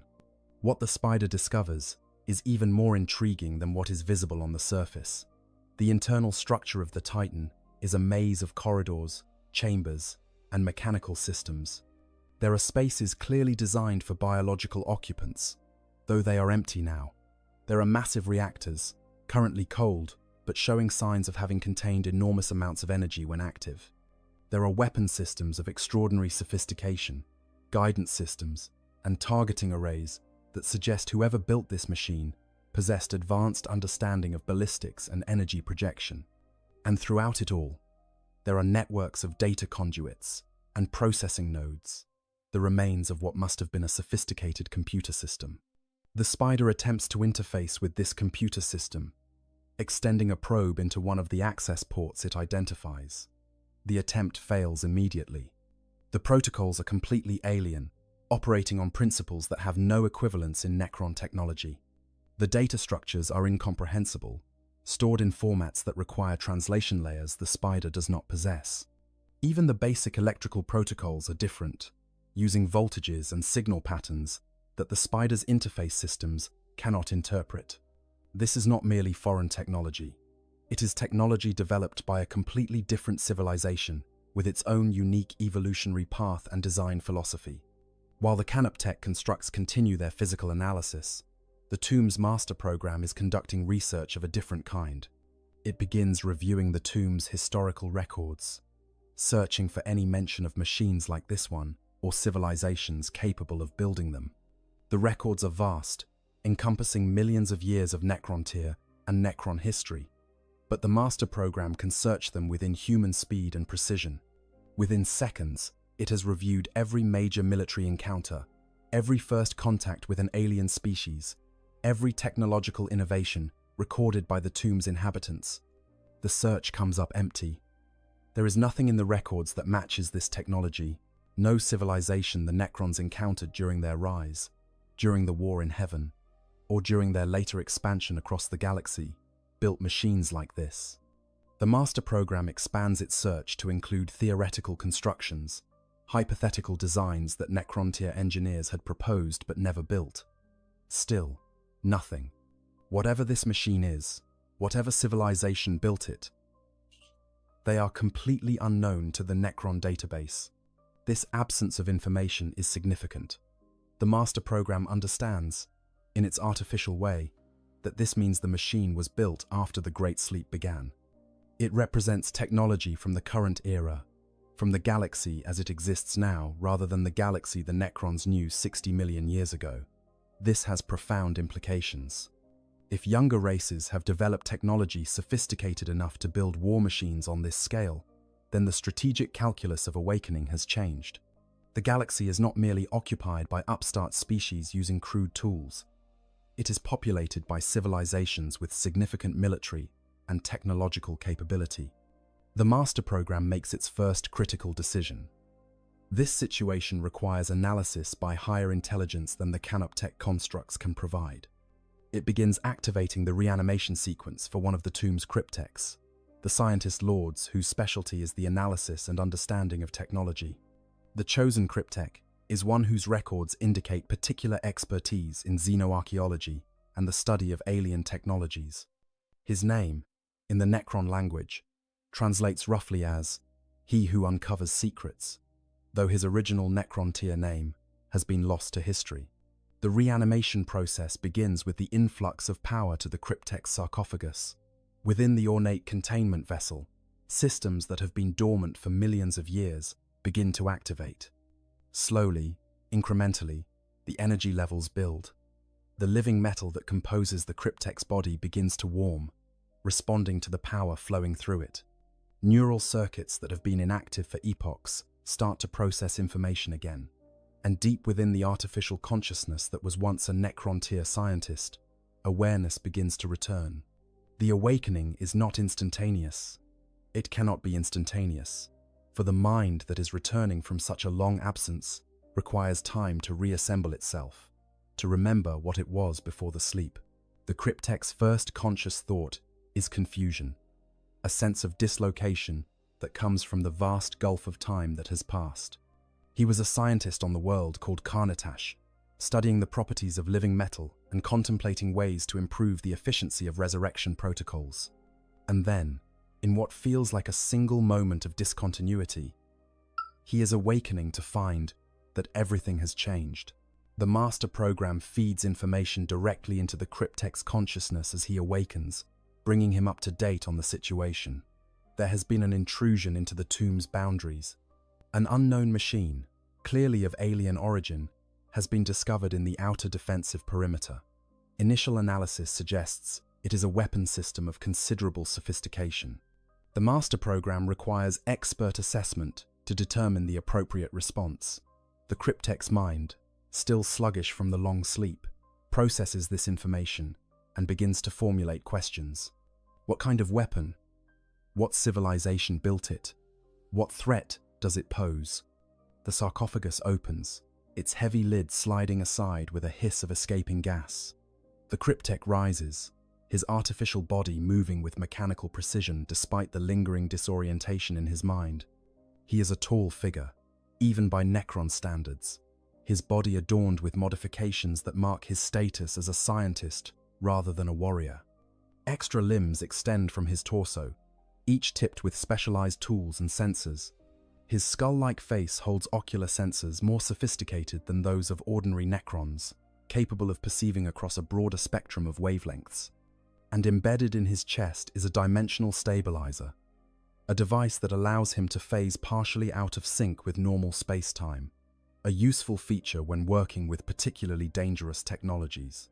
The Cryptek moves through the tomb's corridors with purpose, following the path the master program has designated. Canoptek scarabs swarm around him, serving as both guide and honor guard. As he walks, he queries the master program for additional information. How long has the tomb been dormant? The answer stuns him, even through his artificial nature's emotional dampening. Approximately 60 million years, give or take a few million years of uncertainty. What is the current state of the galaxy? The answer is unknown, though the presence of this alien machine suggests significant changes have occurred. Are there any other signs of activity on the surface? The answer is negative, though surveillance has been limited to passive sensor monitoring. When the Cryptek arrives at the location where the Titan has been discovered, he stops and simply observes for several long moments. The sight before him is extraordinary. The machine is huge, far larger than anything the Necrons would typically consider practical for an individual war unit. The Necron military philosophy has always favored swarms of smaller units over single massive ones, believing that distributed force provides more tactical flexibility than concentrated power. But clearly, whoever built this machine thought differently. The Cryptek approaches slowly, his enhanced sensors conducting their own analysis. He can see things the Canoptek constructs could not, perceiving subtle patterns in the machine's construction that speak to the design philosophy of its creators. This is not merely a weapon, it is a religious artifact. He can see it in the ornate details, the decorative elements that serve no functional purpose but which clearly hold symbolic meaning. The machine's torso structure resembles a temple or cathedral, complete with architectural elements that echo religious buildings. There are inscriptions on the armor plating, text in a language the Cryptek does not recognize, but which is clearly intended to invoke some form of spiritual protection or blessing. This observation alone tells the Cryptek much about the civilization that built this machine. They were not purely pragmatic in their technology. They imbued their creations with meaning beyond mere function. They believed, or wanted to believe, that their machines were more than tools, that they were manifestations of something greater. This is simultaneously sophisticated and primitive, showing advanced technological capability combined with what the Cryptek would consider superstitious thinking. But it is also potentially dangerous, because cultures that treat their weapons as holy relics tend to be deeply committed to their use. The Cryptek extends one of his auxiliary limbs, touching the Titan's armor with specialized sensors. He can feel the echo of energy that once flowed through this machine, the residual signatures of a power system far more robust than anything he expected from a younger race. The reactor that powered this machine must have generated energy output comparable to a small star, contained and controlled through technologies that, while crude by Necron standards, are nonetheless impressively effective. Whoever built this did not simply stumble upon the principles of plasma containment. They mastered them well enough to create something that could operate reliably in combat conditions. As the Cryptek continues his examination, his mind is already formulating hypotheses and theories. This machine represents a data point, a single example of what the younger races have achieved in the 60 million years since the Great Sleep began. If this is typical of their military technology, then the galaxy has changed far more than anyone could have predicted. The younger races are no longer primitive tribes huddling in caves and celebrating the discovery of fire. They are building weapons that rival the capabilities of Necron war machines, even if their understanding of the underlying principles is less sophisticated. The question is what to do with this information and with this machine. The Cryptek understands that his analysis will inform decisions made by the tomb's leadership once they are fully awakened. Should the tomb view the younger races as serious threats that must be eliminated immediately? Or are they potential resources, civilizations that could be subjugated and used to serve the dynasty's goals? The answer depends on understanding not just the capabilities represented by this machine, but the nature of the civilization that built it, their numbers, their spread across the galaxy, and their potential to interfere with the Necron plan for galactic reconquest. The cryptech signals to the master program that he requires more time to complete his analysis. He wants to study not just the physical structure of this machine, but its design philosophy, its operational principles, everything that can be learned about its creators from this single example. The master program acknowledges and assigns additional canoptech constructs to assist in the investigation. Scarabs begin carefully excavating around the Titan, clearing away the rock that has accumulated around it, while spiders set up temporary power generators and analysis stations. As this work proceeds, deep within the tomb, other reanimation sequences are beginning. The master program has determined that this situation requires more than just scientific analysis. It requires command decisions, strategic assessments, and ultimately, the attention of the tomb's true rulers. The awakening has begun, and it is proceeding according to protocols that were established millions of years ago. But the situation those protocols were designed to address has changed in ways the Necron architects could never have imagined. A younger race has not merely achieved civilization, they have achieved technological sophistication. And one of their war machines, purely by accident, has intruded into a space that no outsider should ever have reached. The question that the awakening Necrons will have to answer is not just what to do about this specific intrusion. It is how to respond to a galaxy that has evolved far beyond what they expected to find when they emerged from their long sleep. Awakening protocols engage. In the deepest chambers of the tomb world, Karnatash, in throne rooms carved from single pieces of living metal and decorated with battle honors that predate the rise of mammals on Terra, the true awakening begins. These chambers have been silent for 60 million years, their only activity, the slow pulse of stasis fields, maintaining the sarcophagi of the Necron nobility. But now, triggered by the discovery of the Titan and the assessment that this situation requires command authority beyond what the tomb's automated systems can provide, the reanimation sequence escalates to its highest tier. The first of the nobility to awaken is a Necron lord named Ahmontek the Vigilant. His title reflects his role in the dynasty before the Great Sleep. He was the defender of the tomb's boundaries, responsible for ensuring that no threat could penetrate to the sleeping masters. That he is the first to be awakened is appropriate, for it is his domain that has been breached, his responsibility that has been called into question by the presence of the intruder. The master program has calculated that Ahmontek's expertise in security protocols and defensive strategy makes him the optimal choice to assess the situation and determine the appropriate response.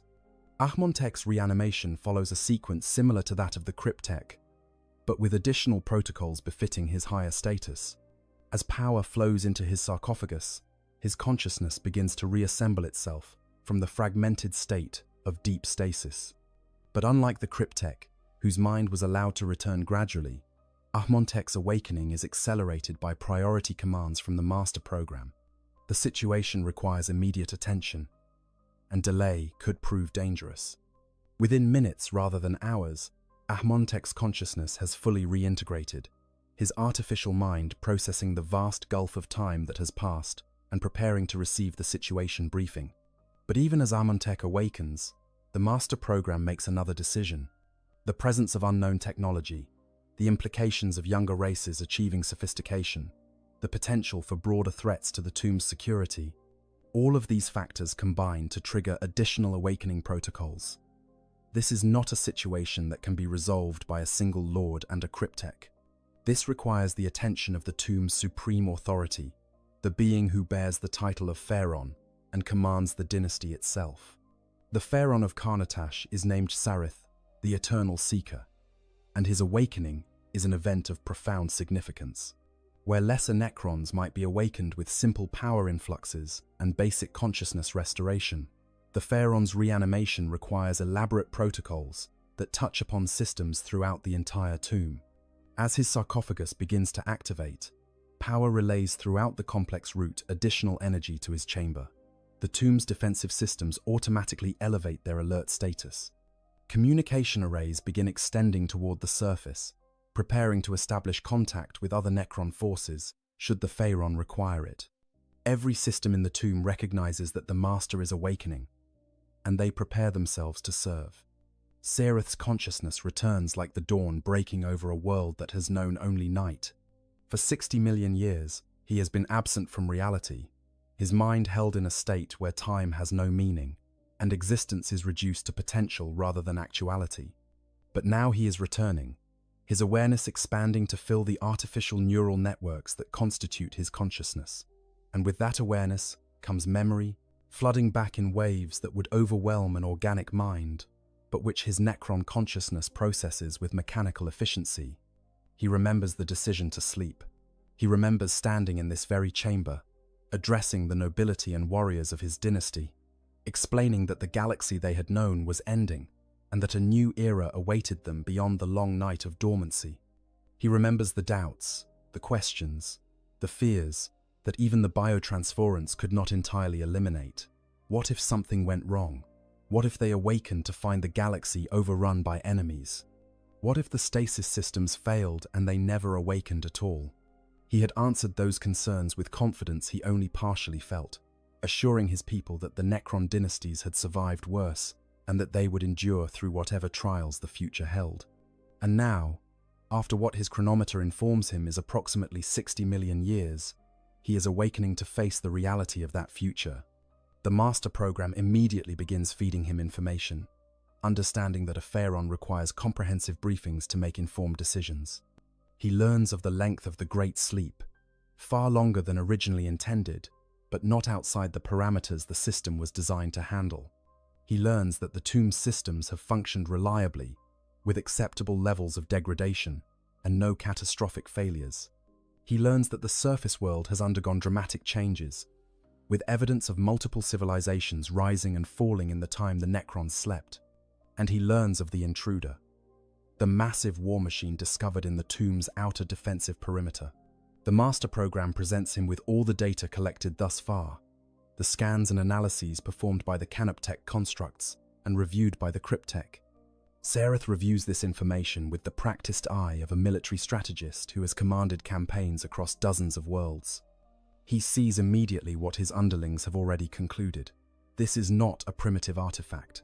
This is sophisticated military hardware, built by a civilization with significant technological capability. As Shareth's sarcophagus opens, and he steps out into his throne room for the first time in millions of years, he is already formulating his approach to this situation.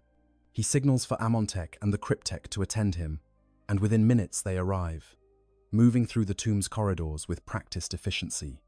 They find their Pharaon standing before his throne, a massive structure of living metal that serves both as a seat of authority and as an interface with the tomb's command systems. Sereth does not look like an entity that has been dormant for millions of years. His body is magnificent, crafted by the finest artificers the Necrontyr race produced. Decorated with the honors and symbols of his rank, he radiates authority in a way that transcends his physical form, a presence that makes even other Necrons recognize him as their superior. The meeting that follows is brief and efficient, conducted with the precision that characterizes all Necron decision-making processes. Amontech presents his assessment of the security implications, noting that while the Titan represents no immediate threat, its presence indicates that the tomb's concealment may be less effective than hoped. If one piece of surface technology has penetrated to this level, others might follow, either through similar geological accidents or through deliberate exploration by the younger races.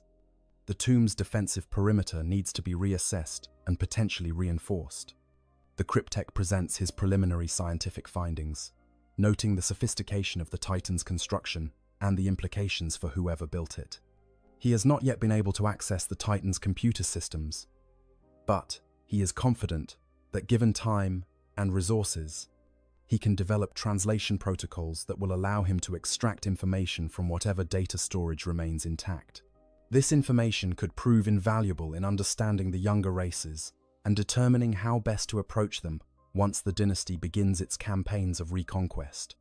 Sereth listens to both presentations without interruption, his consciousness processing the information and comparing it against strategic models and historical precedents stored in his memory. When his subordinates finish speaking, he remains silent for several long moments, considering. Then he speaks, his voice emanating from vocalizers built into his artificial body, carrying the weight of authority that comes from millions of years of leadership. This discovery presents us with an unexpected opportunity. Sareth begins. We awakened, expecting to find the galaxy populated by primitive species, little more than animals competing over scraps of worlds we once ruled. Instead, we find evidence that at least one younger race has achieved significant technological capability. This changes our strategic calculations, but it also provides us with intelligence we would otherwise have to gather through lengthy campaigns and observations. He gestures toward the data displays, showing the Titan's structure. This machine is a gift, though its builders did not intend it as such. It represents a comprehensive example of their military technology, their design philosophy, their manufacturing capabilities, and potentially their tactical doctrines. By studying it, we can learn what we will face when we emerge to reclaim our territory. We can identify weaknesses to exploit and strengths to avoid or counter. And most importantly, we can determine whether these younger races represent a significant threat to our goals or merely a complication to be managed. Ahmontek responds immediately, his tactical mind recognizing the wisdom in this approach. Then you wish to proceed with detailed analysis rather than immediate elimination of the intrusion. Yes, Sareth confirms, but we must do so intelligently. The Cryptek will continue his studies, but with additional resources and priority access to the tomb's analytical systems. I want to know everything this machine can tell us about its builders, their technological limitations, their material constraints, their energy generation capabilities, everything. And I want comparative analyses against our own technology, identifying areas where they might pose unexpected challenges. He turns to the Cryptek. How long will you require to extract meaningful data from this machine's computer systems? The Cryptek considers before responding. If the systems are intact, and if my assumptions about their data storage methods are correct, I estimate no more than several solar cycles to develop working translation protocols. Extracting and analyzing the data itself will take longer, perhaps several stellar rotations, depending on volume and complexity. Sareth nods, satisfied. Acceptable. Begin immediately. Requisition whatever Canoptech resources you require, and inform me of any significant findings as they emerge. Ahmontek, I want you to oversee security during this investigation. If this machine's creators are aware of its location and mount a recovery effort, I want us prepared to respond appropriately. Deploy additional defensive constructs to the area and ensure our sensor arrays are monitoring for any surface activity that might indicate incoming threats. Both subordinates acknowledge their orders and prepare to depart, but Sareth raises a hand to stop them. One more thing. This situation has demonstrated that our understanding of the current galactic state is severely limited. We cannot make informed strategic decisions based on a single data point. I am ordering a gradual expansion of our awakening protocols. Bring online our reconnaissance units and deploy them to the surface. I want comprehensive surveys of this world and preliminary surveys of the surrounding star systems. We need to understand what the galaxy has become in our absence before we can determine how best to reclaim our place within it. This order has significant implications. A gradual expansion of awakening means more Necrons being brought online, more systems being activated, more resources being consumed. It is a commitment to full awakening, a recognition that the situation requires more than just isolated investigation. Sareth is effectively declaring that the Great Sleep is ending for the dynasty of Karnatash, not all at once, but through a controlled escalation that will see the entire tomb gradually coming to life over the following weeks and months. As Ahmontek and the Cryptek depart to carry out their orders, Sareth returns his attention to the displays showing the Titan. There is something almost ironic about this situation, he reflects. The Necrons buried themselves to wait for the galaxy to become ready for their return. And now, one of the first signs they encounter upon awakening is a war machine from a younger race, inadvertently buried in a tomb of its own, waiting to be discovered. Two different civilizations, two different methods of warfare, brought together by the random chance of geological processes and the vast sweep of time. But Sheriff is old enough and wise enough to know that there is no such thing as pure chance. Everything happens for a reason, even if that reason is simply the mathematical probabilities of an uncaring universe. The Titan is here because forces beyond anyone's control put it here. And the Necrons are discovering it now because their awakening protocols triggered at this particular moment, rather than a million years earlier or later. Whether this convergence will prove fortunate or disastrous remains to be seen. But Sheriff is determined that his dynasty will learn everything possible from this unexpected gift before deciding how to proceed. He issues additional commands to the master program, ordering it to continue monitoring the situation and to alert him immediately if any changes occur. Then he begins the process of reviewing the tomb's complete status, assessing which systems have degraded over the long sleep and which require immediate attention.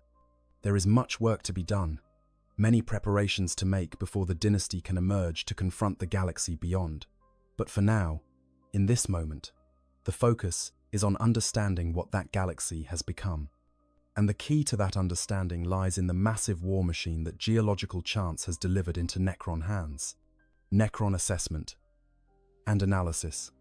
The Cryptex laboratory, hastily established in a chamber adjacent to where the Titan has been discovered, hums with activity that would be imperceptible to human senses, but which fills the Necron frequency ranges with complex patterns of energy and information exchange. Canoptech scarabs move in coordinated swarms, their tiny bodies glowing with the emerald light of active processing. Canoptech spiders stand at various stations, their multiple limbs manipulating tools and sensors with precision measured in nanometers.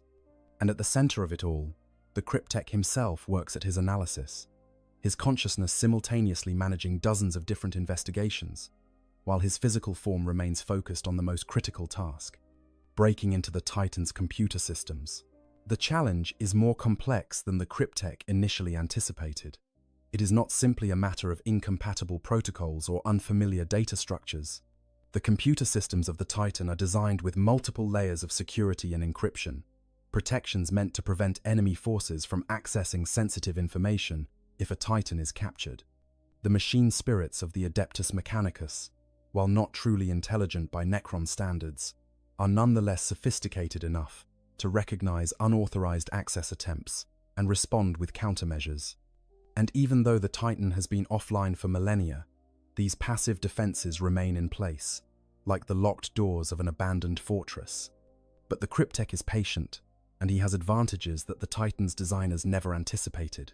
Where a human tech priest might spend years trying to decode the encryption through conventional means, the Cryptech can apply computational power that makes even the most sophisticated imperial cogitators seem like abacuses by comparison. He analyzes the patterns of data flow in the circuits he can access, identifying the mathematical principles that govern their encryption. He examines the physical structure of the storage media, understanding how information is recorded at the molecular level. And slowly, methodically, he begins to build translation systems that can convert the Titan's data into formats his Necron consciousness can comprehend. The first breakthrough comes after approximately 72 hours of continuous work. The Cryptech manages to access what appears to be a basic diagnostic log, a record of the Titan's final moments before its systems went offline. The data is fragmentary and corrupted, damaged by millennia of storage without power, and by whatever catastrophic event caused the Titan to fall in the first place. But even these fragments tell a story. The Cryptech can see the cascading failures that led to the Titan's demise. First, there is a record of void shield overload, multiple impacts overwhelming the defensive energy fields faster than they could regenerate. Then comes damage to the primary cooling systems, causing temperatures in the plasma reactor to spike beyond safe parameters. The Princeps activated emergency protocols, trying desperately to bring the reactor under control while maintaining combat capability. But the damage was too severe, the failures cascading too quickly.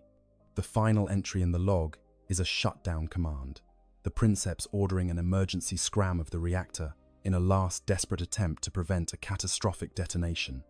This information fascinates the Cryptech for multiple reasons. First, It confirms that the Titan was brought down in combat, not by mechanical failure or accident. Whatever enemy it faced was capable of overwhelming even the substantial defenses of a Reaver-class Titan. Second, it shows that the Titan's operators were willing to abandon the machine rather than risk its destruction. This suggests a culture that values preservation over glory, practicality over honor. And third, the sophistication of the emergency protocols indicates a deep understanding of the dangers inherent in the Titan's power systems. But the diagnostic log is just the beginning. As the Cryptek's translation protocols improve, he begins accessing more substantial data archives. He finds technical specifications, blueprints, and maintenance records that detail every aspect of the Titan's construction. He finds tactical databases, battle logs from engagements across dozens of worlds against enemies ranging from orcs to heretic Astartes. And most importantly, he finds cultural information, prayers and catechisms, and oath records that provide insight into the beliefs and values of the Titan's crew. The Cryptek compiles this information into a comprehensive report for Pharaon Sareth, organizing it according to strategic relevance and potential impact on the dynasty's plans. The report begins with technical assessments, comparing the Titan's capabilities against equivalent Necron war machines. The conclusion is complex. In terms of raw firepower, a Reaver-class Titan is roughly equivalent to a formation of 3 Necron monoliths working in coordination. Its void shields provide defense comparable to a Necron quantum shielding array. Its plasma reactor generates power output similar to multiple Necron power nodes. But the comparison is not straightforward, because the two technologies approach warfare from fundamentally different philosophical positions. Imperial Titans are concentrated force multipliers, single units that pack enormous capability into a mobile platform. They are expensive to build and difficult to replace, but they can dominate a battlefield through their mere presence. Necron forces, by contrast, favor distributed systems, preferring swarms of smaller units that can be replaced easily and which present enemies with multiple targets requiring different tactical responses. Neither approach is inherently superior. They simply reflect different strategic doctrines, born from different historical experiences. What troubles the Cryptek more than the raw capabilities is the sophistication demonstrated in the Titan's construction. This is not primitive technology cobbled together by beings who stumbled upon scientific principles by accident. This represents a mature industrial civilization with deep understanding of materials science, energy, physics, and systems engineering. The humans, if that is indeed what the Titan's builders are called, have achieved a level of technological sophistication that allows them to compete on the same battlefield as Necron forces, even if their tools are less elegant and their understanding less fundamental. The cultural information provides additional context that shapes the Cryptek's assessment. The prayers and rituals recorded in the Titan's databanks reveal a civilization deeply committed to religious beliefs centered around what they call the machine god. They view their technology not as tools to be used and discarded, but as sacred objects imbued with spiritual significance. This has both advantages and limitations. On one hand, it breeds fanatical devotion and willingness to sacrifice in defense of their machines. On the other hand, it creates rigidity in thinking. A reluctance to modify or adapt when doing so might be seen as defiling the sacred. The battle logs provide tactical intelligence that Pharaon Sareth will find particularly valuable. The Cryptek can see how Titans operate in combat, how they coordinate with other forces, what tactics they favor, and which situations they find challenging. He learns that Titans typically operate as part of larger formations, supported by infantry and armor that can exploit breaches the Titans create. He learns that they rely heavily on their void shields for defense, making them vulnerable to weapons that bypass shields or overwhelm them through sustained fire. And he learns that Titan crews have strict hierarchies and protocols, suggesting that disrupting their command structures could lead to tactical confusion and degraded performance. But perhaps the most concerning revelation comes from the identification of the specific organization this Titan belonged to. The heraldry markings identify it as Eternal Vigilance of Legio Metallica, a Titan legion that the data logs suggest has existed for at least 10,000 years. This means The humans have maintained continuous military traditions across that time span, preserving knowledge and organizational structures through what must have been countless changes of personnel. It suggests a civilization with significant stability and resources, capable of sustaining military forces over timescales that dwarf the histories of most younger races. The cryptech takes action and synthesizes it into strategic recommendations. He suggests that the humans represent a legitimate military threat that cannot be dismissed or underestimated. Their technology, while less sophisticated than Necron equivalents, is sufficient to contest control of worlds and potentially to damage Necron forces if they are allowed to mass in sufficient numbers. However, he also identifies potential weaknesses. The humans' religious devotion to their technology creates predictable behavior patterns. Their reliance on concentrated force multipliers like Titans means that eliminating or disabling these key units can cause disproportionate impact on their tactical effectiveness, and their apparent lack of access to advanced dimensional or temporal technologies means they are vulnerable to Necron strategic assets like dolmen, gates, and chronometric weapons. The most important recommendation in the cryptech's report is for caution. He advises against immediate aggressive action to reclaim territory. Instead, he suggests a phased approach. Gather more intelligence about the current state of the galaxy, identify the locations and strengths of potential enemies, and prepare the dynasty's forces thoroughly before beginning overt campaigns of reconquest. The humans and other younger races have had 60 million years to spread across the galaxy. They will not be dislodged quickly or easily, and premature action could alert them to the Necron presence before the dynasty is ready for full-scale warfare. When Pharaon Shareth reviews this report, he finds himself in agreement with most of the cryptech's conclusions. The discovery of the Titan has provided exactly the kind of intelligence he hoped for, confirmation that the younger races have achieved more than expected, but also evidence that they are not so advanced as to be unstoppable.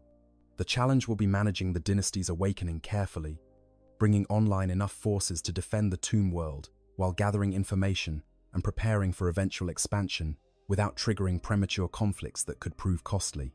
Sereth convenes a council with his most senior subordinates, including Amontek and several other lords who have now been awakened to take up their roles in the dynasty's command structure. He presents them with the cryptech's findings and opens the discussion to strategic debate. What emerges is a consensus around several key points. First, the dynasty will continue its gradual awakening, but will prioritize reconnaissance and intelligence gathering over military mobilization. Second, the Titan itself will be preserved as a research asset, rather than being destroyed or scrapped. The cryptech will continue his studies, potentially even attempting to reverse engineer certain systems to better understand human technology. Third, the dynasty will establish covert observation posts on the surface and in the surrounding star systems, monitoring for human activity and gathering data on their current disposition and strength. But there is also debate about longer-term strategy. Some of the lords argue for aggressive expansion, claiming that the dynasty should strike now, while the humans are presumably unaware of the Necron presence. Others advocate for caution, pointing out that the Titan's presence suggests this world may be within human-claimed territory, meaning any overt action could draw unwanted attention. Sareth listens to both arguments before making his decision. The dynasty will prepare for eventual conflict, but it will not initiate hostilities until it has a clearer understanding of what it faces. This decision represents a pragmatic approach born from millions of years of strategic thinking. Sareth understands that the Necron race's greatest advantage is not their superior technology or their immortality, but their patience. They have already waited 60 million years. They can wait a few more decades or centuries if doing so means the difference between successful reconquest and costly warfare. The humans and other younger races are mortal, subject to the ravages of time and the inevitable decay of their civilizations. The Necrons are eternal, and they can afford to play the long game. As the council concludes, and the lords depart to carry out their assigned roles, Shareth remains in his throne room, contemplating the strange fortune that has brought this Titan into his tomb. In another context, under different circumstances, The presence of a human war machine in the heart of a Necron tomb world would be seen as an insult, a violation that demands immediate retribution. But Sheriff is wise enough to see beyond such simplistic reactions. The Titan is not an insult, it is an opportunity to learn, to prepare, and to ensure that when the dynasty of Karnatash finally emerges to reclaim its place in the galaxy, it does so with full knowledge of what it faces. Strategic implications and responses.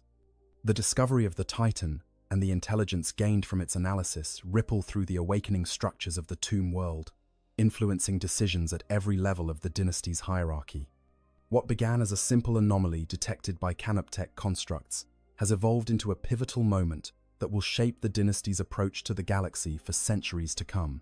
As more Necrons awaken and are briefed on the situation, the strategic implications become increasingly clear and increasingly complex. Lord Ahmontek, in his role as the tomb's defender, immediately begins reassessing the defensive parameters. The Titan's presence proves that the tomb's boundaries are not as inviolate as originally believed. If a massive war machine can end up within the defensive perimeter through geological accident, what else might penetrate through similar means? He orders comprehensive surveys of the tomb's entire structure, looking for other weak points where the long millennia might have created vulnerabilities. Canoptech spiders are dispatched to reinforce areas where the rock interfaces with the tomb's living metal structures, while scarabs work to shore up sections that show signs of stress or degradation. But Ahmontek's concerns extend beyond just the physical security of the tomb itself. If this world has seen human activity recent enough to leave a Titan behind, that suggests the planet may be within or near human-controlled space. This raises the possibility of discovery, either through routine surveys or through deliberate archaeological investigation. The humans might not know what lies beneath the surface now, but that could change at any moment. Ahmontek recommends to Pharaon Sareth that the dynasty should consider contingency plans for defending the tomb against potential human assault, even as they pursue their intelligence-gathering operations. These contingency plans take shape over the following weeks as more of the tomb's military forces are brought online. Necron warriors awakened by the thousands, taking up positions in the upper levels of the tomb complex, where they can respond quickly to any intrusion. Immortals, the elite infantry whose capabilities exceed those of basic warriors, are stationed at critical junctions and command nodes, and the tomb begins activating its heavier assets. The Canoptech constructs that operate on scales large enough to threaten even massed human forces. Tomb stalkers, massive serpentine machines designed to hunt through underground spaces, begin their patrols through newly excavated tunnels that connect the tomb to various surface access points. Meanwhile, reconnaissance operations on the surface begin in earnest. Under cover of darkness and utilizing their advanced cloaking technologies, small groups of Necron warriors emerge from hidden entrances to survey the world above. What they find is a planet that bears little resemblance to the world the Necrons knew before the Great Sleep. The climate has changed dramatically, with ice caps extending far beyond their historical positions. The atmosphere shows signs of industrial contamination, though at levels that suggest human activity ceased decades or centuries ago. And there are ruins, scattered across the continents, the remnants of human settlements that rose and fell in the time since the Titan was lost. The most significant discovery comes from a survey team that investigates what appears to be an abandoned military installation approximately 200 kilometers from the tomb's location. The facility is in ruins, its structures collapsed or overgrown, its equipment corroded beyond recognition, but enough remains to tell a story. This was a forward operating base, probably established during whatever campaign brought Imperial forces to this world. The presence of landing pads large enough to accommodate significant aircraft and the remains of defensive fortifications suggest this was no minor outpost, but a major military establishment. Further investigation reveals something even more interesting. The ruins contain a communications array, or at least, what remains of one. The array's equipment is too degraded to function, but its very presence proves that this world was, at some point, connected to a broader human communication network. This suggests that the world's current isolation may be a recent development, possibly the result of whatever conflict led to the base's abandonment. It also suggests that if human forces do return to this world, they will likely attempt to re-establish communications, which could provide the Necrons with an opportunity to monitor their transmissions and gather additional intelligence. Pharaon Sareth orders that several of these surface sites be monitored continuously, with Canoptech wraiths maintaining invisible vigils over locations that might attract human attention. If archaeological teams or survey expeditions arrive, the dynasty will know immediately and can decide how to respond. The preference is to remain undetected for as long as possible, but if detection becomes inevitable, Sareth wants the option of controlled first contact, where the dynasty can dictate the terms of any interaction rather than being forced to react to human initiatives.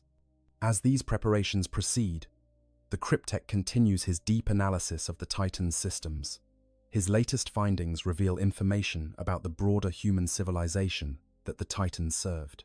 The data logs contain references to something called the Imperium of Man, a vast interstellar empire that apparently spans much of the galaxy.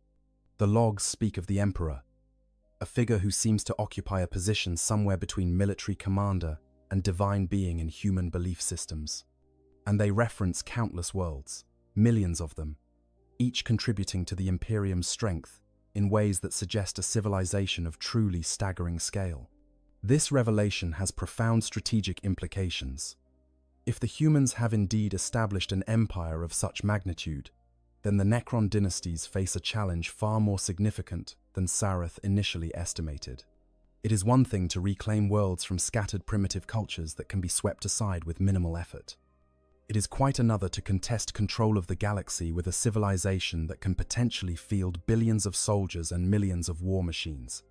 Even with their technological advantages, the Necrons will be severely outnumbered if they face the full might of this Imperium. Sareth convenes another council to discuss these findings. The debate that ensues is more heated than the previous discussions, with the Lords split between those who see the Imperium's size as a threat, requiring immediate preemptive action, and those who view it as an opportunity to exploit human infighting and disunity. The humans, the Cryptek notes, seem to be in a state of constant warfare, both with external enemies and with themselves. The data logs reference heretics and traitors, internal conflicts that tear apart whole sectors. This suggests a civilization that, while vast, may not be as unified or as strong as its sheer size would suggest. One of the Lords, Zarek the Relentless, proposes a strategy that gains considerable support among the Council. Rather than attempting to confront the Imperium directly, the dynasty should focus on securing its immediate region and establishing a strong defensive position. From this base, they can gradually expand their influence, claiming worlds that are weakly defended or disputed between human factions. They can also attempt to make contact with other Necron dynasties, coordinating their activities to present a unified front against the younger races. The ultimate goal would be not immediate reconquest of the entire galaxy, but the establishment of a secure Necron core territory from which long-term strategic planning can proceed. Sareth finds this proposal prudent and adopts it as the basis for the dynasty's operational strategy. The tomb world of Karnatash will become the center of a growing Necron presence in this region of space.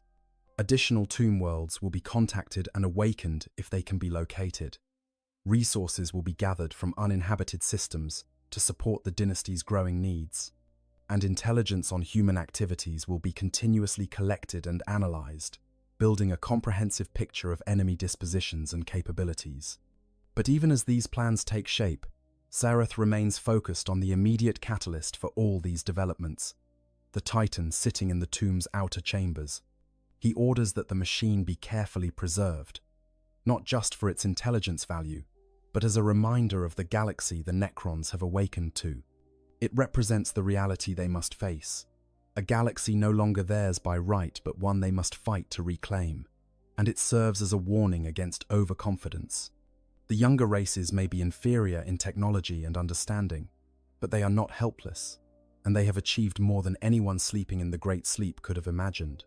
The Cryptek is given permission to continue his studies indefinitely, with resources allocated to support whatever experiments or analyses he deems necessary.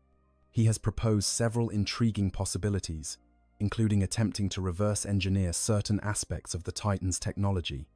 Not because Necron technology needs improvement, the Cryptech is quick to note, but because understanding how humans solve engineering problems can reveal weaknesses and vulnerabilities that the Necrons can exploit.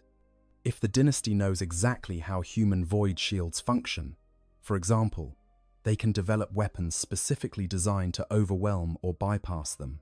There is also discussion of what to do with the Titan in the longer term. Some suggest it should eventually be destroyed, eliminating any possibility that humans might discover it and use its location to track back to the tomb. Others propose using it as bait, intentionally allowing its discovery to lure human forces into carefully prepared ambushes. Still others suggest it might serve as a diplomatic gesture, something that could be returned to the Imperium as part of negotiations if the dynasty ever chooses to pursue contact rather than conflict. Xerath defers all these decisions to a later time. For now, the Titan will remain where it is, protected by the very tomb it inadvertently intruded upon, its secrets being slowly extracted by Necron science.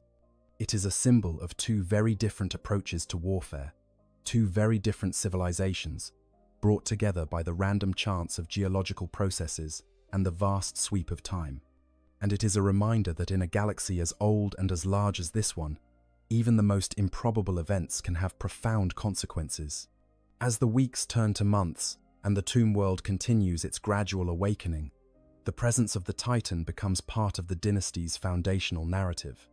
New Necrons awakening from stasis are briefed on its discovery and shown the intelligence it has provided. It serves as an educational tool, a concrete example of what the dynasty will face as it emerges to reclaim its rightful place in the galaxy.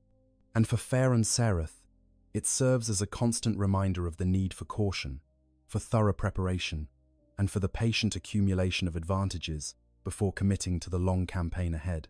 The discovery of the Titan has changed everything, yet in another sense, it has changed nothing.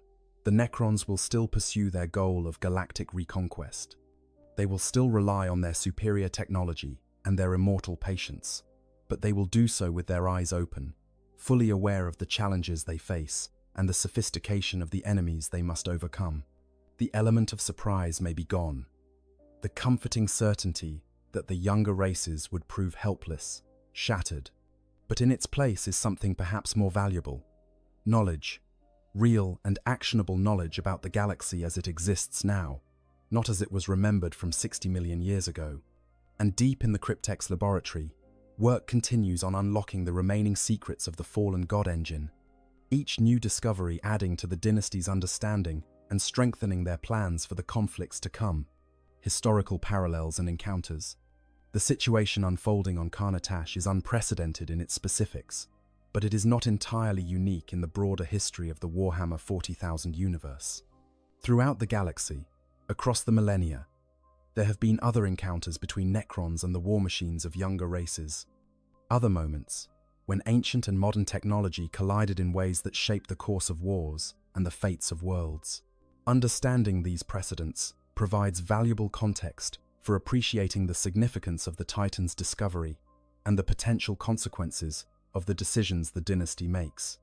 One of the most famous historical parallels comes from the War for Damnos, a conflict that erupted when the world of Damnos, a mining colony of the Imperium, was discovered to be sitting atop a massive Necron tomb complex.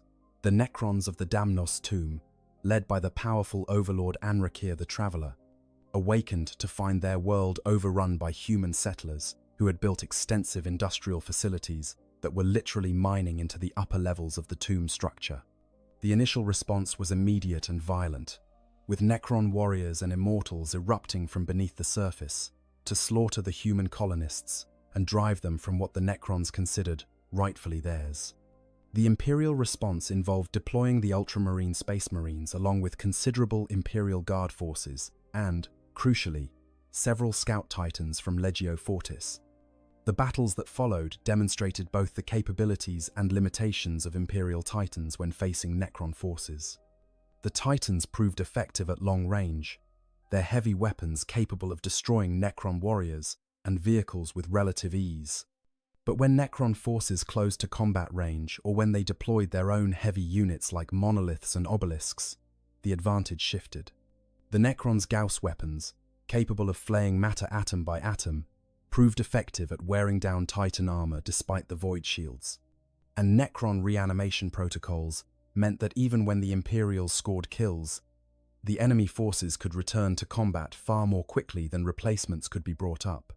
The war for Damnos ultimately saw the Imperial forces driven off-world, a rare victory for the Necrons, and one that demonstrated their capability to contest control of worlds, even against determined Imperial resistance backed by Titan support. But the war also showed the costs of such conflicts. The Necrons lost thousands of warriors who could not be recovered for reanimation. The tomb complex itself suffered damage from orbital bombardment and ground assault that would take decades to fully repair. And most significantly, the war drew attention to Necron activity in the region, prompting increased Imperial patrols, and eventually the return of even larger forces, intent on finishing what the first campaign started. Another relevant precedent comes from the battles on Medusa 5, a world that became a focal point for conflicts involving multiple factions, including Necrons, Imperial forces, and various Xenos species. On Medusa 5, Imperial survey teams discovered what they initially believed to be ancient ruins of unknown provenance. Deeper investigation revealed these to be the upper structures of a Necron tomb world, triggering a race between various factions to claim the advanced technology they assumed must be hidden below. The Imperial forces deployed to secure the site included several Titan formations, believing that the sheer firepower represented by these god engines would be sufficient to dominate any opposition. What they encountered was a Necron defensive system that had been specifically designed to counter large-scale threats. The tomb's creators had anticipated the possibility of massive enemy war machines and had installed specialized weapons systems to address them. Pylon networks created null-field zones that could suppress void shields and warp-based technologies. Gauss flare arrays, thousands of individual weapons coordinated by a central targeting system, could focus fire on single targets with devastating effect.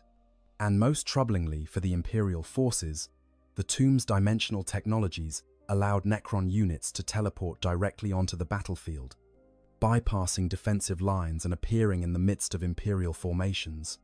The battles on Medusa 5 demonstrated that while Titans represented formidable assets, they were not invincible even against enemies who lacked direct to-tangent scale equivalents. The Imperial forces eventually withdrew from the world after suffering casualties that were deemed unacceptable for the potential gains, leaving the Necrons in control of their tomb. But the conflict provided valuable intelligence to both sides, with the Imperials learning about Necron capabilities they had not previously encountered, and the Necrons gaining direct combat experience against Titan formations. A third relevant historical example comes from the Orphean War, a massive conflict that erupted when Imperial forces attempted to cleanse a region of space that turned out to contain numerous Necron tomb worlds. This campaign saw extensive use of Titan legions, with the Imperium deploying Emperor-class Titans in an attempt to decisively break Necron resistance. The results were mixed. In open battlefield engagements, the Titans performed well, their massive firepower capable of destroying Necron formations before they could close to effective combat range. But in more complex terrain, particularly in urban environments or when fighting amidst the ruins of the tombs themselves, the Titans' advantages diminished. One particularly notable engagement saw an Imperator-class Titan brought down by a coordinated Necron assault that exploited the God Engine's relative immobility. Necron Wraiths and Lichguard, using their phase technologies to bypass the Titan's void shields, teleported directly onto the war machine's hull. They then used their weapons to systematically dismantle the Titan's external sensors and secondary armaments before breaching the hull and attacking the crew directly. By the time Imperial reinforcements could respond, the Titan was crippled, its princeps dead, and its systems irreparably damaged. The loss of the Emperor Titan represented a significant blow to Imperial morale and demonstrated that even the most powerful war machines were vulnerable to tactics that negated their advantages. But not all historical encounters between Necrons and Titans have ended in victory for one side or the other. There have been instances of cooperation, however temporary and grudging. During the Third War for Armageddon, when Orc Horde threatened to overwhelm the entire world, Necron forces from a nearby tomb complex entered the battle, apparently motivated by their own territorial claims to the planet. In the chaos of that massive conflict, Imperial Titans and Necron war machines sometimes found themselves fighting in parallel against common enemies, though neither side acknowledged any formal alliance or cooperation. These historical examples provide valuable context for understanding the situation on Carnatash. They demonstrate that encounters between Necrons and Titans are not theoretical exercises, but real events that have shaped the course of conflicts across the galaxy. They show that while Titans represent formidable military assets, they are not insurmountable obstacles for Necron forces equipped with the right technologies and tactics. And they illustrate that the outcomes of such encounters depend heavily on the specific circumstances, the terrain, the support forces available to each side, and the strategic objectives being pursued. For Faerun Sareth and his dynasty, these precedents offer both warnings and opportunities. The warnings are clear. Underestimating the Imperium's military capability would be foolish, and engaging in premature conflicts could lead to costly losses, even if ultimate victory is achievable. But the opportunities are equally apparent. By studying how other Necron forces have countered Titan threats, Carnatash's forces can prepare specifically for such encounters. By understanding the tactical doctrines that govern Titan deployment, they can develop strategies that exploit weaknesses and avoid strengths. And by learning from the mistakes of other dynasties, they can avoid the errors that led to unnecessary casualties or strategic setbacks. The Cryptek, in his ongoing analysis of Eternal Vigilance, makes extensive use of these historical records. He compares the Reaver-class Titan's specifications against the capabilities demonstrated by Titans in documented battles. He analyzes the tactical patterns shown in the battle logs against known Imperial doctrines, and he develops comprehensive threat assessments that take into account not just the individual capabilities of a Titan, but its role in broader Imperial military strategy. His goal is to ensure that when the dynasty eventually encounters active Imperial Titan forces, they will be fully prepared to counter them effectively. One particularly interesting insight emerges from comparing the Titan's design philosophy against Necron military thought. Imperial Titans represent a concentration of force, massive singular assets that can dominate through their sheer power, but which also present single points of failure. If you destroy a Titan, you eliminate not just a single unit, but a significant portion of the enemy's combat capability in that region. Necron forces, by contrast, are designed for resilience through redundancy. Losing individual Necron warriors is relatively inconsequential because they can be replaced quickly through resurrection protocols. Even losing larger assets like monoliths or obelisks, while significant, does not cripple the dynasty's overall capability, because these machines can be rebuilt given time and resources. This philosophical difference suggests tactical approaches that the dynasty might adopt. Rather than attempting to match Titans with equivalent Necron war machines in direct confrontation, it might be more effective to use swarm tactics, overwhelming a Titan with numbers while using specialized units to exploit specific vulnerabilities. Alternatively, the dynasty could focus on asymmetric warfare, using their superior mobility and dimensional technologies to strike at the support infrastructure that Titans require, rather than engaging the God engines directly. These considerations feed into the broader strategic planning that Sareth and his council undertake. The dynasty is developing a comprehensive doctrine for engaging Imperial forces, one that takes into account the various assets the Imperium can deploy and the different tactical situations that might arise. Titans are certainly a major consideration, but they are not the only one. The dynasty must also prepare for encounters with Space Marines, whose individual capabilities can rival those of Necron immortals. They must plan for massive Imperial Guard formations that can potentially overwhelm Necron forces through sheer numbers. And they must consider the possibility of facing the Adeptus Mechanicus directly, which would bring not just Titans, but also their own sophisticated technologies and understanding of war machines. As these plans develop and the dynasty continues its gradual awakening, the Titan remains a focal point for learning and preparation. It is studied not just as a curiosity or a piece of salvage, but as a training tool. Awakening Necron warriors are shown the Titan and taught about the capabilities it represents. Immortals and Lichguard receive detailed briefings on Titan vulnerabilities and recommended engagement protocols. The Cryptechs analyze every system, looking for ways that Necron technology might counter or neutralize Titan advantages. And the Lords and Overlords incorporate Titangent-centered scenarios into their tactical simulations, ensuring that when the time comes for actual combat, their forces will be ready. The discovery of eternal vigilance has thus become more than just an unusual incident in the dynasty's awakening. It has become a catalyst for comprehensive military preparation, forcing the dynasty to confront the reality of the galaxy they must now fight to reclaim, and providing them with the knowledge and understanding they need to do so effectively. Conclusion. When ancient meets ancient. As we reach the end of this exploration of what happens when Necrons find a sleeping Titan in their tomb, it is worth reflecting on the deeper significance of such an encounter. On the surface, this is a story about two war machines, one organic and one mechanical, brought together by the random chances of geology and time. But at a deeper level, it is a story about civilizations, about the collision between ancient powers and younger races, about the complexities of a galaxy where countless species compete for survival and dominance. The Necrons represent a civilization that achieved heights of power unmatched by any current faction in the galaxy. They fought gods and won. They commanded technologies that could manipulate reality itself at the most fundamental levels. They created an empire that spanned the galaxy when humanity's ancestors were still primitive apes learning to use tools.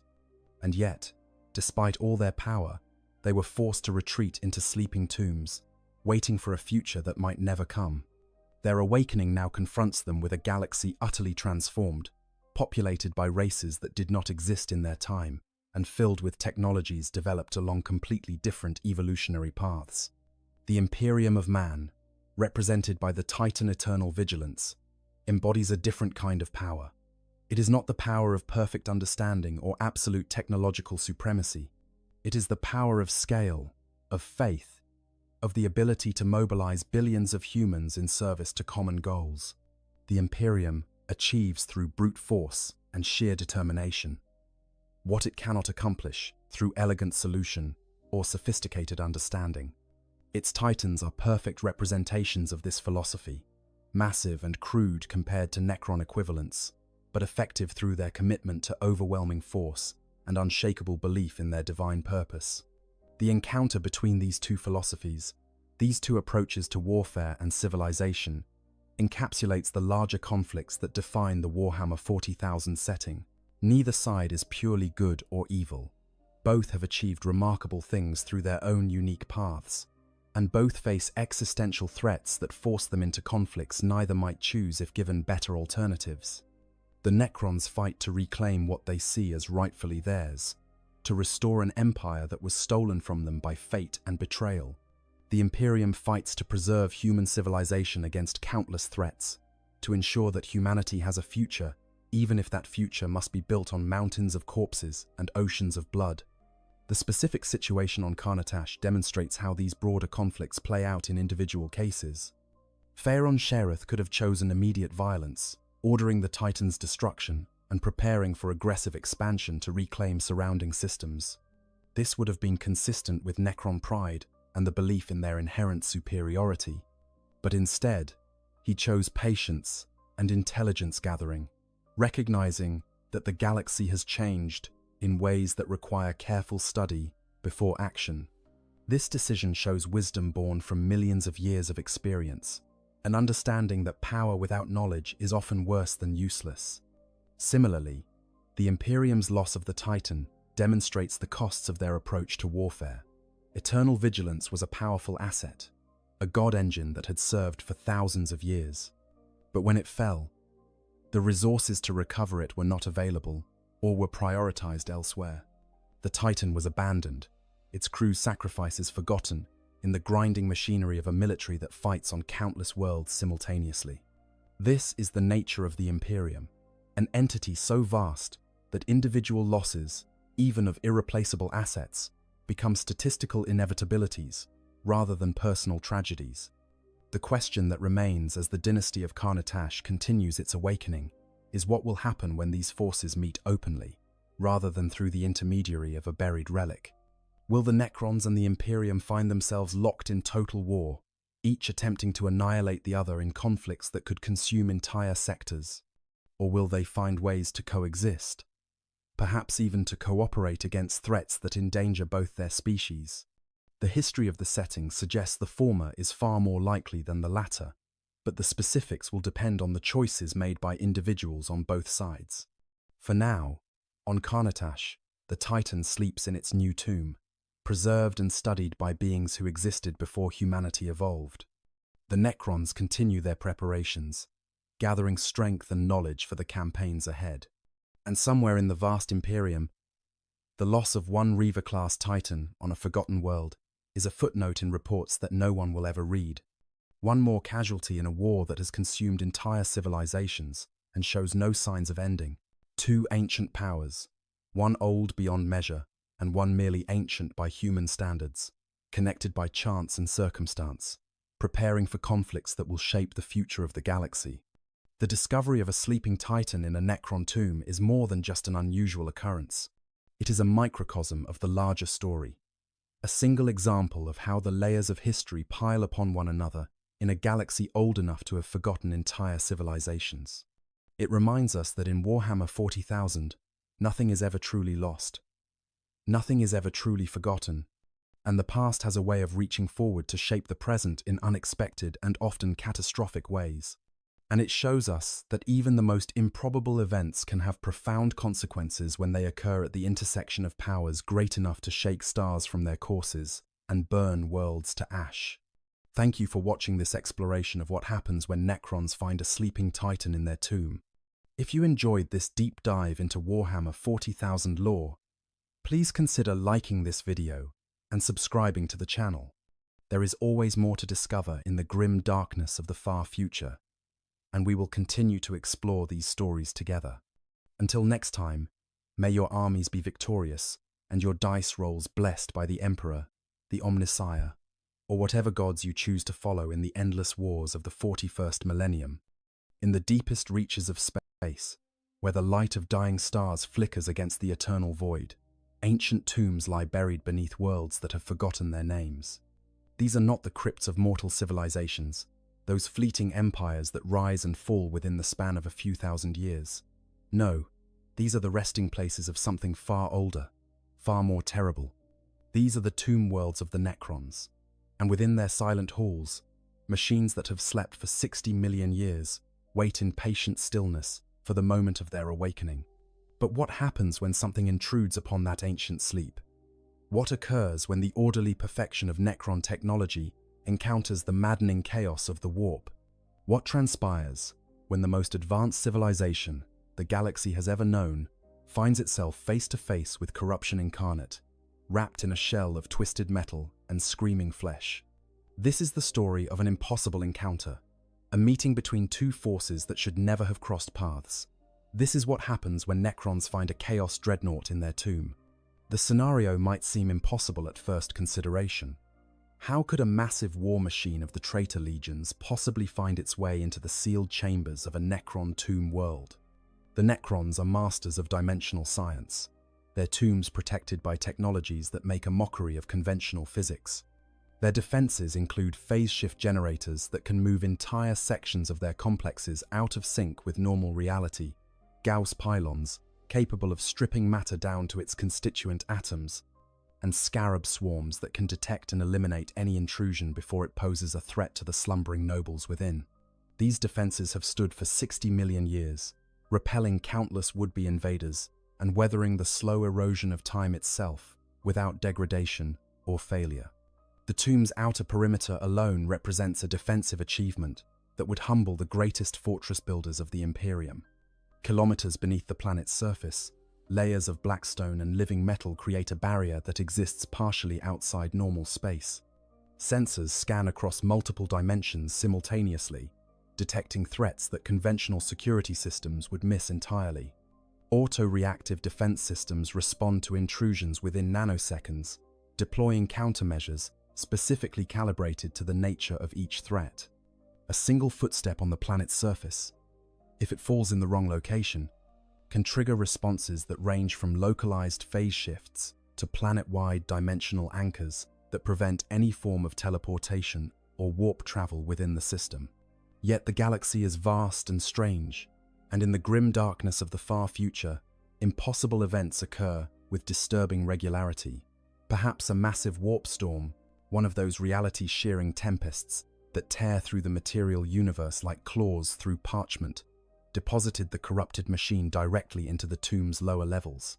The warp cares nothing for the laws of physics or the boundaries between dimensions. When the immaterium bleeds into real space, anything becomes possible. A hellbrute fighting on one world could find itself elsewhere entirely, transported across space and time by energies that mock the very concept of distance.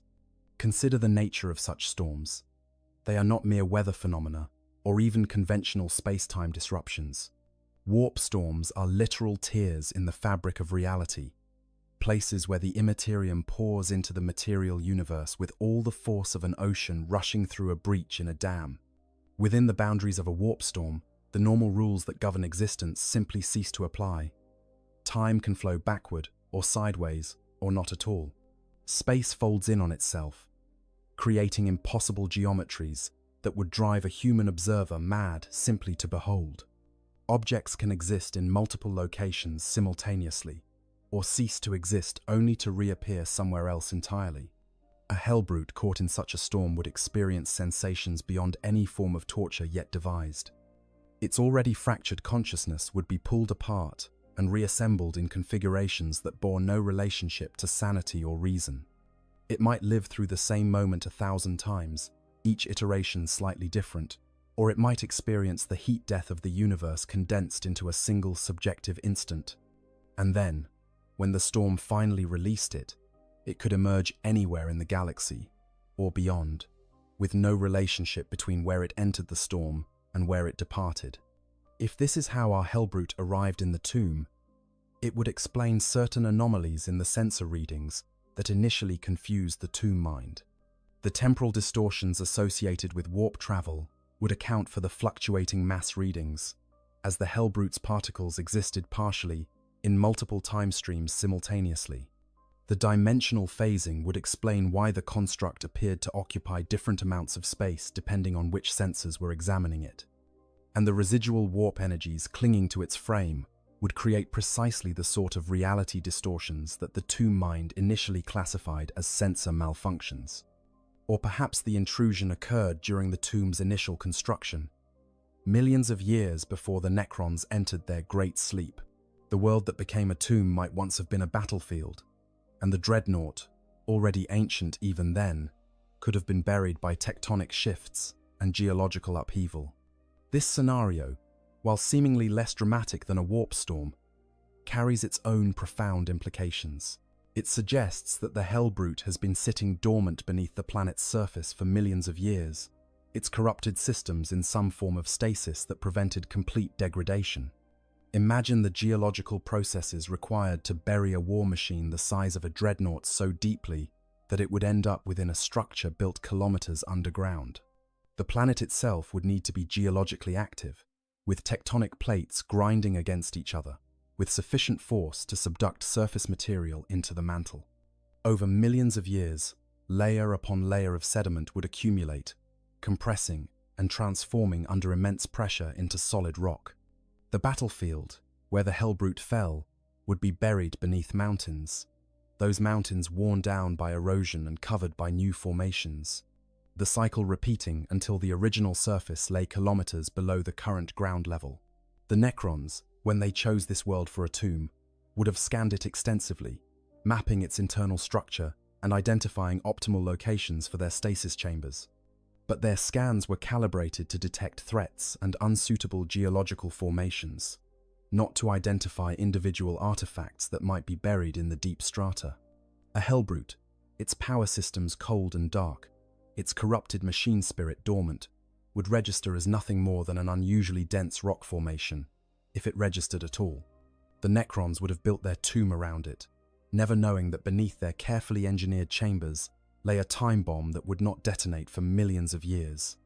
A third possibility involves the chaotic nature of teleportation technology in the hands of those who serve the Dark Gods. Chaos Space Marines are known to use crude teleportation devices, warp-touched artifacts that tear holes in reality to move troops and war machines across vast distances. These devices are inherently unstable, prone to catastrophic failures that can deposit their cargo into solid rock, the void of space, or dimensions that should not exist. A Hellbrute, teleporting into what its corrupted machine spirit believed to be a battlefield, might instead materialize deep within a Necron tomb, its arrival undetected by defenses that were never calibrated to recognize threats emerging from within. The mechanics of chaos teleportation are as horrifying as they are effective. Unlike Imperial teleportation technology, which uses carefully calculated mathematical models to punch temporary holes through the warp, chaos teleportation relies on the whims of demonic entities to facilitate transport.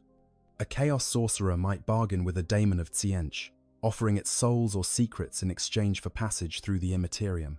Or a warpsmith might construct a teleportation device, powered by bound daemons, each one screaming in eternal torment as it tears reality apart to fulfill its function. These methods work, after a fashion, but they are subject to the capricious nature of the entities that make them possible. A daemon might fulfill the letter of a bargain while violating its spirit, depositing troops in the location requested but thousands of years in the past or future. A bound daemon might rebel against its constraints, sending its cargo to some nightmare realm instead of the intended destination. Or the sheer chaos of the warp might interfere with the teleportation process, scattering individual molecules across light years, or merging multiple beings into single horrifying amalgamations. In this scenario, the Hellbrute was likely part of a larger force attempting to teleport onto a battlefield. Perhaps its warband was assaulting an Imperial fortress, and the Hellbrute was meant to materialize in the heart of the enemy stronghold, sowing chaos and destruction while its comrades attacked from without. The teleportation was initiated, reality was torn open, and the Hellbrute stepped through the bleeding wound between dimensions. But something went wrong. Perhaps the sorcerer performing the ritual made an error in the complex incantations required to guide the teleportation. Perhaps the daemon facilitating the transport decided to play a cruel joke on its supposed masters. Or perhaps the Hellbrute's own corrupted nature interfered with the process, its warp-saturated systems creating interference that disrupted the carefully balanced energies of the teleportation. Whatever the cause, the Hellbrute emerged not on a battlefield, but in a chamber deep within a Necron tomb, materializing in a restricted sector where no conscious mind had set foot in millions of years. The tomb's defenses, sophisticated as they are, were not designed to detect threats that appear from nowhere.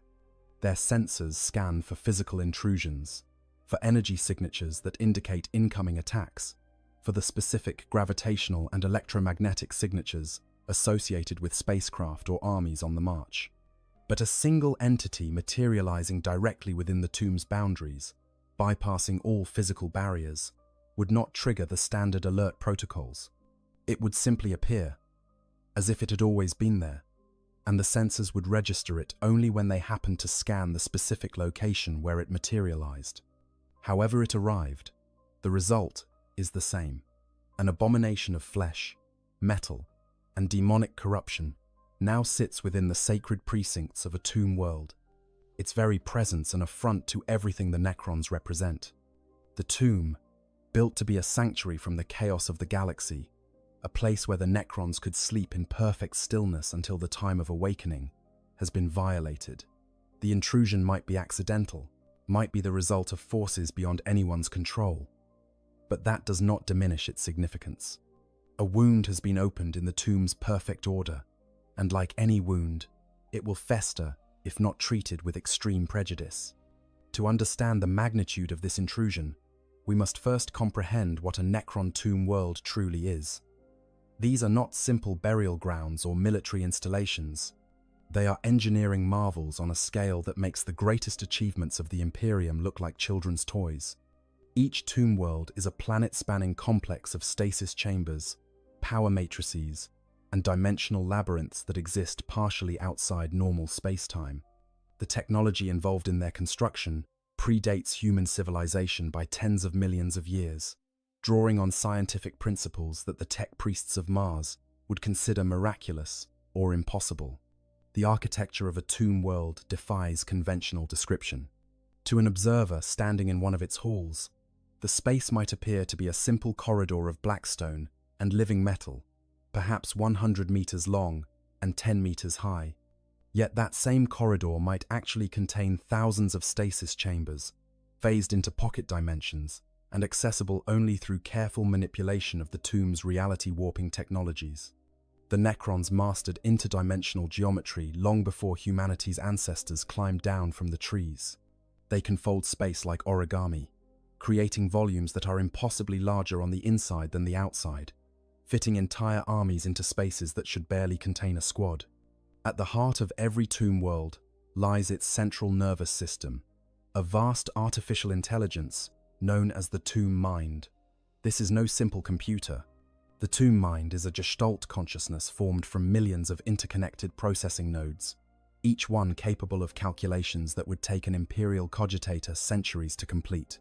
It monitors every aspect of the tomb's function, from the status of individual stasis chambers to the positions of defensive weapons systems scattered across the planet's surface. The tomb mind never sleeps, never rests, never ceases its eternal vigil over the masters it serves. When the tomb world is dormant, as most have been for millions of years, the tomb mind operates on minimal power, its attention focused on basic maintenance and threat detection. But it is always watching, always calculating, always prepared to initiate defense protocols should anything threaten the sleeping nobles in its care. Its decision-making matrix is programmed with countless algorithms, each designed to respond to specific types of intrusions with appropriate levels of force. A small group of scavengers might warrant deployment of a few scarab swarms. A full-scale invasion force could trigger the awakening of entire legions of Necron warriors. The tomb mind does not think like a biological creature. It has no emotions, no ego, no sense of self-preservation beyond its core directive to protect the tomb and its inhabitants. It exists in a state of pure logic, evaluating threats based on hard data and responding with mathematical precision. When sensors detect an anomaly deep within the tomb's restricted sectors, the tomb mind does not panic or hesitate. It simply begins running through its vast library of response protocols, searching for the one that best fits the data it is receiving. And the data it receives from this intrusion is deeply fundamentally wrong. But before the tomb mind can formulate its response, we must understand what, exactly, has violated the sanctity of the tomb.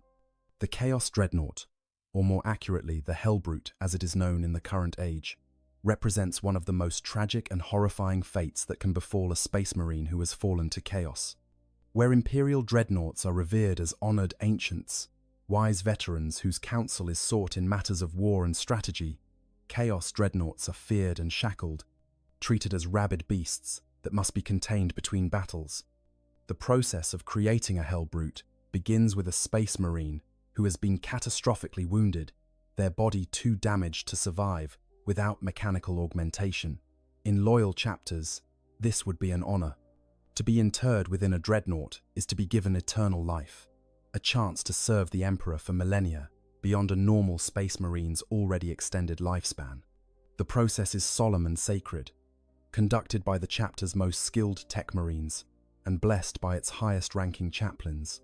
The space marine being interred is treated with the utmost reverence, for they are sacrificing their remaining mortal existence to become something greater, a living weapon that will serve their chapter for countless battles to come. But in the traitor legions and renegade warbands, the process has become corrupted by 10,000 years of exposure to warp energy. Tolerance is gone, replaced by desperate necessity, or worse, by deliberate cruelty. Some Chaos Lords use internment in a dreadnought as a punishment for those who have failed them, condemning warriors who angered their superiors to an eternity of torment within a metal shell. Others view it as simply another tool, a way to salvage valuable combat assets that would otherwise be lost to battle damage. The sarcophagus itself, the armored shell that contains what remains of the Space Marine's body, becomes a prison of torment rather than a sanctuary of preservation. Unlike Imperial dreadnoughts, which place their occupant in a dreamless sleep between battles, Chaos dreadnoughts remain conscious, trapped within the confines of their metal shell, with nothing but their own maddening thoughts for company. Hours stretch into days, days into years, years into centuries. There is no escape, no relief, only the endless awareness of their confinement. Imagine experiencing such an existence. You are aware, fully conscious, but completely disconnected from the world outside your metal shell. You cannot feel the touch of wind on your skin, for you have no skin. You cannot smell the acrid bite of ozone after a lightning strike, for you have no nose. You cannot taste food or water, for you consume neither. Every human sense has been stripped away, replaced by cold data feeds from mechanical sensors that translate reality into numbers and wavelengths. You see through optical arrays that render everything in false color thermal overlays. You hear through audio pickups that filter out frequencies that organic ears could perceive. You feel through pressure sensors that detect force, but cannot experience texture or temperature in any meaningful way. And you are alone, utterly, completely alone. There are no companions to speak with, no comrades to share the burden of your existence. The other members of your warband go about their lives, fighting and feasting and indulging in whatever perversions their particular chaos god demands. While you sit in darkness, a consciousness trapped in a box, counting the seconds until you are next needed. Some Imperial dreadnoughts report that their time in stasis passes instantaneously, that one moment they are being sealed away and the next they are awakening for deployment, with no subjective experience of the time between. For Chaos dreadnoughts, there is no such mercy. Every second of every hour of every year is experienced in full, agonizing awareness. But the corruption goes deeper than mere psychological torment.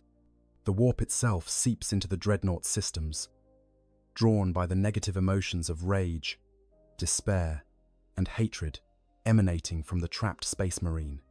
These psychic emanations act as a beacon, attracting the attention of entities that dwell in the immaterium. Daemons whisper in the darkness, their voices promising power, freedom, vengeance.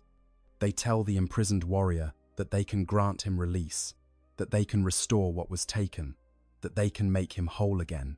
Sometimes the promises are true, in their own twisted way.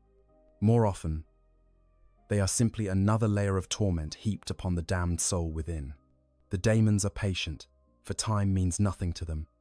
They whisper and cajole and tempt, wearing away at the Space Marine's sanity like water eroding stone.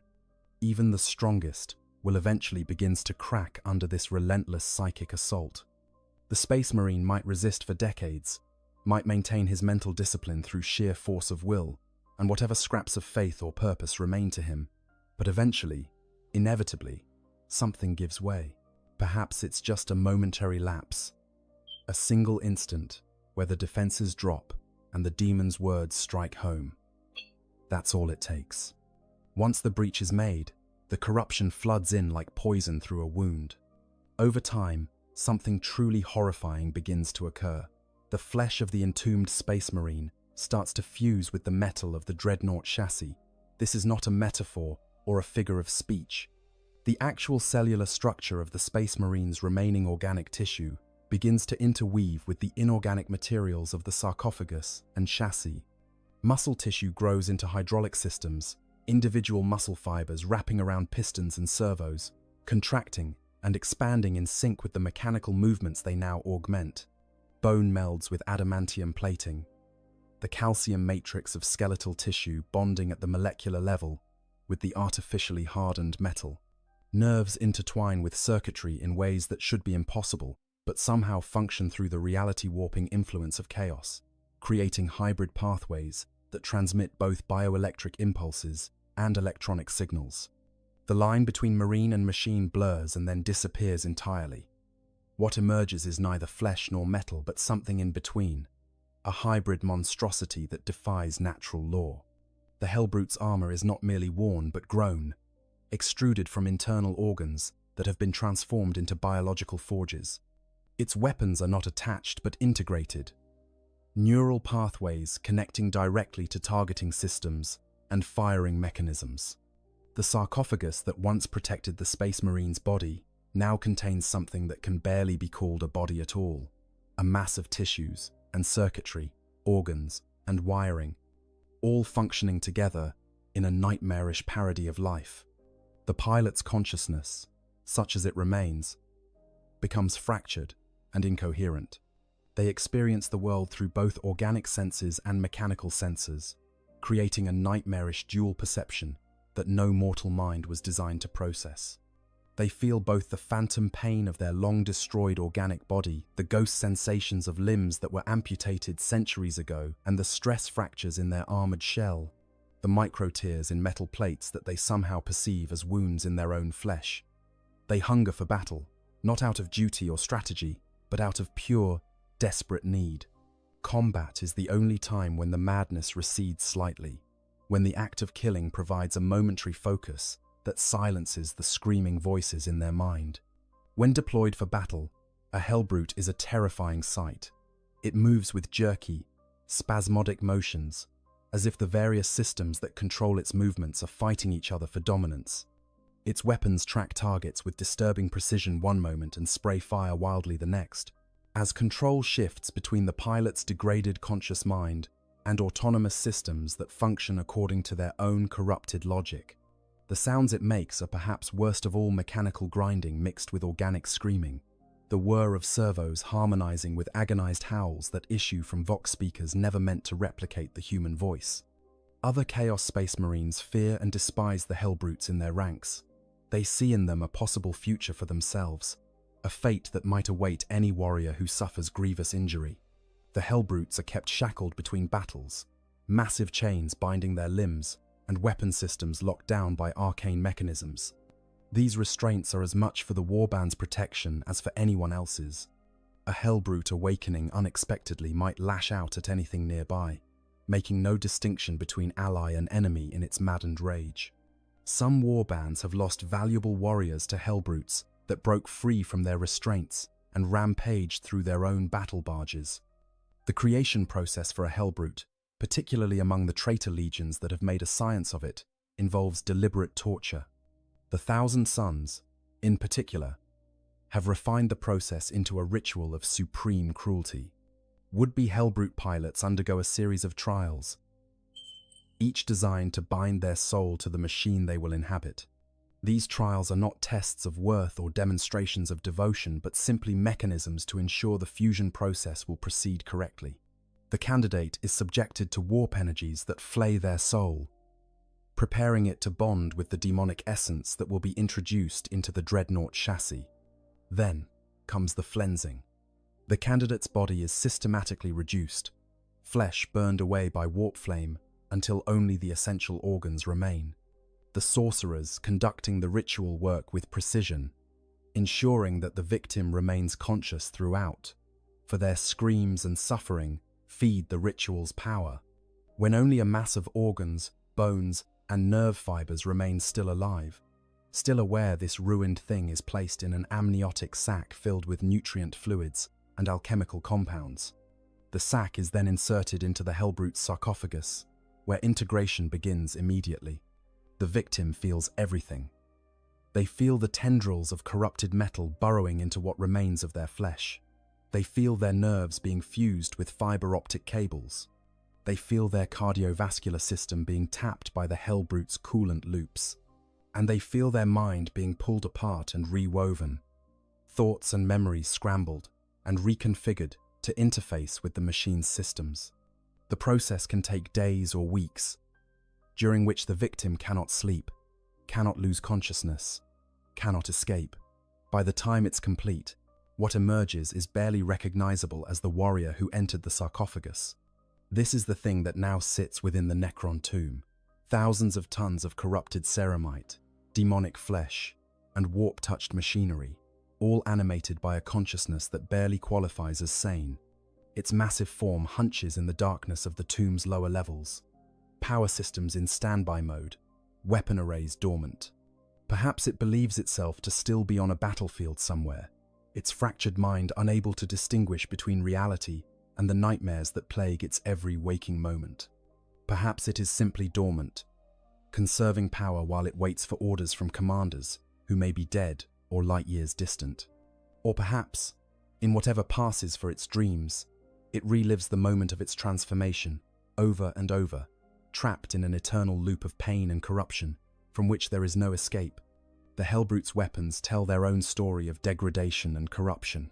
What was once a standard Imperial multi-melter has been warped by centuries of exposure to the warp. Its barrel is no longer straight but curves in ways that make no geometric sense, following angles that should be impossible in three-dimensional space. The weapon's housing is covered in growths that resemble tumors, each one pulsing with its own hideous vitality. When the weapon fires, it does not merely emit a beam of thermal energy, but also releases waves of psychic torment, inflicting pain on targets, even if the thermal component misses its mark. The Power Fist, that quintessential close combat weapon of Space Marines, has become something far worse. The energy field that surrounds it no longer simply disrupts molecular bonds on contact. Now it tears at the very fabric of reality, creating micro-tears into the warp with each blow. Enemies struck by the Power Fist do not merely die, they are partially pulled into the immaterium, experiencing a moment of utter horror as they glimpse the entities that dwell there before their corporeal forms are destroyed. The fist itself has grown organic components, finger-like protrusions that flex and grasp independent of the Hellbrute's control, as if the weapon has developed its own primitive hunger. Even the Hellbrute's armor plating tells a story of progressive corruption. What should be smooth ceramite is instead covered in baroque decorations that were never applied by any artificer's hand. Faces push out from the metal, their features frozen in expressions of agony or ecstasy. Symbols writhe across the surface, changing configuration depending on the angle from which they're viewed. Some portions of the armor appear to breathe, expanding and contracting rhythmically, despite being solid metal. Other sections weep ichor, viscous fluids of indeterminate origin that drip constantly from joints and seams. This corruption extends beyond the merely physical. The Hellbrute's presence creates a zone of reality distortion around itself, a bubble of space-time where the normal laws of physics apply only intermittently. Chronometers malfunction in its vicinity, running backward or jumping forward randomly. Gravity fluctuates, creating pockets where objects float free or are crushed by forces many times normal. The very air feels wrong, charged with energies that make human flesh crawl and machine spirits whimper in electronic distress.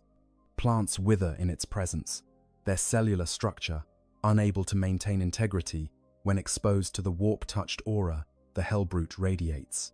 Whatever its mental state, its presence registers immediately on the tomb mine's detection systems. At first, the readings make no sense. The sensors detect mass, certainly.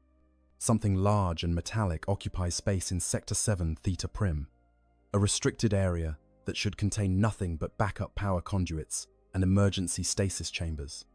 But the readings are contradictory, fluctuating in ways that suggest errors in the sensor array itself.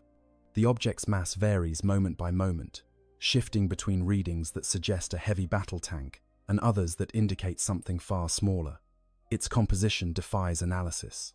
Scans indicate adamantium, ceramite, plasteel, all materials the tomb mind recognizes from its vast database of younger race technologies. But there are other readings too, substances that register as organic tissue yet possess properties that biological matter should not have. And strangest of all, there is something in the readings that suggests the object exists partially in another dimension, phasing in and out of normal space-time in irregular patterns. The tomb mind runs diagnostic routines on its sensor arrays. All systems report normal function. The anomalous readings are not the result of equipment malfunction. There is actually something down there, something that should not exist according to the physical laws that the Necrons used to conquer the galaxy millions of years before humanity discovered fire. Protocol requires investigation before escalation. The tomb mind cannot justify awakening the nobles for what might be a simple malfunction or harmless curiosity. Resources must be conserved.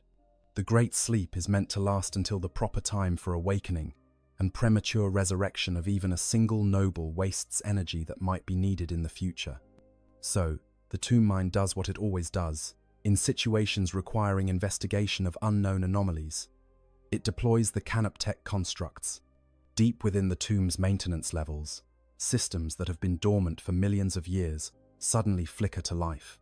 Power flows through crystalline pathways, energizing circuits that were designed before Earth's sun ignited. In chambers scattered throughout the complex, the canoptech scarabs begin to stir.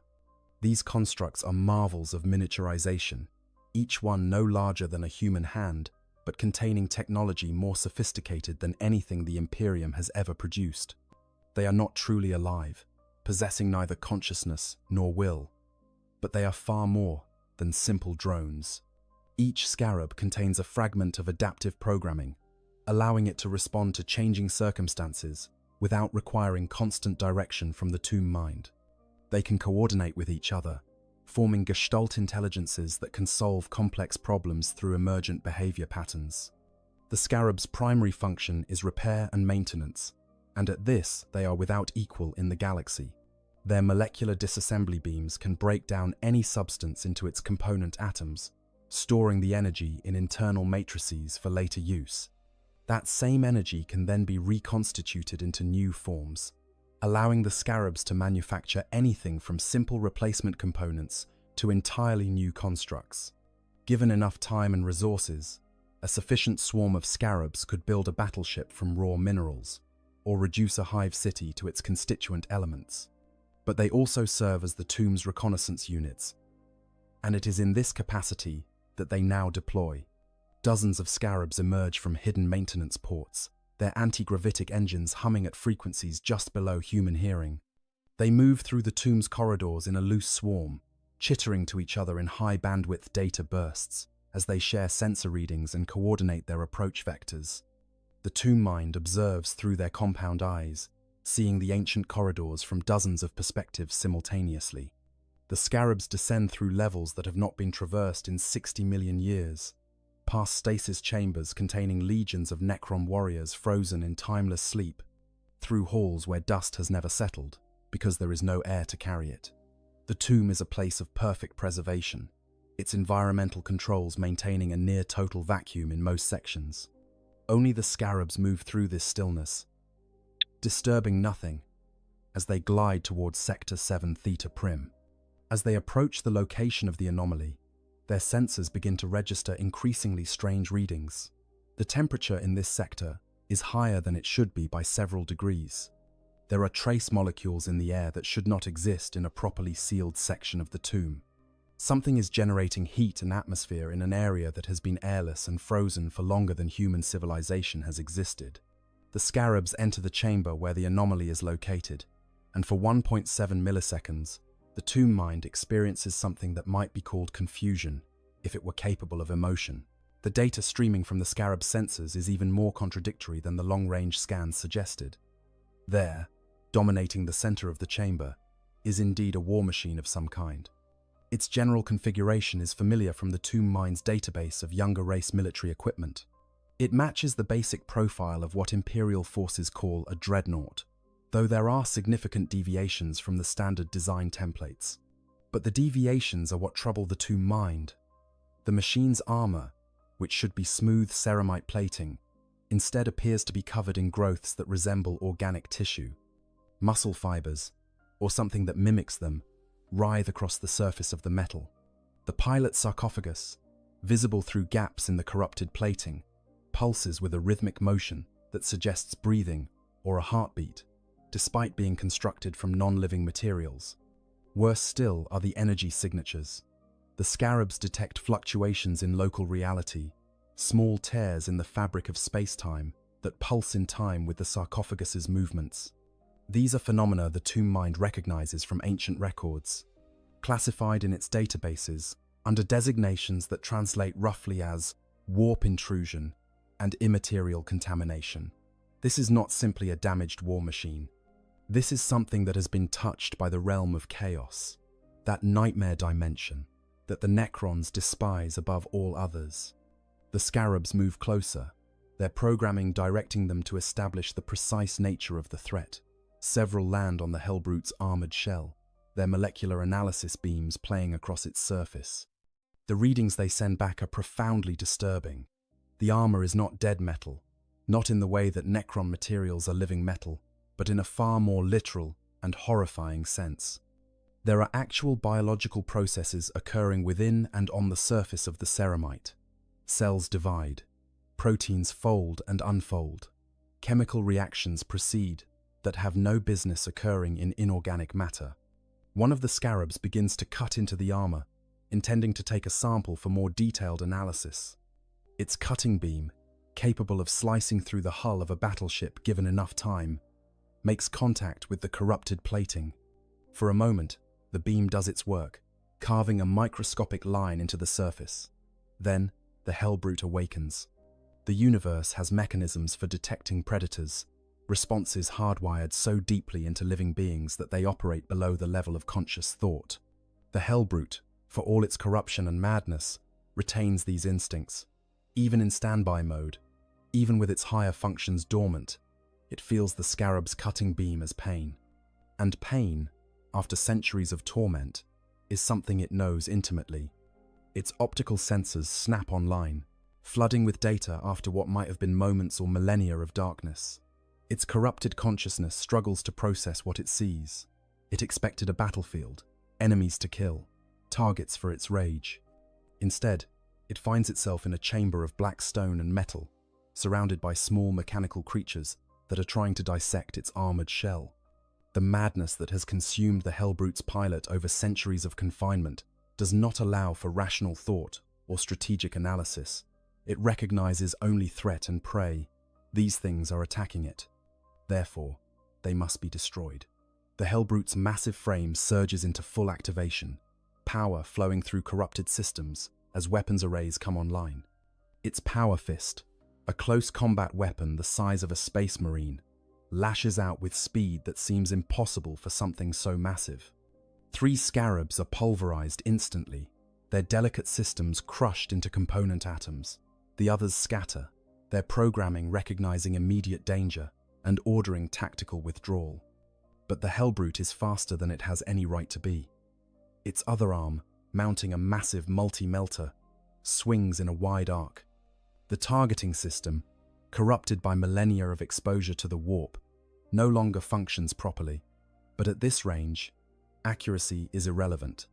The multi-melter fires, its beam designed to melt through the heaviest armor at ranges of several hundred meters.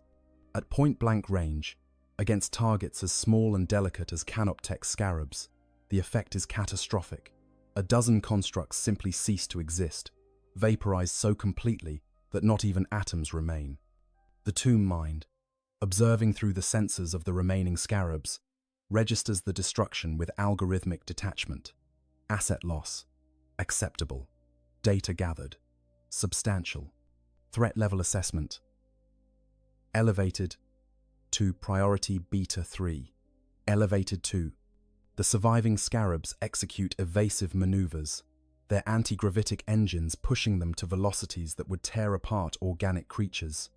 They stream out of the chamber in all directions, following randomized escape vectors to prevent the Hellbrute from tracking and eliminating them systematically. Behind them, the corrupted war machine bellows, the sound a mixture of mechanical grinding and organic roaring that should not issue from any throat, mechanical or otherwise. The Hellbrute, in its madness, attempts to pursue. Its massive feet, each one weighing several tons, slam into the chamber's floor with force that sends vibrations through the entire section of the tomb. Ancient stone cracks under the impact. Support structures designed to last until the heat death of the universe groan under stresses they were never meant to endure. The Hellbrute crashes through the chamber's exit, its bulk barely fitting through corridors that were sized for Necron warriors, not for war machines that stand 3 times their height. The Tomb Mind observes this rampage through the sensors of scattered Scarabs and fixed monitoring systems throughout the affected sections. The Hellbrute is causing damage, but more concerning is the effect its presence has on the tomb's systems. Wherever it moves, sensors begin to malfunction. The corruption is spreading, not through any physical contamination, but through simple proximity. The warp-touched nature of the Hellbrute is bleeding into reality, creating localized distortions that cause properly functioning equipment to suddenly report impossible readings, or simply cease operation altogether. This is something that cannot be ignored or contained through simple observation. The Tomb Mind escalates its response to priority Beta 1 and initiates deployment of the next level of Canoptech constructs, the Spiders. If Scarabs are the maintenance crews of a Necron tomb, the Canoptech Spiders are the shift supervisors and heavy repair units. They are massive constructs, each one the size of a small vehicle. Their bodies shaped roughly like those of terrestrial arachnids, though the resemblance is superficial. Multiple articulated limbs allow them to navigate complex three-dimensional environments with ease, while their anti-gravitic engines provide additional mobility when needed. Unlike the Scarabs, which possess only limited autonomy, Spiders have genuine artificial intelligence, though still far below the level of a true consciousness. The Spiders emerging from their maintenance bays have not moved in millions of years, yet they activate without any sign of stiffness or malfunction. Necron technology does not degrade. Time simply does not touch their systems in the way it affects the crude machines of younger races. They move through the tomb with purpose, their fabricator claw arrays flexing as internal diagnostics run through activation routines. Each Spider is equipped with weapons as well as repair systems. Their fabricator arrays can serve as devastating close combat weapons, capable of tearing through armor with ease. Some mount particle beamers on their dorsal sections, directed energy weapons that can reduce infantry to clouds of superheated atoms. They are not warriors by design, but they are more than capable of eliminating threats that are too large or too dangerous for Scarab swarms to handle alone. 3 Spiders converge on the Hellbrute's location, approaching from different directions to prevent it from focusing on a single target. They move with eerie silence despite their mass, their anti-gravitic systems making them effectively weightless. The Tomb Mind coordinates their approach, linking their processing capabilities into a Gestalt mind, far more capable than any single Spider could achieve alone. The Hellbrute has crashed through several corridors by this point, leaving a trail of damaged systems and destabilized structural members in its wake. It moves, with no apparent goal, simply lashing out at whatever it encounters. The madness that drives it makes no distinction between threats and architecture. It has fired its multi-melter at walls, crushed support pillars with its power fist, and bellowed its rage at the uncaring darkness of the tomb. When the first Spider emerges from a side corridor ahead of the Hellbrute, the corrupted war machine does not hesitate. Its targeting system, such as it still functions, identifies the construct as a threat. The multi-melter swings up, its barrel glowing with building heat as the weapon prepares to fire. But the Spider is not like the fragile Scarabs. When the multi-melter discharges its devastating beam, the Spider's living metal armor simply flows, dispersing the heat across its entire body, rather than allowing it to concentrate at a single point. The beam, which should have melted through the Spider's core systems, instead leaves only surface scorching. Before the Hellbrute can fire again, the other 2 Spiders attack from behind. One's particle beamer lances out, its directed energy designed to superheat matter until it undergoes explosive phase transition. The beam strikes the Hellbrute's back plating, and for the first time, the corrupted war machine registers something that might be pain, translated into mechanical terms. Armor plates deform, corrupted flesh blisters, and burns. The warp-touched nature of the Hellbrute's construction makes it resistant to conventional damage, but the particle beamer does not operate according to conventional principles. The Hellbrute spins with startling agility for something so massive. Its power fist swings in a wide arc, missing the attacking Spider by mere centimeters. The corrupted machine's combat systems are degraded, but not destroyed, and some tactical awareness still functions beneath the layers of madness. It recognizes that it is surrounded, that the creatures attacking it are coordinating their assault. The battle that follows is a strange dance of ancient technology and corrupted machinery. The spiders work together with mechanical precision, their linked intelligence allowing them to anticipate and counter the Hellbrute's movements. When it turns to engage one, the others attack its flanks. When it tries to back into a corner to protect its rear arc, they herd it away from advantageous positions. The tomb mind observes through their sensors, gathering data on the intruder's capabilities and weaknesses.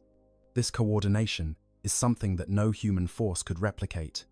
Each spider processes information at rates measured in teraflops per second, analyzing the Hellbrute's movements and predicting its next action based on accumulated battle data spanning millions of years. When one spider identifies a weakness, a joint that moves more slowly than optimal, an armor plate that's thinner than the others, that information is instantly transmitted to its companions. The next attack targets that weakness specifically, probing and testing to determine if it can be exploited. This is warfare conducted at the speed of thought, decisions made and executed faster than any organic nervous system could process. The Hellbrute fights with the desperation of something that knows only violence and pain. Its every movement is fueled by hatred given mechanical form. When its multi-melter overheats from sustained fire, the weapon's thermal management systems failing under the strain of continuous use, the Hellbrute doesn't pause to let it cool.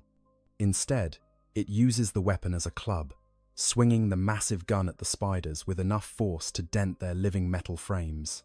The multi-melter's barrel, glowing cherry red from internal heat, leaves scorched marks on any surface it contacts.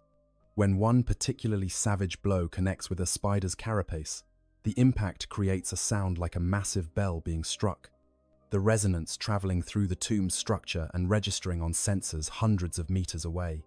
When one spider gets too close, attempting to use its fabricator claw arrays to tear into the Hellbrute's corrupted armor, the corrupted war machine seizes it with its power fist. The energy field around the fist disrupts the spider's structural integrity at the quantum level, breaking the molecular bonds that give living metal its characteristic resilience. For a moment, it seems the corrupted machine might tear the construct apart entirely. The spider's limbs begin to buckle, its carapace cracking as the power fist's energy field eats away at its atomic structure. But Necron technology is made of sterner stuff than that. Even as the Hellbrute's power fist crushes and tears, the spider's self-repair protocols activate with machine-like inevitability. Its living metal flows like mercury, reinforcing damaged sections even as they're being destroyed, creating new structural supports to replace those that fail. The metal seems almost intelligent in its response, flowing away from the most severe damage and concentrating in areas where it can best support the overall structure. Microscopic channels open within the spider's frame, redirecting power away from non-essential systems and flooding the damaged areas with raw energy that fuels the repair process. The other two spiders intensify their assault, recognizing that their companion is in immediate danger. Particle beams lance out with increased frequency, each one precisely targeted to maximize damage to the Hellbrute while minimizing risk to the trapped spider. They aim for joints, for weapon mounts, for any point where the corrupted machine's armor is thinner or more vulnerable. The beams score deep gouges into the Hellbrute's armor, metal vapor streaming away in glowing clouds as superheated material undergoes explosive phase transition. In some places, the beams burn all the way through, creating molten holes that expose the corrupted mechanisms beneath. The trapped spider wrenches itself free with a movement that appears almost violent in its desperation, though of course it feels no actual desperation or fear. It simply calculates that remaining in the Hellbrute's grip will result in catastrophic damage, and it executes the most efficient extraction maneuver available to it.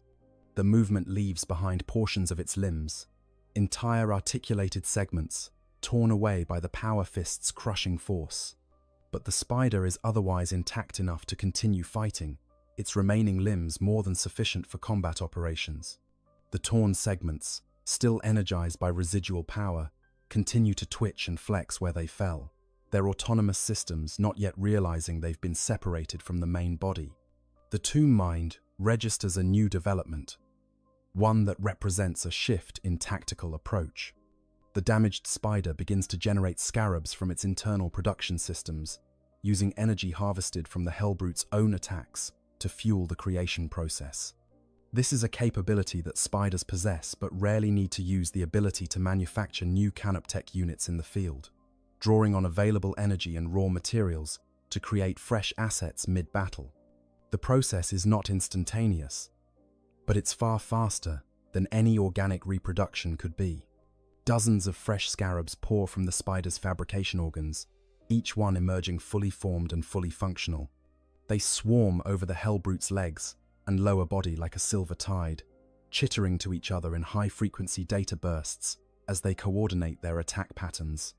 They begin to disassemble the corrupted machine with single-minded purpose, their molecular cutting beams working in concert to strip away armor plating one molecule at a time.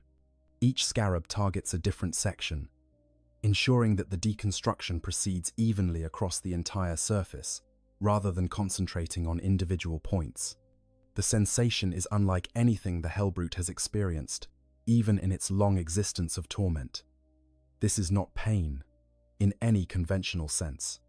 It's the sensation of being unmade, of having the fundamental structure of one's existence dissolved from the outside in. The corrupted consciousness within the Hellbrute's sarcophagus, already fractured by centuries of madness, struggles to process what's happening. It tries to activate pain override protocols, only to discover that these systems cannot cope with the unique nature of molecular disassembly. It attempts to shut down sensory inputs, to retreat into the core of its awareness, where the assault cannot reach, but finds that the corruption binding it to the machine prevents such escape. The Hellbrute thrashes wildly, crushing scarabs by the dozens with each flailing movement. Its power fist sweeps through clouds of them, the energy field vaporizing any construct it contacts. Its feet stomp down with thunderous force, creating impact craters in the tomb's floor as they pulverize scarabs beneath many tons of corrupted metal. But for every scarab destroyed, the spiders generate 2 more. The mathematics of the engagement favor the Necrons absolutely. The Hellbrute's resources are finite. It has only so much power, only so much strength, only so much will to continue fighting. The Canoptech units, by contrast, are drawing on the tomb's virtually limitless power reserves, and they possess no will that can be broken or exhausted. The spiders press their advantage with calculated precision, their coordinated assault driving the Hellbrute backward, step by step. The corrupted machine retreats not out of any tactical consideration, but simply because the assault is too intense to resist while standing in place. It takes one step back, then another, each movement bringing it closer to what the tomb mind has identified as an optimal engagement zone. The Hellbrute is being herded, manipulated with the same cold efficiency that a shepherd might use to guide livestock into a pen. The chamber into which the Hellbrute is being driven is vast beyond mortal comprehension. It was once a staging area for Necron warriors, a marshalling ground where entire legions would gather before being transported to the surface for deployment. The chamber stretches away in all directions, its walls lost in darkness so complete that even the Hellbrute's optical sensors struggle to define its boundaries. The floor is perfectly flat, unmarked by any imperfection despite having borne the weight of countless millions of Necron warriors over the course of the tomb's operation. The ceiling rises hundreds of meters overhead, supported by pillars that seem too slender for the weight they must bear, each one a marvel of engineering that makes Imperial architecture look like crude stone stacking by comparison. More importantly, for the tomb mind's purposes, the chamber is ringed with weapons emplacements, Gauss flare arrays that can be activated remotely if the threat level justifies such escalation. These arrays have been dormant for 60 million years, their targeting systems locked in standby mode, their power conduits carrying only the minimal current necessary to prevent total deactivation. But they are still functional, still capable of the devastating firepower they were designed to deliver. In microseconds, they could be brought to full operational status. The tomb mind makes its calculation, running probability models that take into account thousands of variables: the Hellbrute's combat effectiveness, the rate at which Canoptech assets are being depleted, the likelihood of the corruption spreading to other tomb sectors, the energy cost of activating defensive systems versus the energy cost of continuing the current engagement. The algorithm runs through multiple iterations, testing different scenarios and weighting them according to priority protocols established millions of years ago by Necron cryptechs, whose names and dynasties have long since been forgotten. The conclusion is unambiguous. The intruder has proven more dangerous than anticipated. Its corrupted nature is spreading instability throughout the affected sectors, sensor systems reporting anomalous readings that extend far beyond the Hellbrute's immediate location. Asset loss among Canoptech units, while not yet critical, is approaching levels that would require significant energy expenditure to replace. Most concerning of all, analysis of the corruption's spread rate suggests that if the Hellbrute is not eliminated soon, the contamination could reach systems that would be difficult or impossible to purge without awakening senior members of the Tomb's nobility. It is time to demonstrate why the Necrons were the most feared power in the galaxy millions of years before the Imperium existed. It is time to show this corrupted remnant of a lesser race what happens when you violate the sanctity of a Necron tomb. The chamber's defensive systems come online with a precision that would be impossible for any system built by younger races. Power flows through circuits that have been dormant since before humanity evolved, following pathways etched into crystalline matrices by technologies that the Adeptus Mechanicus would classify as heretical, xenotech at best, or impossible at worst. The Gauss flare arrays emerge from recessed emplacements in the chamber's walls, their weapon mounts tracking smoothly to acquire the Hellbrute's position. Targeting systems that predate human civilization lock onto the corrupted war machine with mathematical precision, calculating trajectories and firing solutions faster than the Hellbrute's own corrupted machine spirit can process the threat. And then, from a dozen different angles simultaneously, the Gauss flare arrays open fire. To understand the true horror of Necron Gauss weapons, one must first abandon conventional ideas about how energy weapons function. An Imperial Lascanon vaporizes its target through thermal energy, heating matter until it undergoes explosive phase transition. A plasma weapon envelops its target in superheated matter, burning through armor and flesh alike. These are crude but effective approaches to destroying enemies. Gauss weapons operate on an entirely different principle. They do not heat or burn or explode. Instead, they unweave the very bonds that hold matter together. A Gauss beam strips its target down to constituent atoms, disassembling complex structures into their most basic components. Molecules separate, atoms are torn from their lattices. Even at the quantum level, the fundamental forces that bind matter together are disrupted and negated. The effect on the Hellbrute is immediate and catastrophic.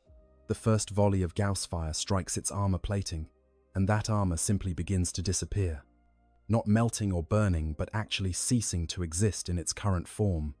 Ceramite becomes its component elements, iron and carbon, and other materials, separating from their bound states and dissipating into the air as individual atoms. The corrupted flesh that has grown through and over the armor unravels at the molecular level. Cellular structures breaking down faster than any biological process could repair. The Hellbrute's corrupted machine spirit, what remains of its consciousness, cannot process what is happening. It has endured damage before, has felt pain beyond what any organic creature could survive. But this is different. This is not pain. This is erasure. It is being unmade, deleted from reality, one layer at a time. It attempts to return fire, its multi-melter swinging toward the nearest Gauss array. The weapon discharges, its devastating beam scoring across the chamber's wall. Blackstone, that miraculous material from which the tomb is constructed, absorbs the heat without deforming. The Gauss array, protected behind layers of the tomb's most resilient materials, continues firing without pause. More Gauss beams lance out, targeting the Hellbrute's weapon systems. The multi-melter begins to disintegrate, its barrel unraveling as molecules separate and disperse. The Power Fist's energy field flickers and dies as the generators that power it are stripped down to atoms. Within seconds, the Hellbrute's offensive capabilities are neutralized, its weapons reduced to their component elements. But the tomb mind is not satisfied with simple disarmament. The threat must be eliminated entirely, every trace of corruption purged from the tomb's sacred precincts. The Gauss arrays shift their aim, targeting the Hellbrute's central mass, the corrupted sarcophagus that contains whatever remains of the pilot's body and consciousness. This is where the warp-touched nature of the Hellbrute becomes most apparent. The sarcophagus resists the Gauss weapons in ways that normal matter cannot. The chaos corruption that has saturated its structure creates a kind of shield, warping reality around itself to deflect the molecular disassembly beams. For several seconds, the sarcophagus holds intact while the rest of the Hellbrute's body is systematically destroyed. The tomb mind registers this anomaly and adjusts its tactics. If conventional Gauss fire cannot penetrate the warp-saturated core, then additional measures are required. The chamber's defensive systems include more than just Gauss flare arrays. There are also phase shifters, devices that can cause matter to slip partially out of normal space-time. When these activate, the Hellbrute finds itself existing partially in multiple dimensions simultaneously. It's already unstable matter spreading across realities it was never meant to touch. This proves to be the final blow, the chaos corruption that has sustained the Hellbrute, that has allowed it to continue functioning despite grievous damage, requires a stable connection to the warp. When the phase shifters force it into multiple dimensions at once, that connection is disrupted. For a brief moment, the pilot's consciousness experiences something that might be clarity, freedom from the madness and pain that has defined its existence for centuries. Then the Gauss weapons complete their work, and both machine and pilot cease to exist in any meaningful form. The tomb mind observes the destruction with dispassionate satisfaction. Threat eliminated. Efficiency acceptable. Collateral damage within acceptable parameters. The Canoptech units can now begin the process of restoration and purification. The scarabs swarm back into the chamber, descending on the remains of the Hellbrute like mechanical vultures. But where scavengers would consume and leave waste, the scarabs consume and leave nothing. Every atom that composed the Hellbrute is broken down and absorbed, its energy stored in the scarab's internal matrices. Even the corrupted flesh is not spared. The scarab's molecular disassembly beams do not distinguish between metal and meat, between pure matter and chaos-tainted substance. Within minutes, no trace of the Hellbrute remains. The chamber floor is pristine, showing no sign that anything beyond ordinary maintenance scarabs have ever traversed its surface. The scarabs that absorb the Hellbrute's materials cluster together, their programming recognizing that the energy they carry is tainted. They move toward disposal systems deep within the tomb, where that energy will be discharged harmlessly into pre-prepared containment fields before being bled off into the planet's core. The spiders, meanwhile, have begun repairs on the damaged sections of the tomb. The corridor walls that the Hellbrute damaged during its rampage are restored, fresh living metal flowing from the spider's fabricator arrays to replace what was destroyed. Support structures are reinforced. Power conduits are rerouted around damaged sections until repairs can be completed. Within hours, the tomb will show no evidence that anything unusual occurred. But the tomb mind is not finished with its analysis. The encounter has raised questions that require resolution before the tomb can truly return to its dormant state. How did the intruder arrive? Are there others? Is this an isolated incident or the precursor to a larger threat? The data from the battle must be processed. Patterns must be identified. Probabilities must be calculated. The tomb mind reviews sensor logs from before the intrusion was detected. It searches for any anomalies, any indication of how a Chaos Dreadnought could have penetrated the tomb's defenses without triggering earlier warnings. The answer, when it emerges from the analysis, is disturbing. There is evidence of a warp intrusion approximately 73 years before the current date. A minor reality breach, lasting less than 3 milliseconds, occurred in Sector 7 Theta Prim.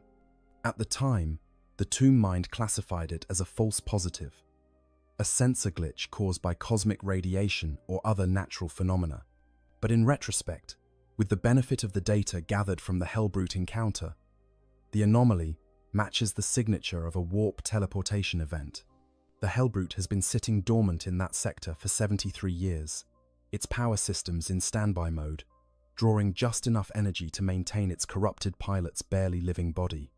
It might have remained there indefinitely, slowly degrading as its systems failed one by one, if the tomb mind had not sent scarabs to investigate the anomalous sensor readings.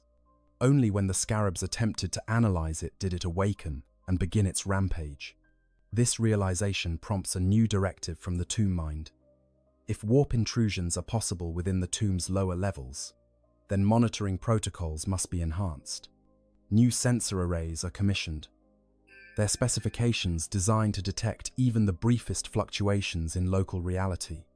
The Canoptech units are reprogrammed to investigate any spatial anomalies immediately, before potential threats can establish themselves. But the tomb mind's calculations go further. The presence of a Chaos Dreadnought, even one, suggests that the galaxy beyond the tomb has changed during the millions of years of the Great Sleep. When the Necrons entered their slumber, the warp was a known quantity, a realm to be avoided and guarded against, but not a source of physical intrusions into secured facilities. The fact that reality itself can now be breached by creatures from the Immaterium indicates a fundamental shift in the cosmic balance. This concerns the tomb mind enough to consider escalating the matter to higher authority. Perhaps it is time to awaken one of the lesser nobles, a Necron Lord who can make strategic decisions beyond the tomb mind's programmed parameters. But such a decision is not to be made lightly. Each awakening drains energy from the tomb's reserves, energy that may be needed in the future. The tomb mind runs probability models, calculating the likelihood of further intrusions against the cost of premature awakening. The conclusion is clear. One intrusion does not constitute. The statistical likelihood of another Chaos Dreadnought appearing within the tomb is vanishingly small. The enhanced monitoring protocols should be sufficient to detect and eliminate any future threats before they pose significant danger. Awakening a noble would be an inefficient use of resources. The matter is logged for future reference, but does not warrant immediate escalation. And so the tomb returns to its dormant state. Power systems cycle down to minimal levels. Energy outputs reducing to barely detectable levels as they transition from combat readiness to long-term maintenance mode. Canoptech units return to their maintenance bays to await the next call to service, their internal systems running diagnostic routines to identify any damage sustained during the encounter. The scarabs settle back into their patient patrols, chittering softly to each other as they monitor systems functioned flawlessly for millions of years. Their databanks now contain complete specifications for Chaos Dreadnoughts, detailed analysis of warp corruption patterns, and optimized response protocols for future encounters with similar threats. This information will be invaluable when the tomb fully awakens. The tomb mind retreats into its low power mode, maintaining only those processes necessary for basic monitoring and threat detection. But even in this reduced state, it continues to process the data from the encounter, running simulations and refining protocols. The battle lasted less than an hour from initial scarab contact to final purge completion. But the tomb mind has extracted thousands of data points from that brief engagement. It now knows how warp corruption affects structural integrity under Gauss fire. It knows how corrupted flesh responds to molecular disassembly. It knows the thermal signatures of demonic entities and the sensor profiles of reality distortions. All this knowledge has been catalogued, cross-referenced, and integrated into the tomb's defensive matrices. Silence reclaims the tomb. The ancient halls stand empty once more, their black stone walls bearing witness to no movement, save the occasional passage of a scarab on its rounds. The stasis chambers continue their eternal function, preserving the nobles within in perfect suspension, waiting for the day when they will be called upon to reclaim the galaxy that was once theirs by right. Inside those chambers, Necron lords and overlords sleep on, unaware that their tomb was violated, unaware that an enemy penetrated their defenses, unaware that the systems they built millions of years ago functioned exactly as designed to eliminate the threat. But the encounter has not been without consequence. Deep in the tomb mind's data repositories, new protocols have been established, new subroutines written into the fundamental code that governs the tomb's responses. The next time a warp-touched entity dares to intrude upon a Necron tomb, the response will be immediate and and overwhelming. There will be no investigation period, no attempt to analyze before destroying. Anything bearing the taint of chaos will be eliminated on sight, with maximum force and zero hesitation. The protocols are clear: detect, classify, destroy, purge. No exceptions, no delays, no mercy. This is the cold logic of Necron efficiency. They do not hate as organic creatures hate. They do not fear or rage or despair. But they do adapt, and they do learn with a precision that organic life forms cannot match. The encounter with the Hellbrute has taught the Tomb Mind something valuable: that the galaxy has spawned new threats during the long sleep, threats that combine technological sophistication with immaterial corruption in ways that are uniquely dangerous. These threats require specific countermeasures, and those countermeasures have now been developed, tested, and proven effective. The implications of this encounter extend beyond a single tomb world. Throughout the galaxy, on thousands of planets where Necron tombs lie buried beneath the surface, similar awakening processes are occurring. The Great Sleep was never meant to last forever. The Necrons are stirring, their long dormancy coming to an end as the time of awakening approaches. As more tombs come online, more tomb minds begin their analysis of the current galactic situation, and they discover a universe that has changed dramatically since they entered stasis. When the Necrons went to sleep, the galaxy was empty. The old ones were dead, destroyed, in the war in heaven. The Enslaver Plague had run its course, consuming the psychic races that had once served as the old ones' pawns. The Aeldari were primitives, barely beginning to build the civilization that would one day span the galaxy.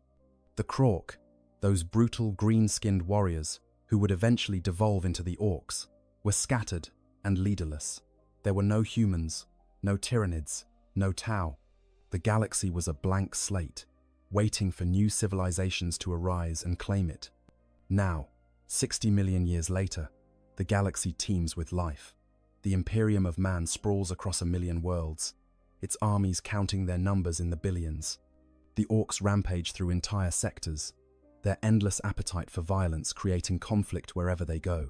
The Tyranid hive fleets approach from beyond the galactic rim, consuming everything in their path. And most disturbingly, chaos has grown from a theoretical danger into an active threat, with entire regions of space now saturated with warp energies that make them uninhabitable by any rational form of life. This is the galaxy the Necrons are waking to discover. It is not the peaceful, empty realm they expected to inherit. Instead, it is a war zone on a scale that dwarfs even the war in heaven. Every faction fights every other faction. Alliances form and dissolve within generations. Ancient grudges spawn new conflicts. The material cost of the ongoing wars is astronomical, with entire planets reduced to lifeless slag in pursuit of tactical advantages that may last mere decades. And when they pool their data, when the Necron leadership begins to assess the state of the galaxy, they will discover what the Tomb Mind in this story has learned: that chaos has become a significant power during their absence. The warp has breached into reality in ways that were never possible during the war in heaven. Entire regions of space are now saturated with immaterial energies. Daemons walk on mortal worlds. Corruption spreads through civilizations like a plague. This represents a